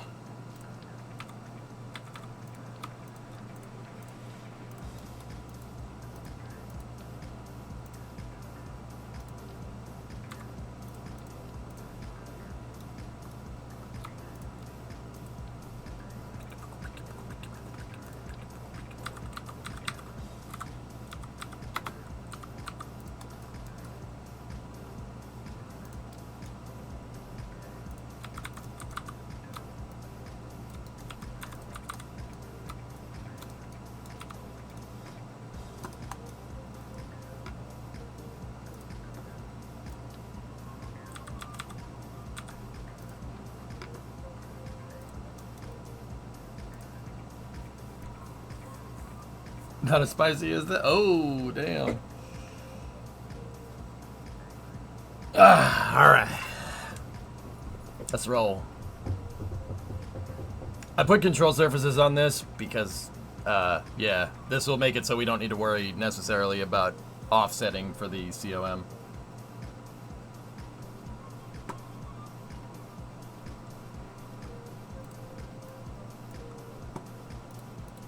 And send it.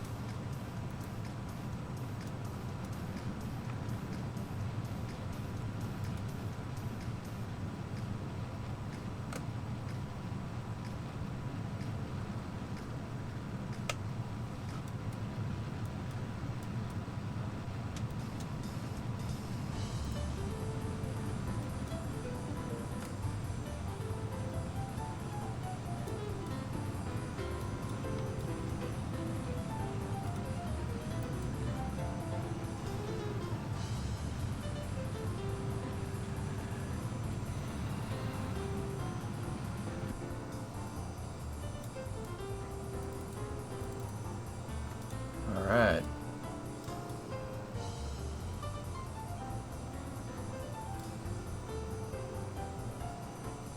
Stand by for separation at apogee.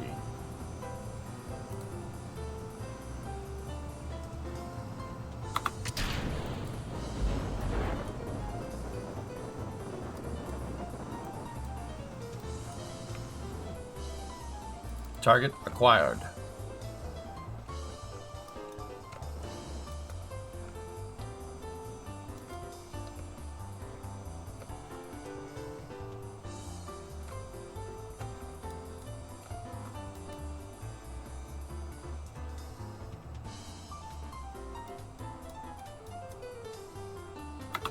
Engines online.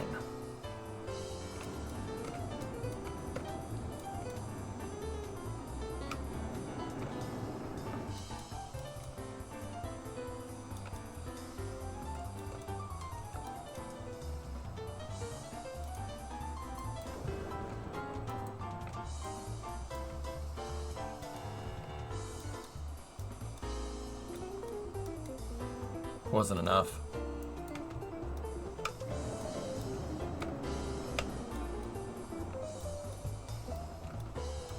Alright, fine. Screw it. We'll land on the VAB instead.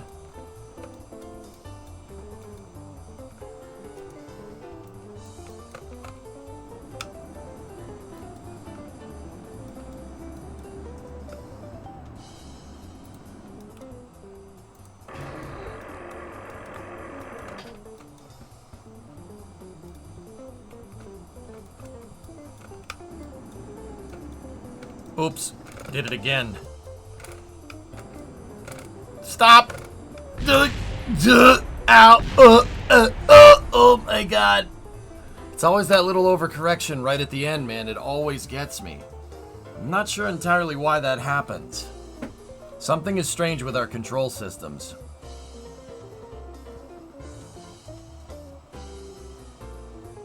Like a glove. Something is very, very peculiar with the control systems, dude.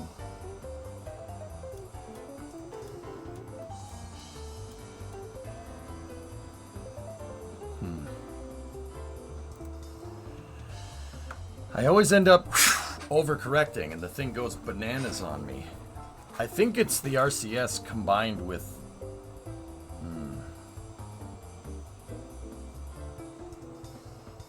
The RCS input combined with the rocket engine input is really screwing me up here.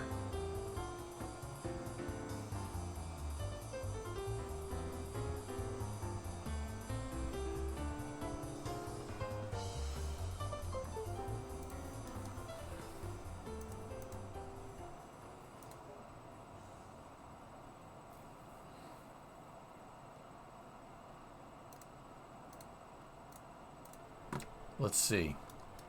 Let's see if that's truly what's going on.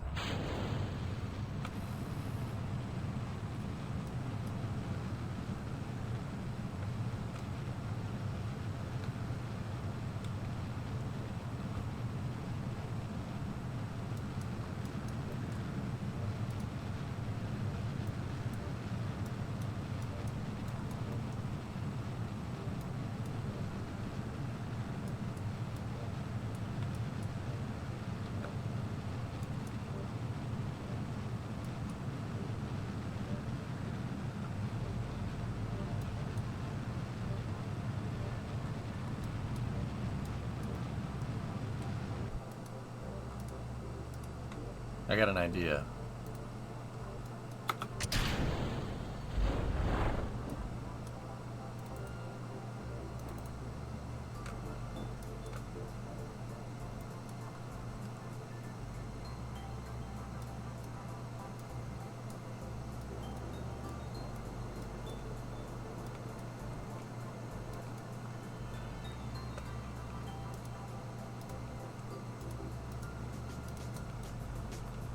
So my engines are zeroed. They're not, we're not using differential thrust on the motors. It's just the RCS giving us differential thrust.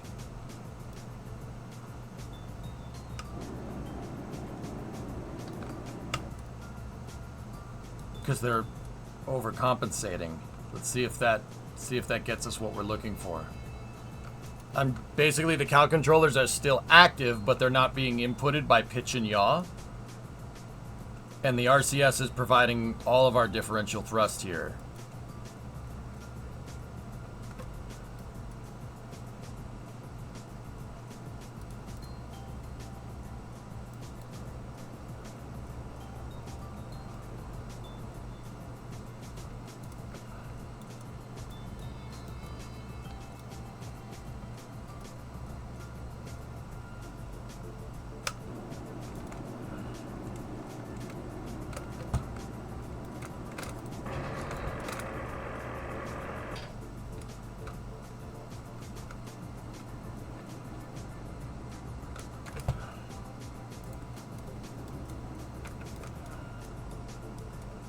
Ooh, much nicer.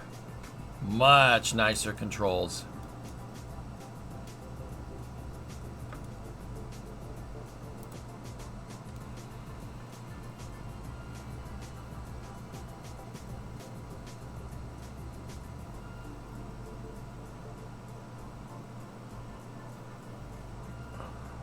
I think that's what we should do. Yeah, that's what we should do. Yep. Yeah. Screw the differential controllers. Just use cals to get the difference over the center of mass to compensate for offset and roll from there. But see, now if that's the case, how the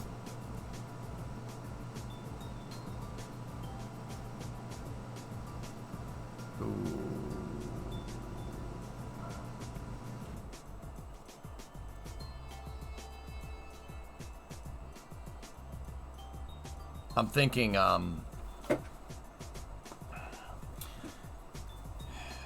if this is the case, this should be easy to bring it back down, but what if it has payload in it?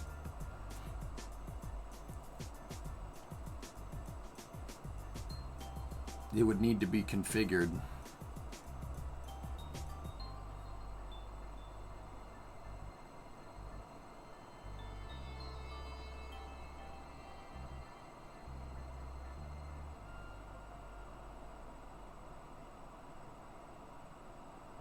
Huh. That could work. That could absolutely work.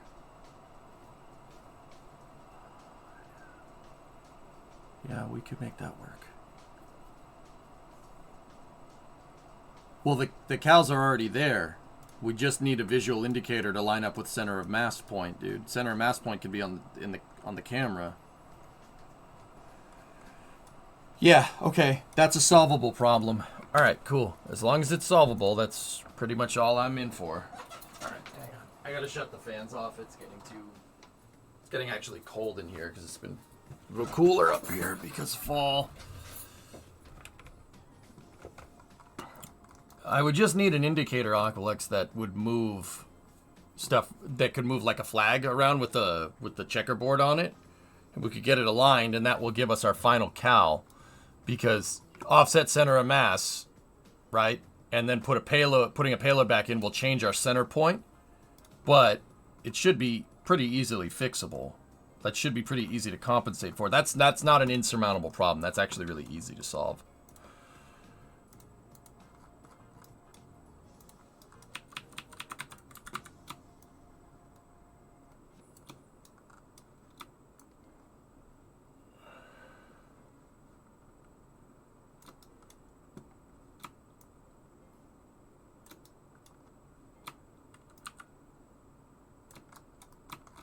Okay.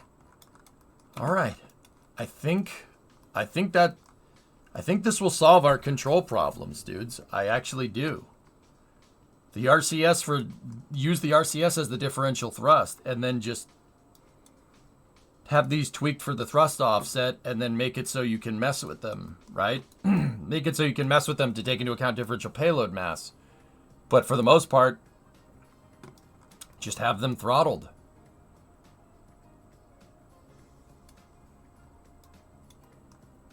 Have you thought of about what parts you're going to use for the bigger version? No? Nah, Tigris, the reason why I haven't thought about bigger parts, I mean, I have like good ideas, give or take, but not like an exact thing. The reason why is because there's no point. If I can't figure this part out, what's the point?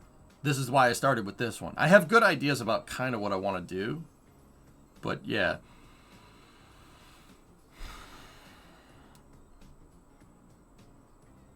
Wouldn't even say that. Just keep the cal slider and adjust it until the SAS is needed to put compensation during the prograde retrograde burns. That's another thing that we could do.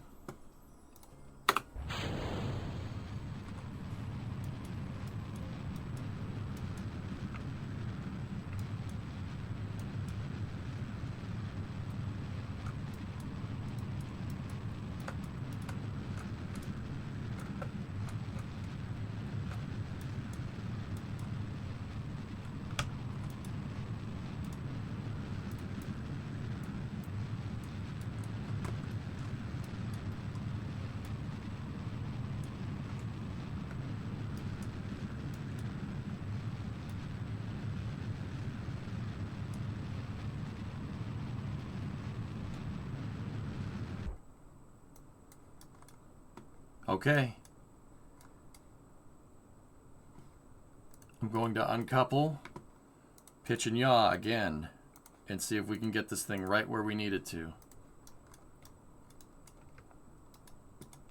And RCS enabled, separation confirmed. Set target.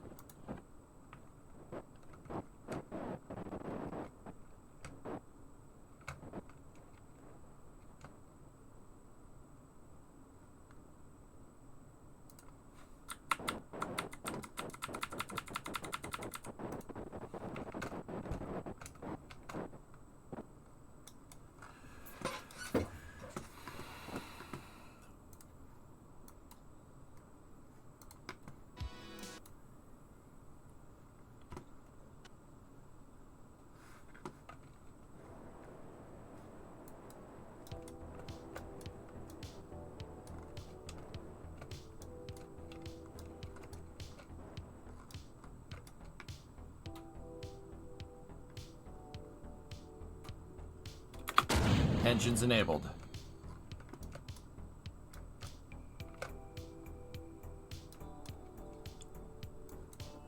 Control system online.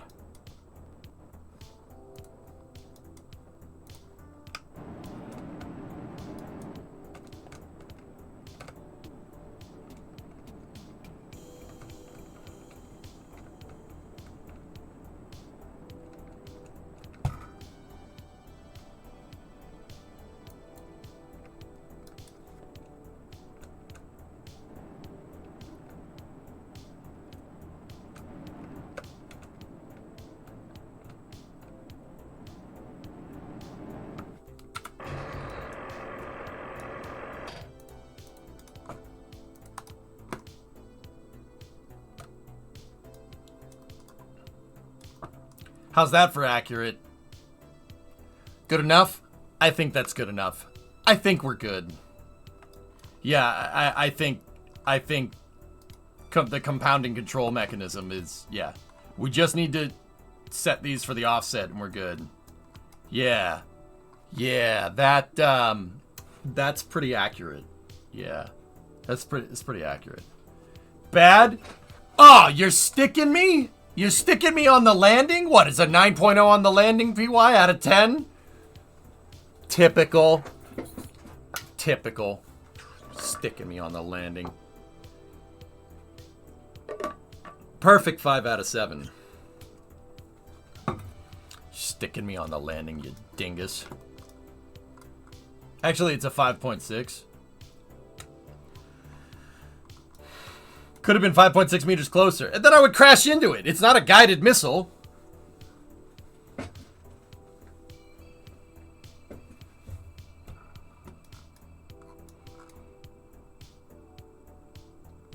You guys suck. You guys suck.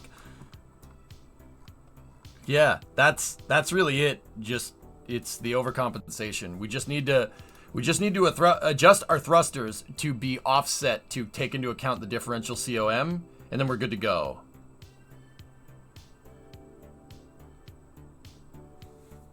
That's pretty freaking good, man. Pretty good. I'll take it. Yeah, we'll take it. Can we do it again? You want my rating? Look at today's date. 10 out of 10. 10 out of 10. You want to try this meat?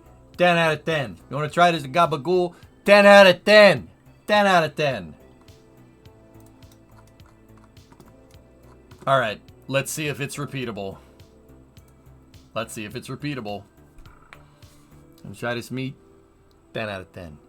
10 out of 10. Hey. Oh. Oh. Whoa. Hey. Oh. Whoa. Hey. Gabagoo. What? Brimo and I finished Mad Men and we're watching The Sopranos. I don't know if you can tell. I don't know if you could tell that we're, you know, watching. But hey. Send it.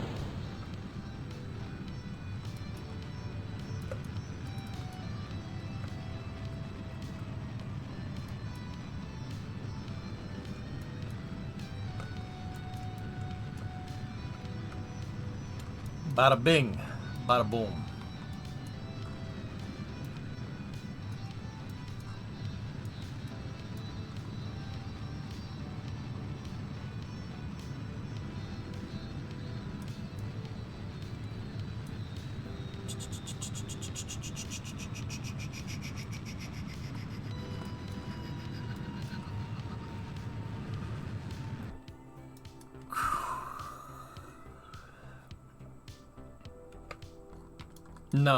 No, Guy has not shown up.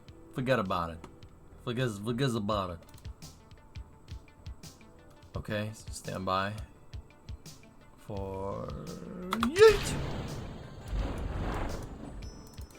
Target acquired.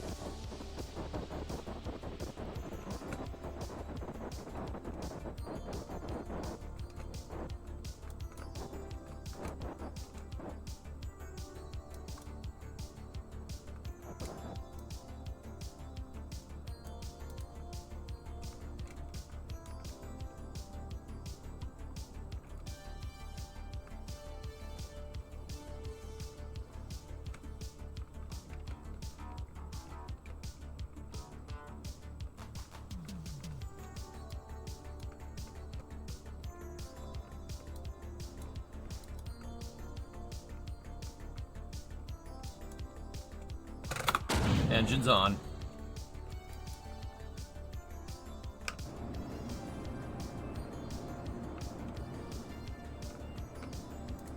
Gear down.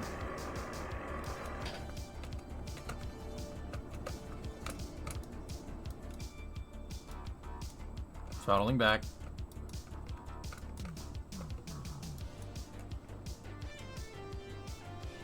Stable.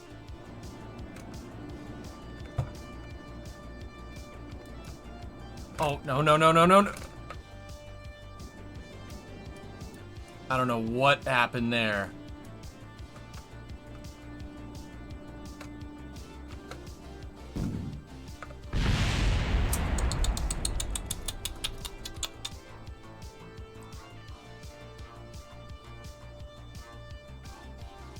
I think I overcompensated too much, and instead of the SAS trying to send it back, it just flipped all the way around.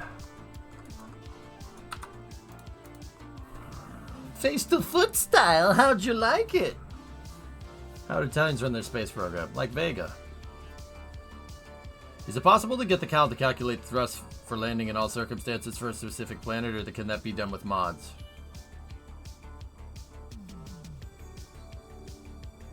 You'd have to write a custom script for it, Keenbot. Suicide burns and calculating suicide burns are very difficult.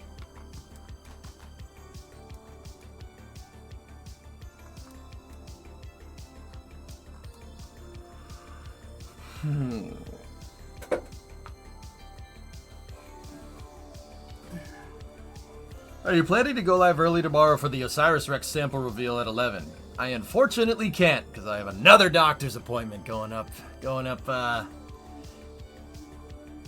into the city, so I just gotta do that. It's killing me.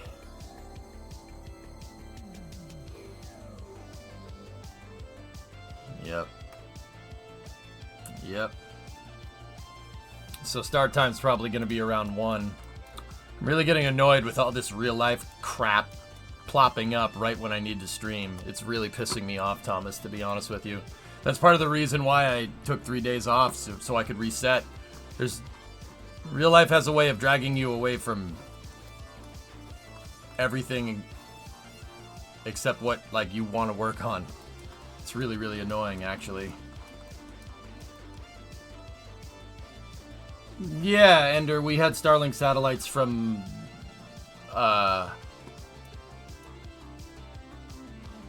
we had Starlink satellites pass over from the Starlink Group 621. Yep, bunch of them.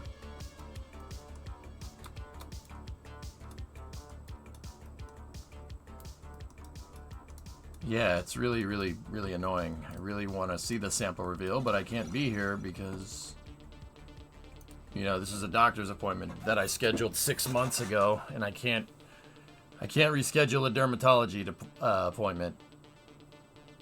Bad idea.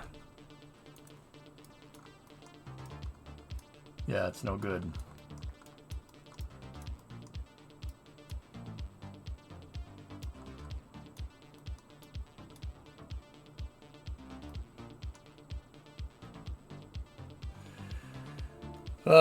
You just made me start thinking about real life, dude. Anyway, that really sucks, man. Like, between SpaceX only launching at like 11, 12, 1 at night, it's just...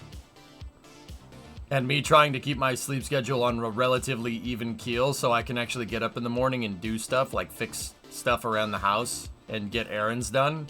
It's really, really, really getting difficult. Really getting difficult, man.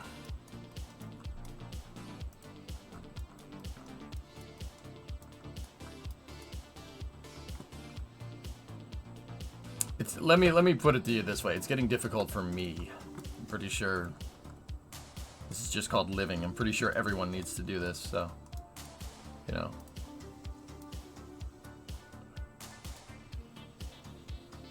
Anyway, yeah, let's roll. I don't want to talk about that, dude.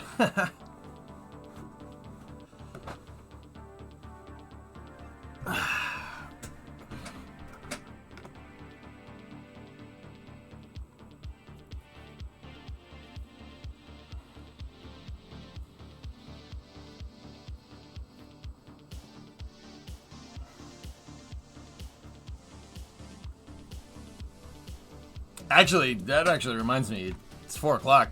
Should be getting into space news here in a second. I just got to see what caused that overcompensation. Ready?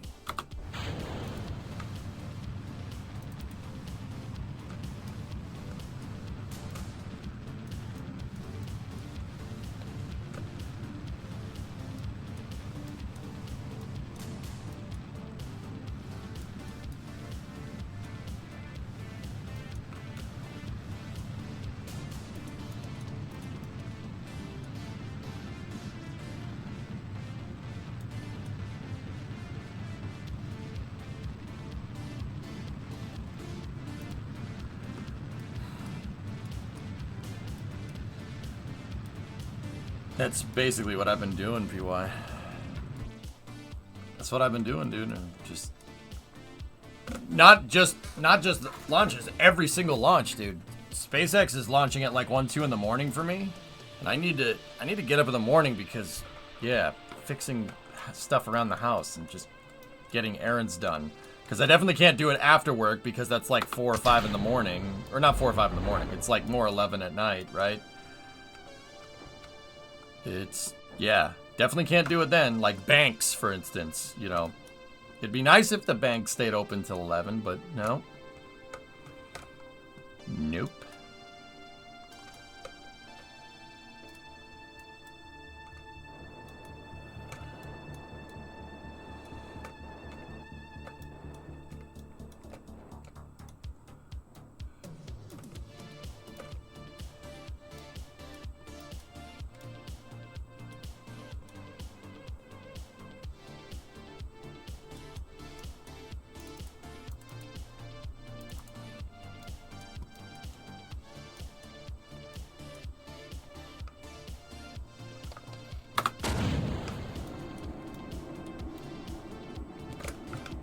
Yeah, it can still overcompensate. Okay, good to know.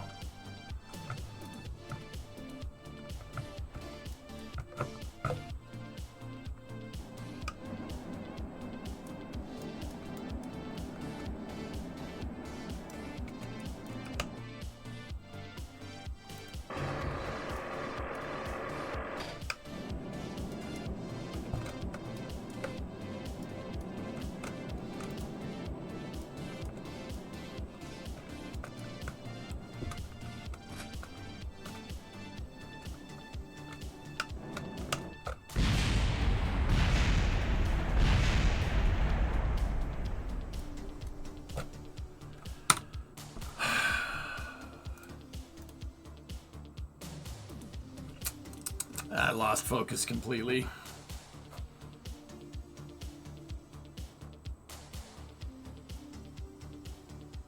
It'll buff out. Yeah, I lost focus completely, dude. We had this basically figured out, so I think we're good. It's still possible for this thing to overcompensate, but oh, wait a minute. Yeah, the last 2 attempts I didn't have the stupid freaking thing bound up. Okay, that's why we overcompensated the last couple of times, because yeah. Good to know. All right, let's just do a hop with it and see what happens. Like, I think what I should do here is set it to infinifuel and just fly it around and see what happens, see how controllable it is.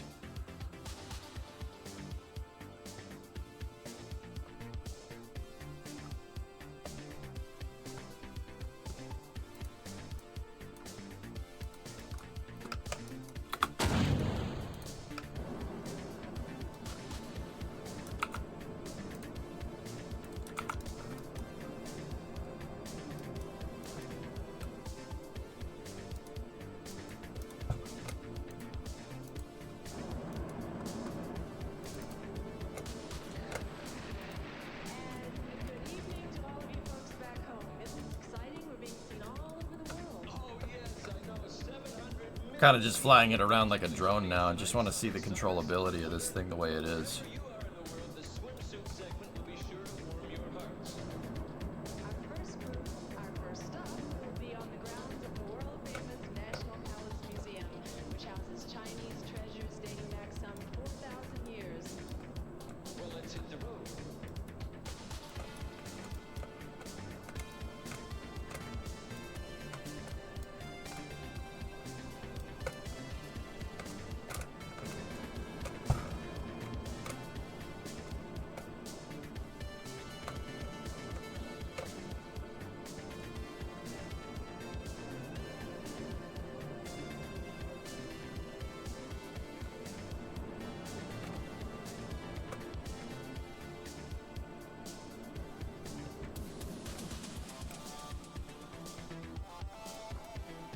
Under the bridge? Okay.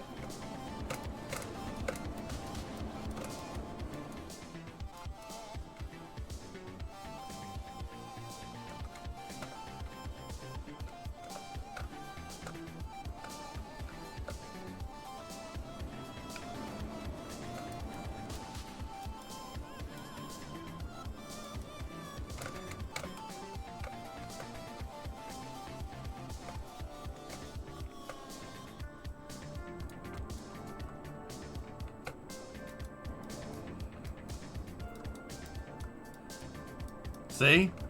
Yeah, baby. It's pretty damn controllable this way. I do like it.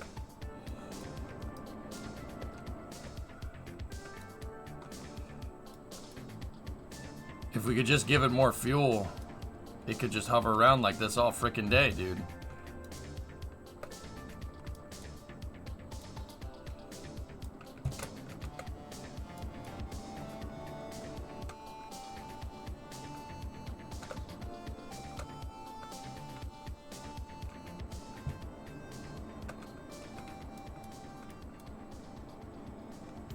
I also love the pulsating RCS through the motors. That's cool. See that? The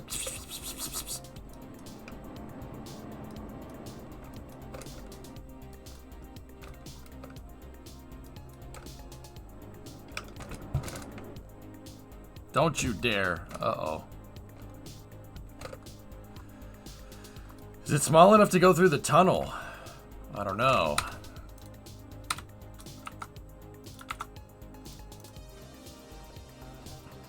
But I think there's enough to work this. Enough to make this work.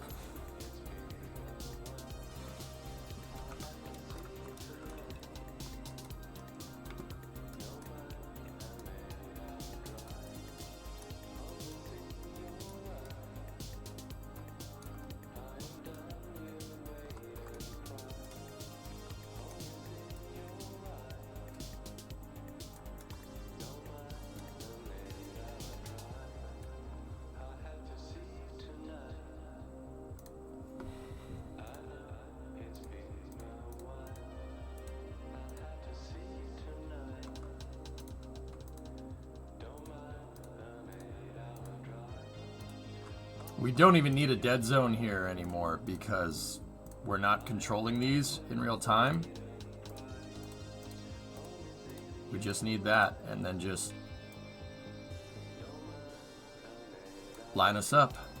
So now, just as long as we configure this thing, right? I could add more mass over here, right? And we could just set it. Configure it to fly like that. This is just a completely different mass setting than what we've been using. Let's see if it flies straight.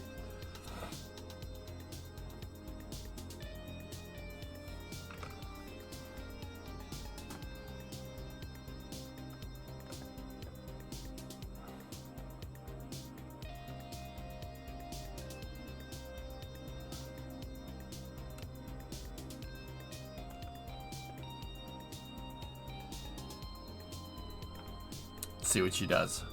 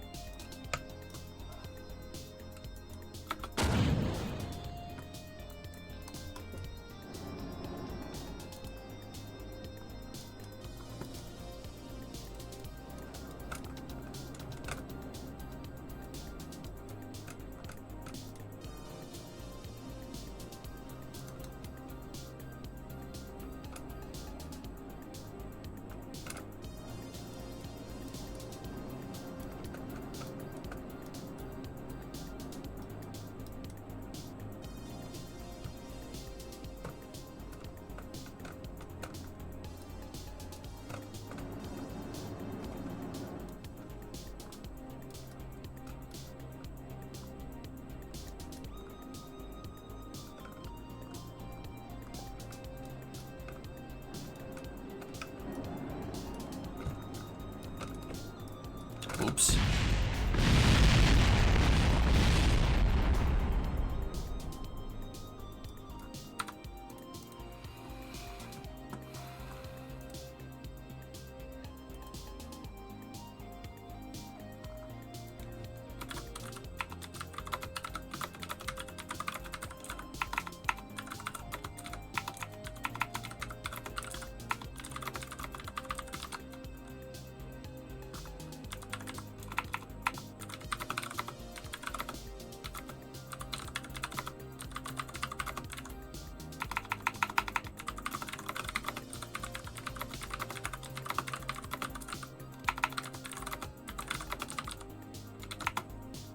Sorry, I needed to send out a message.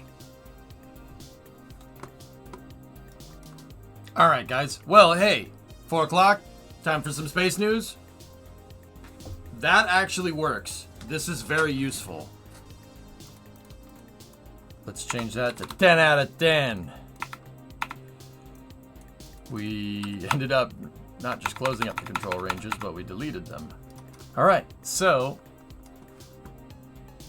I think that there's merit to this. I think we can get it working.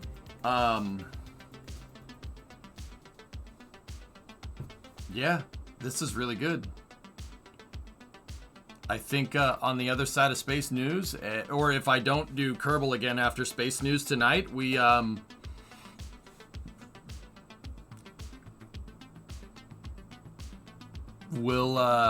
start on the big boy. Yeah, start on the big boy tomorrow. Or a little bit later tonight, depending. So, what I'm going to do here is let's flip over to Space News now. I'll put on a video here. I'm going to take 5. Go walk around and stretch.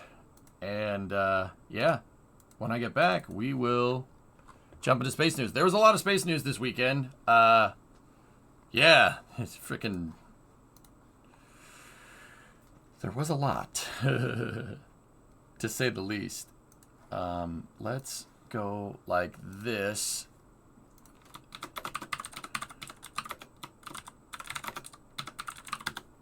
And let's roll.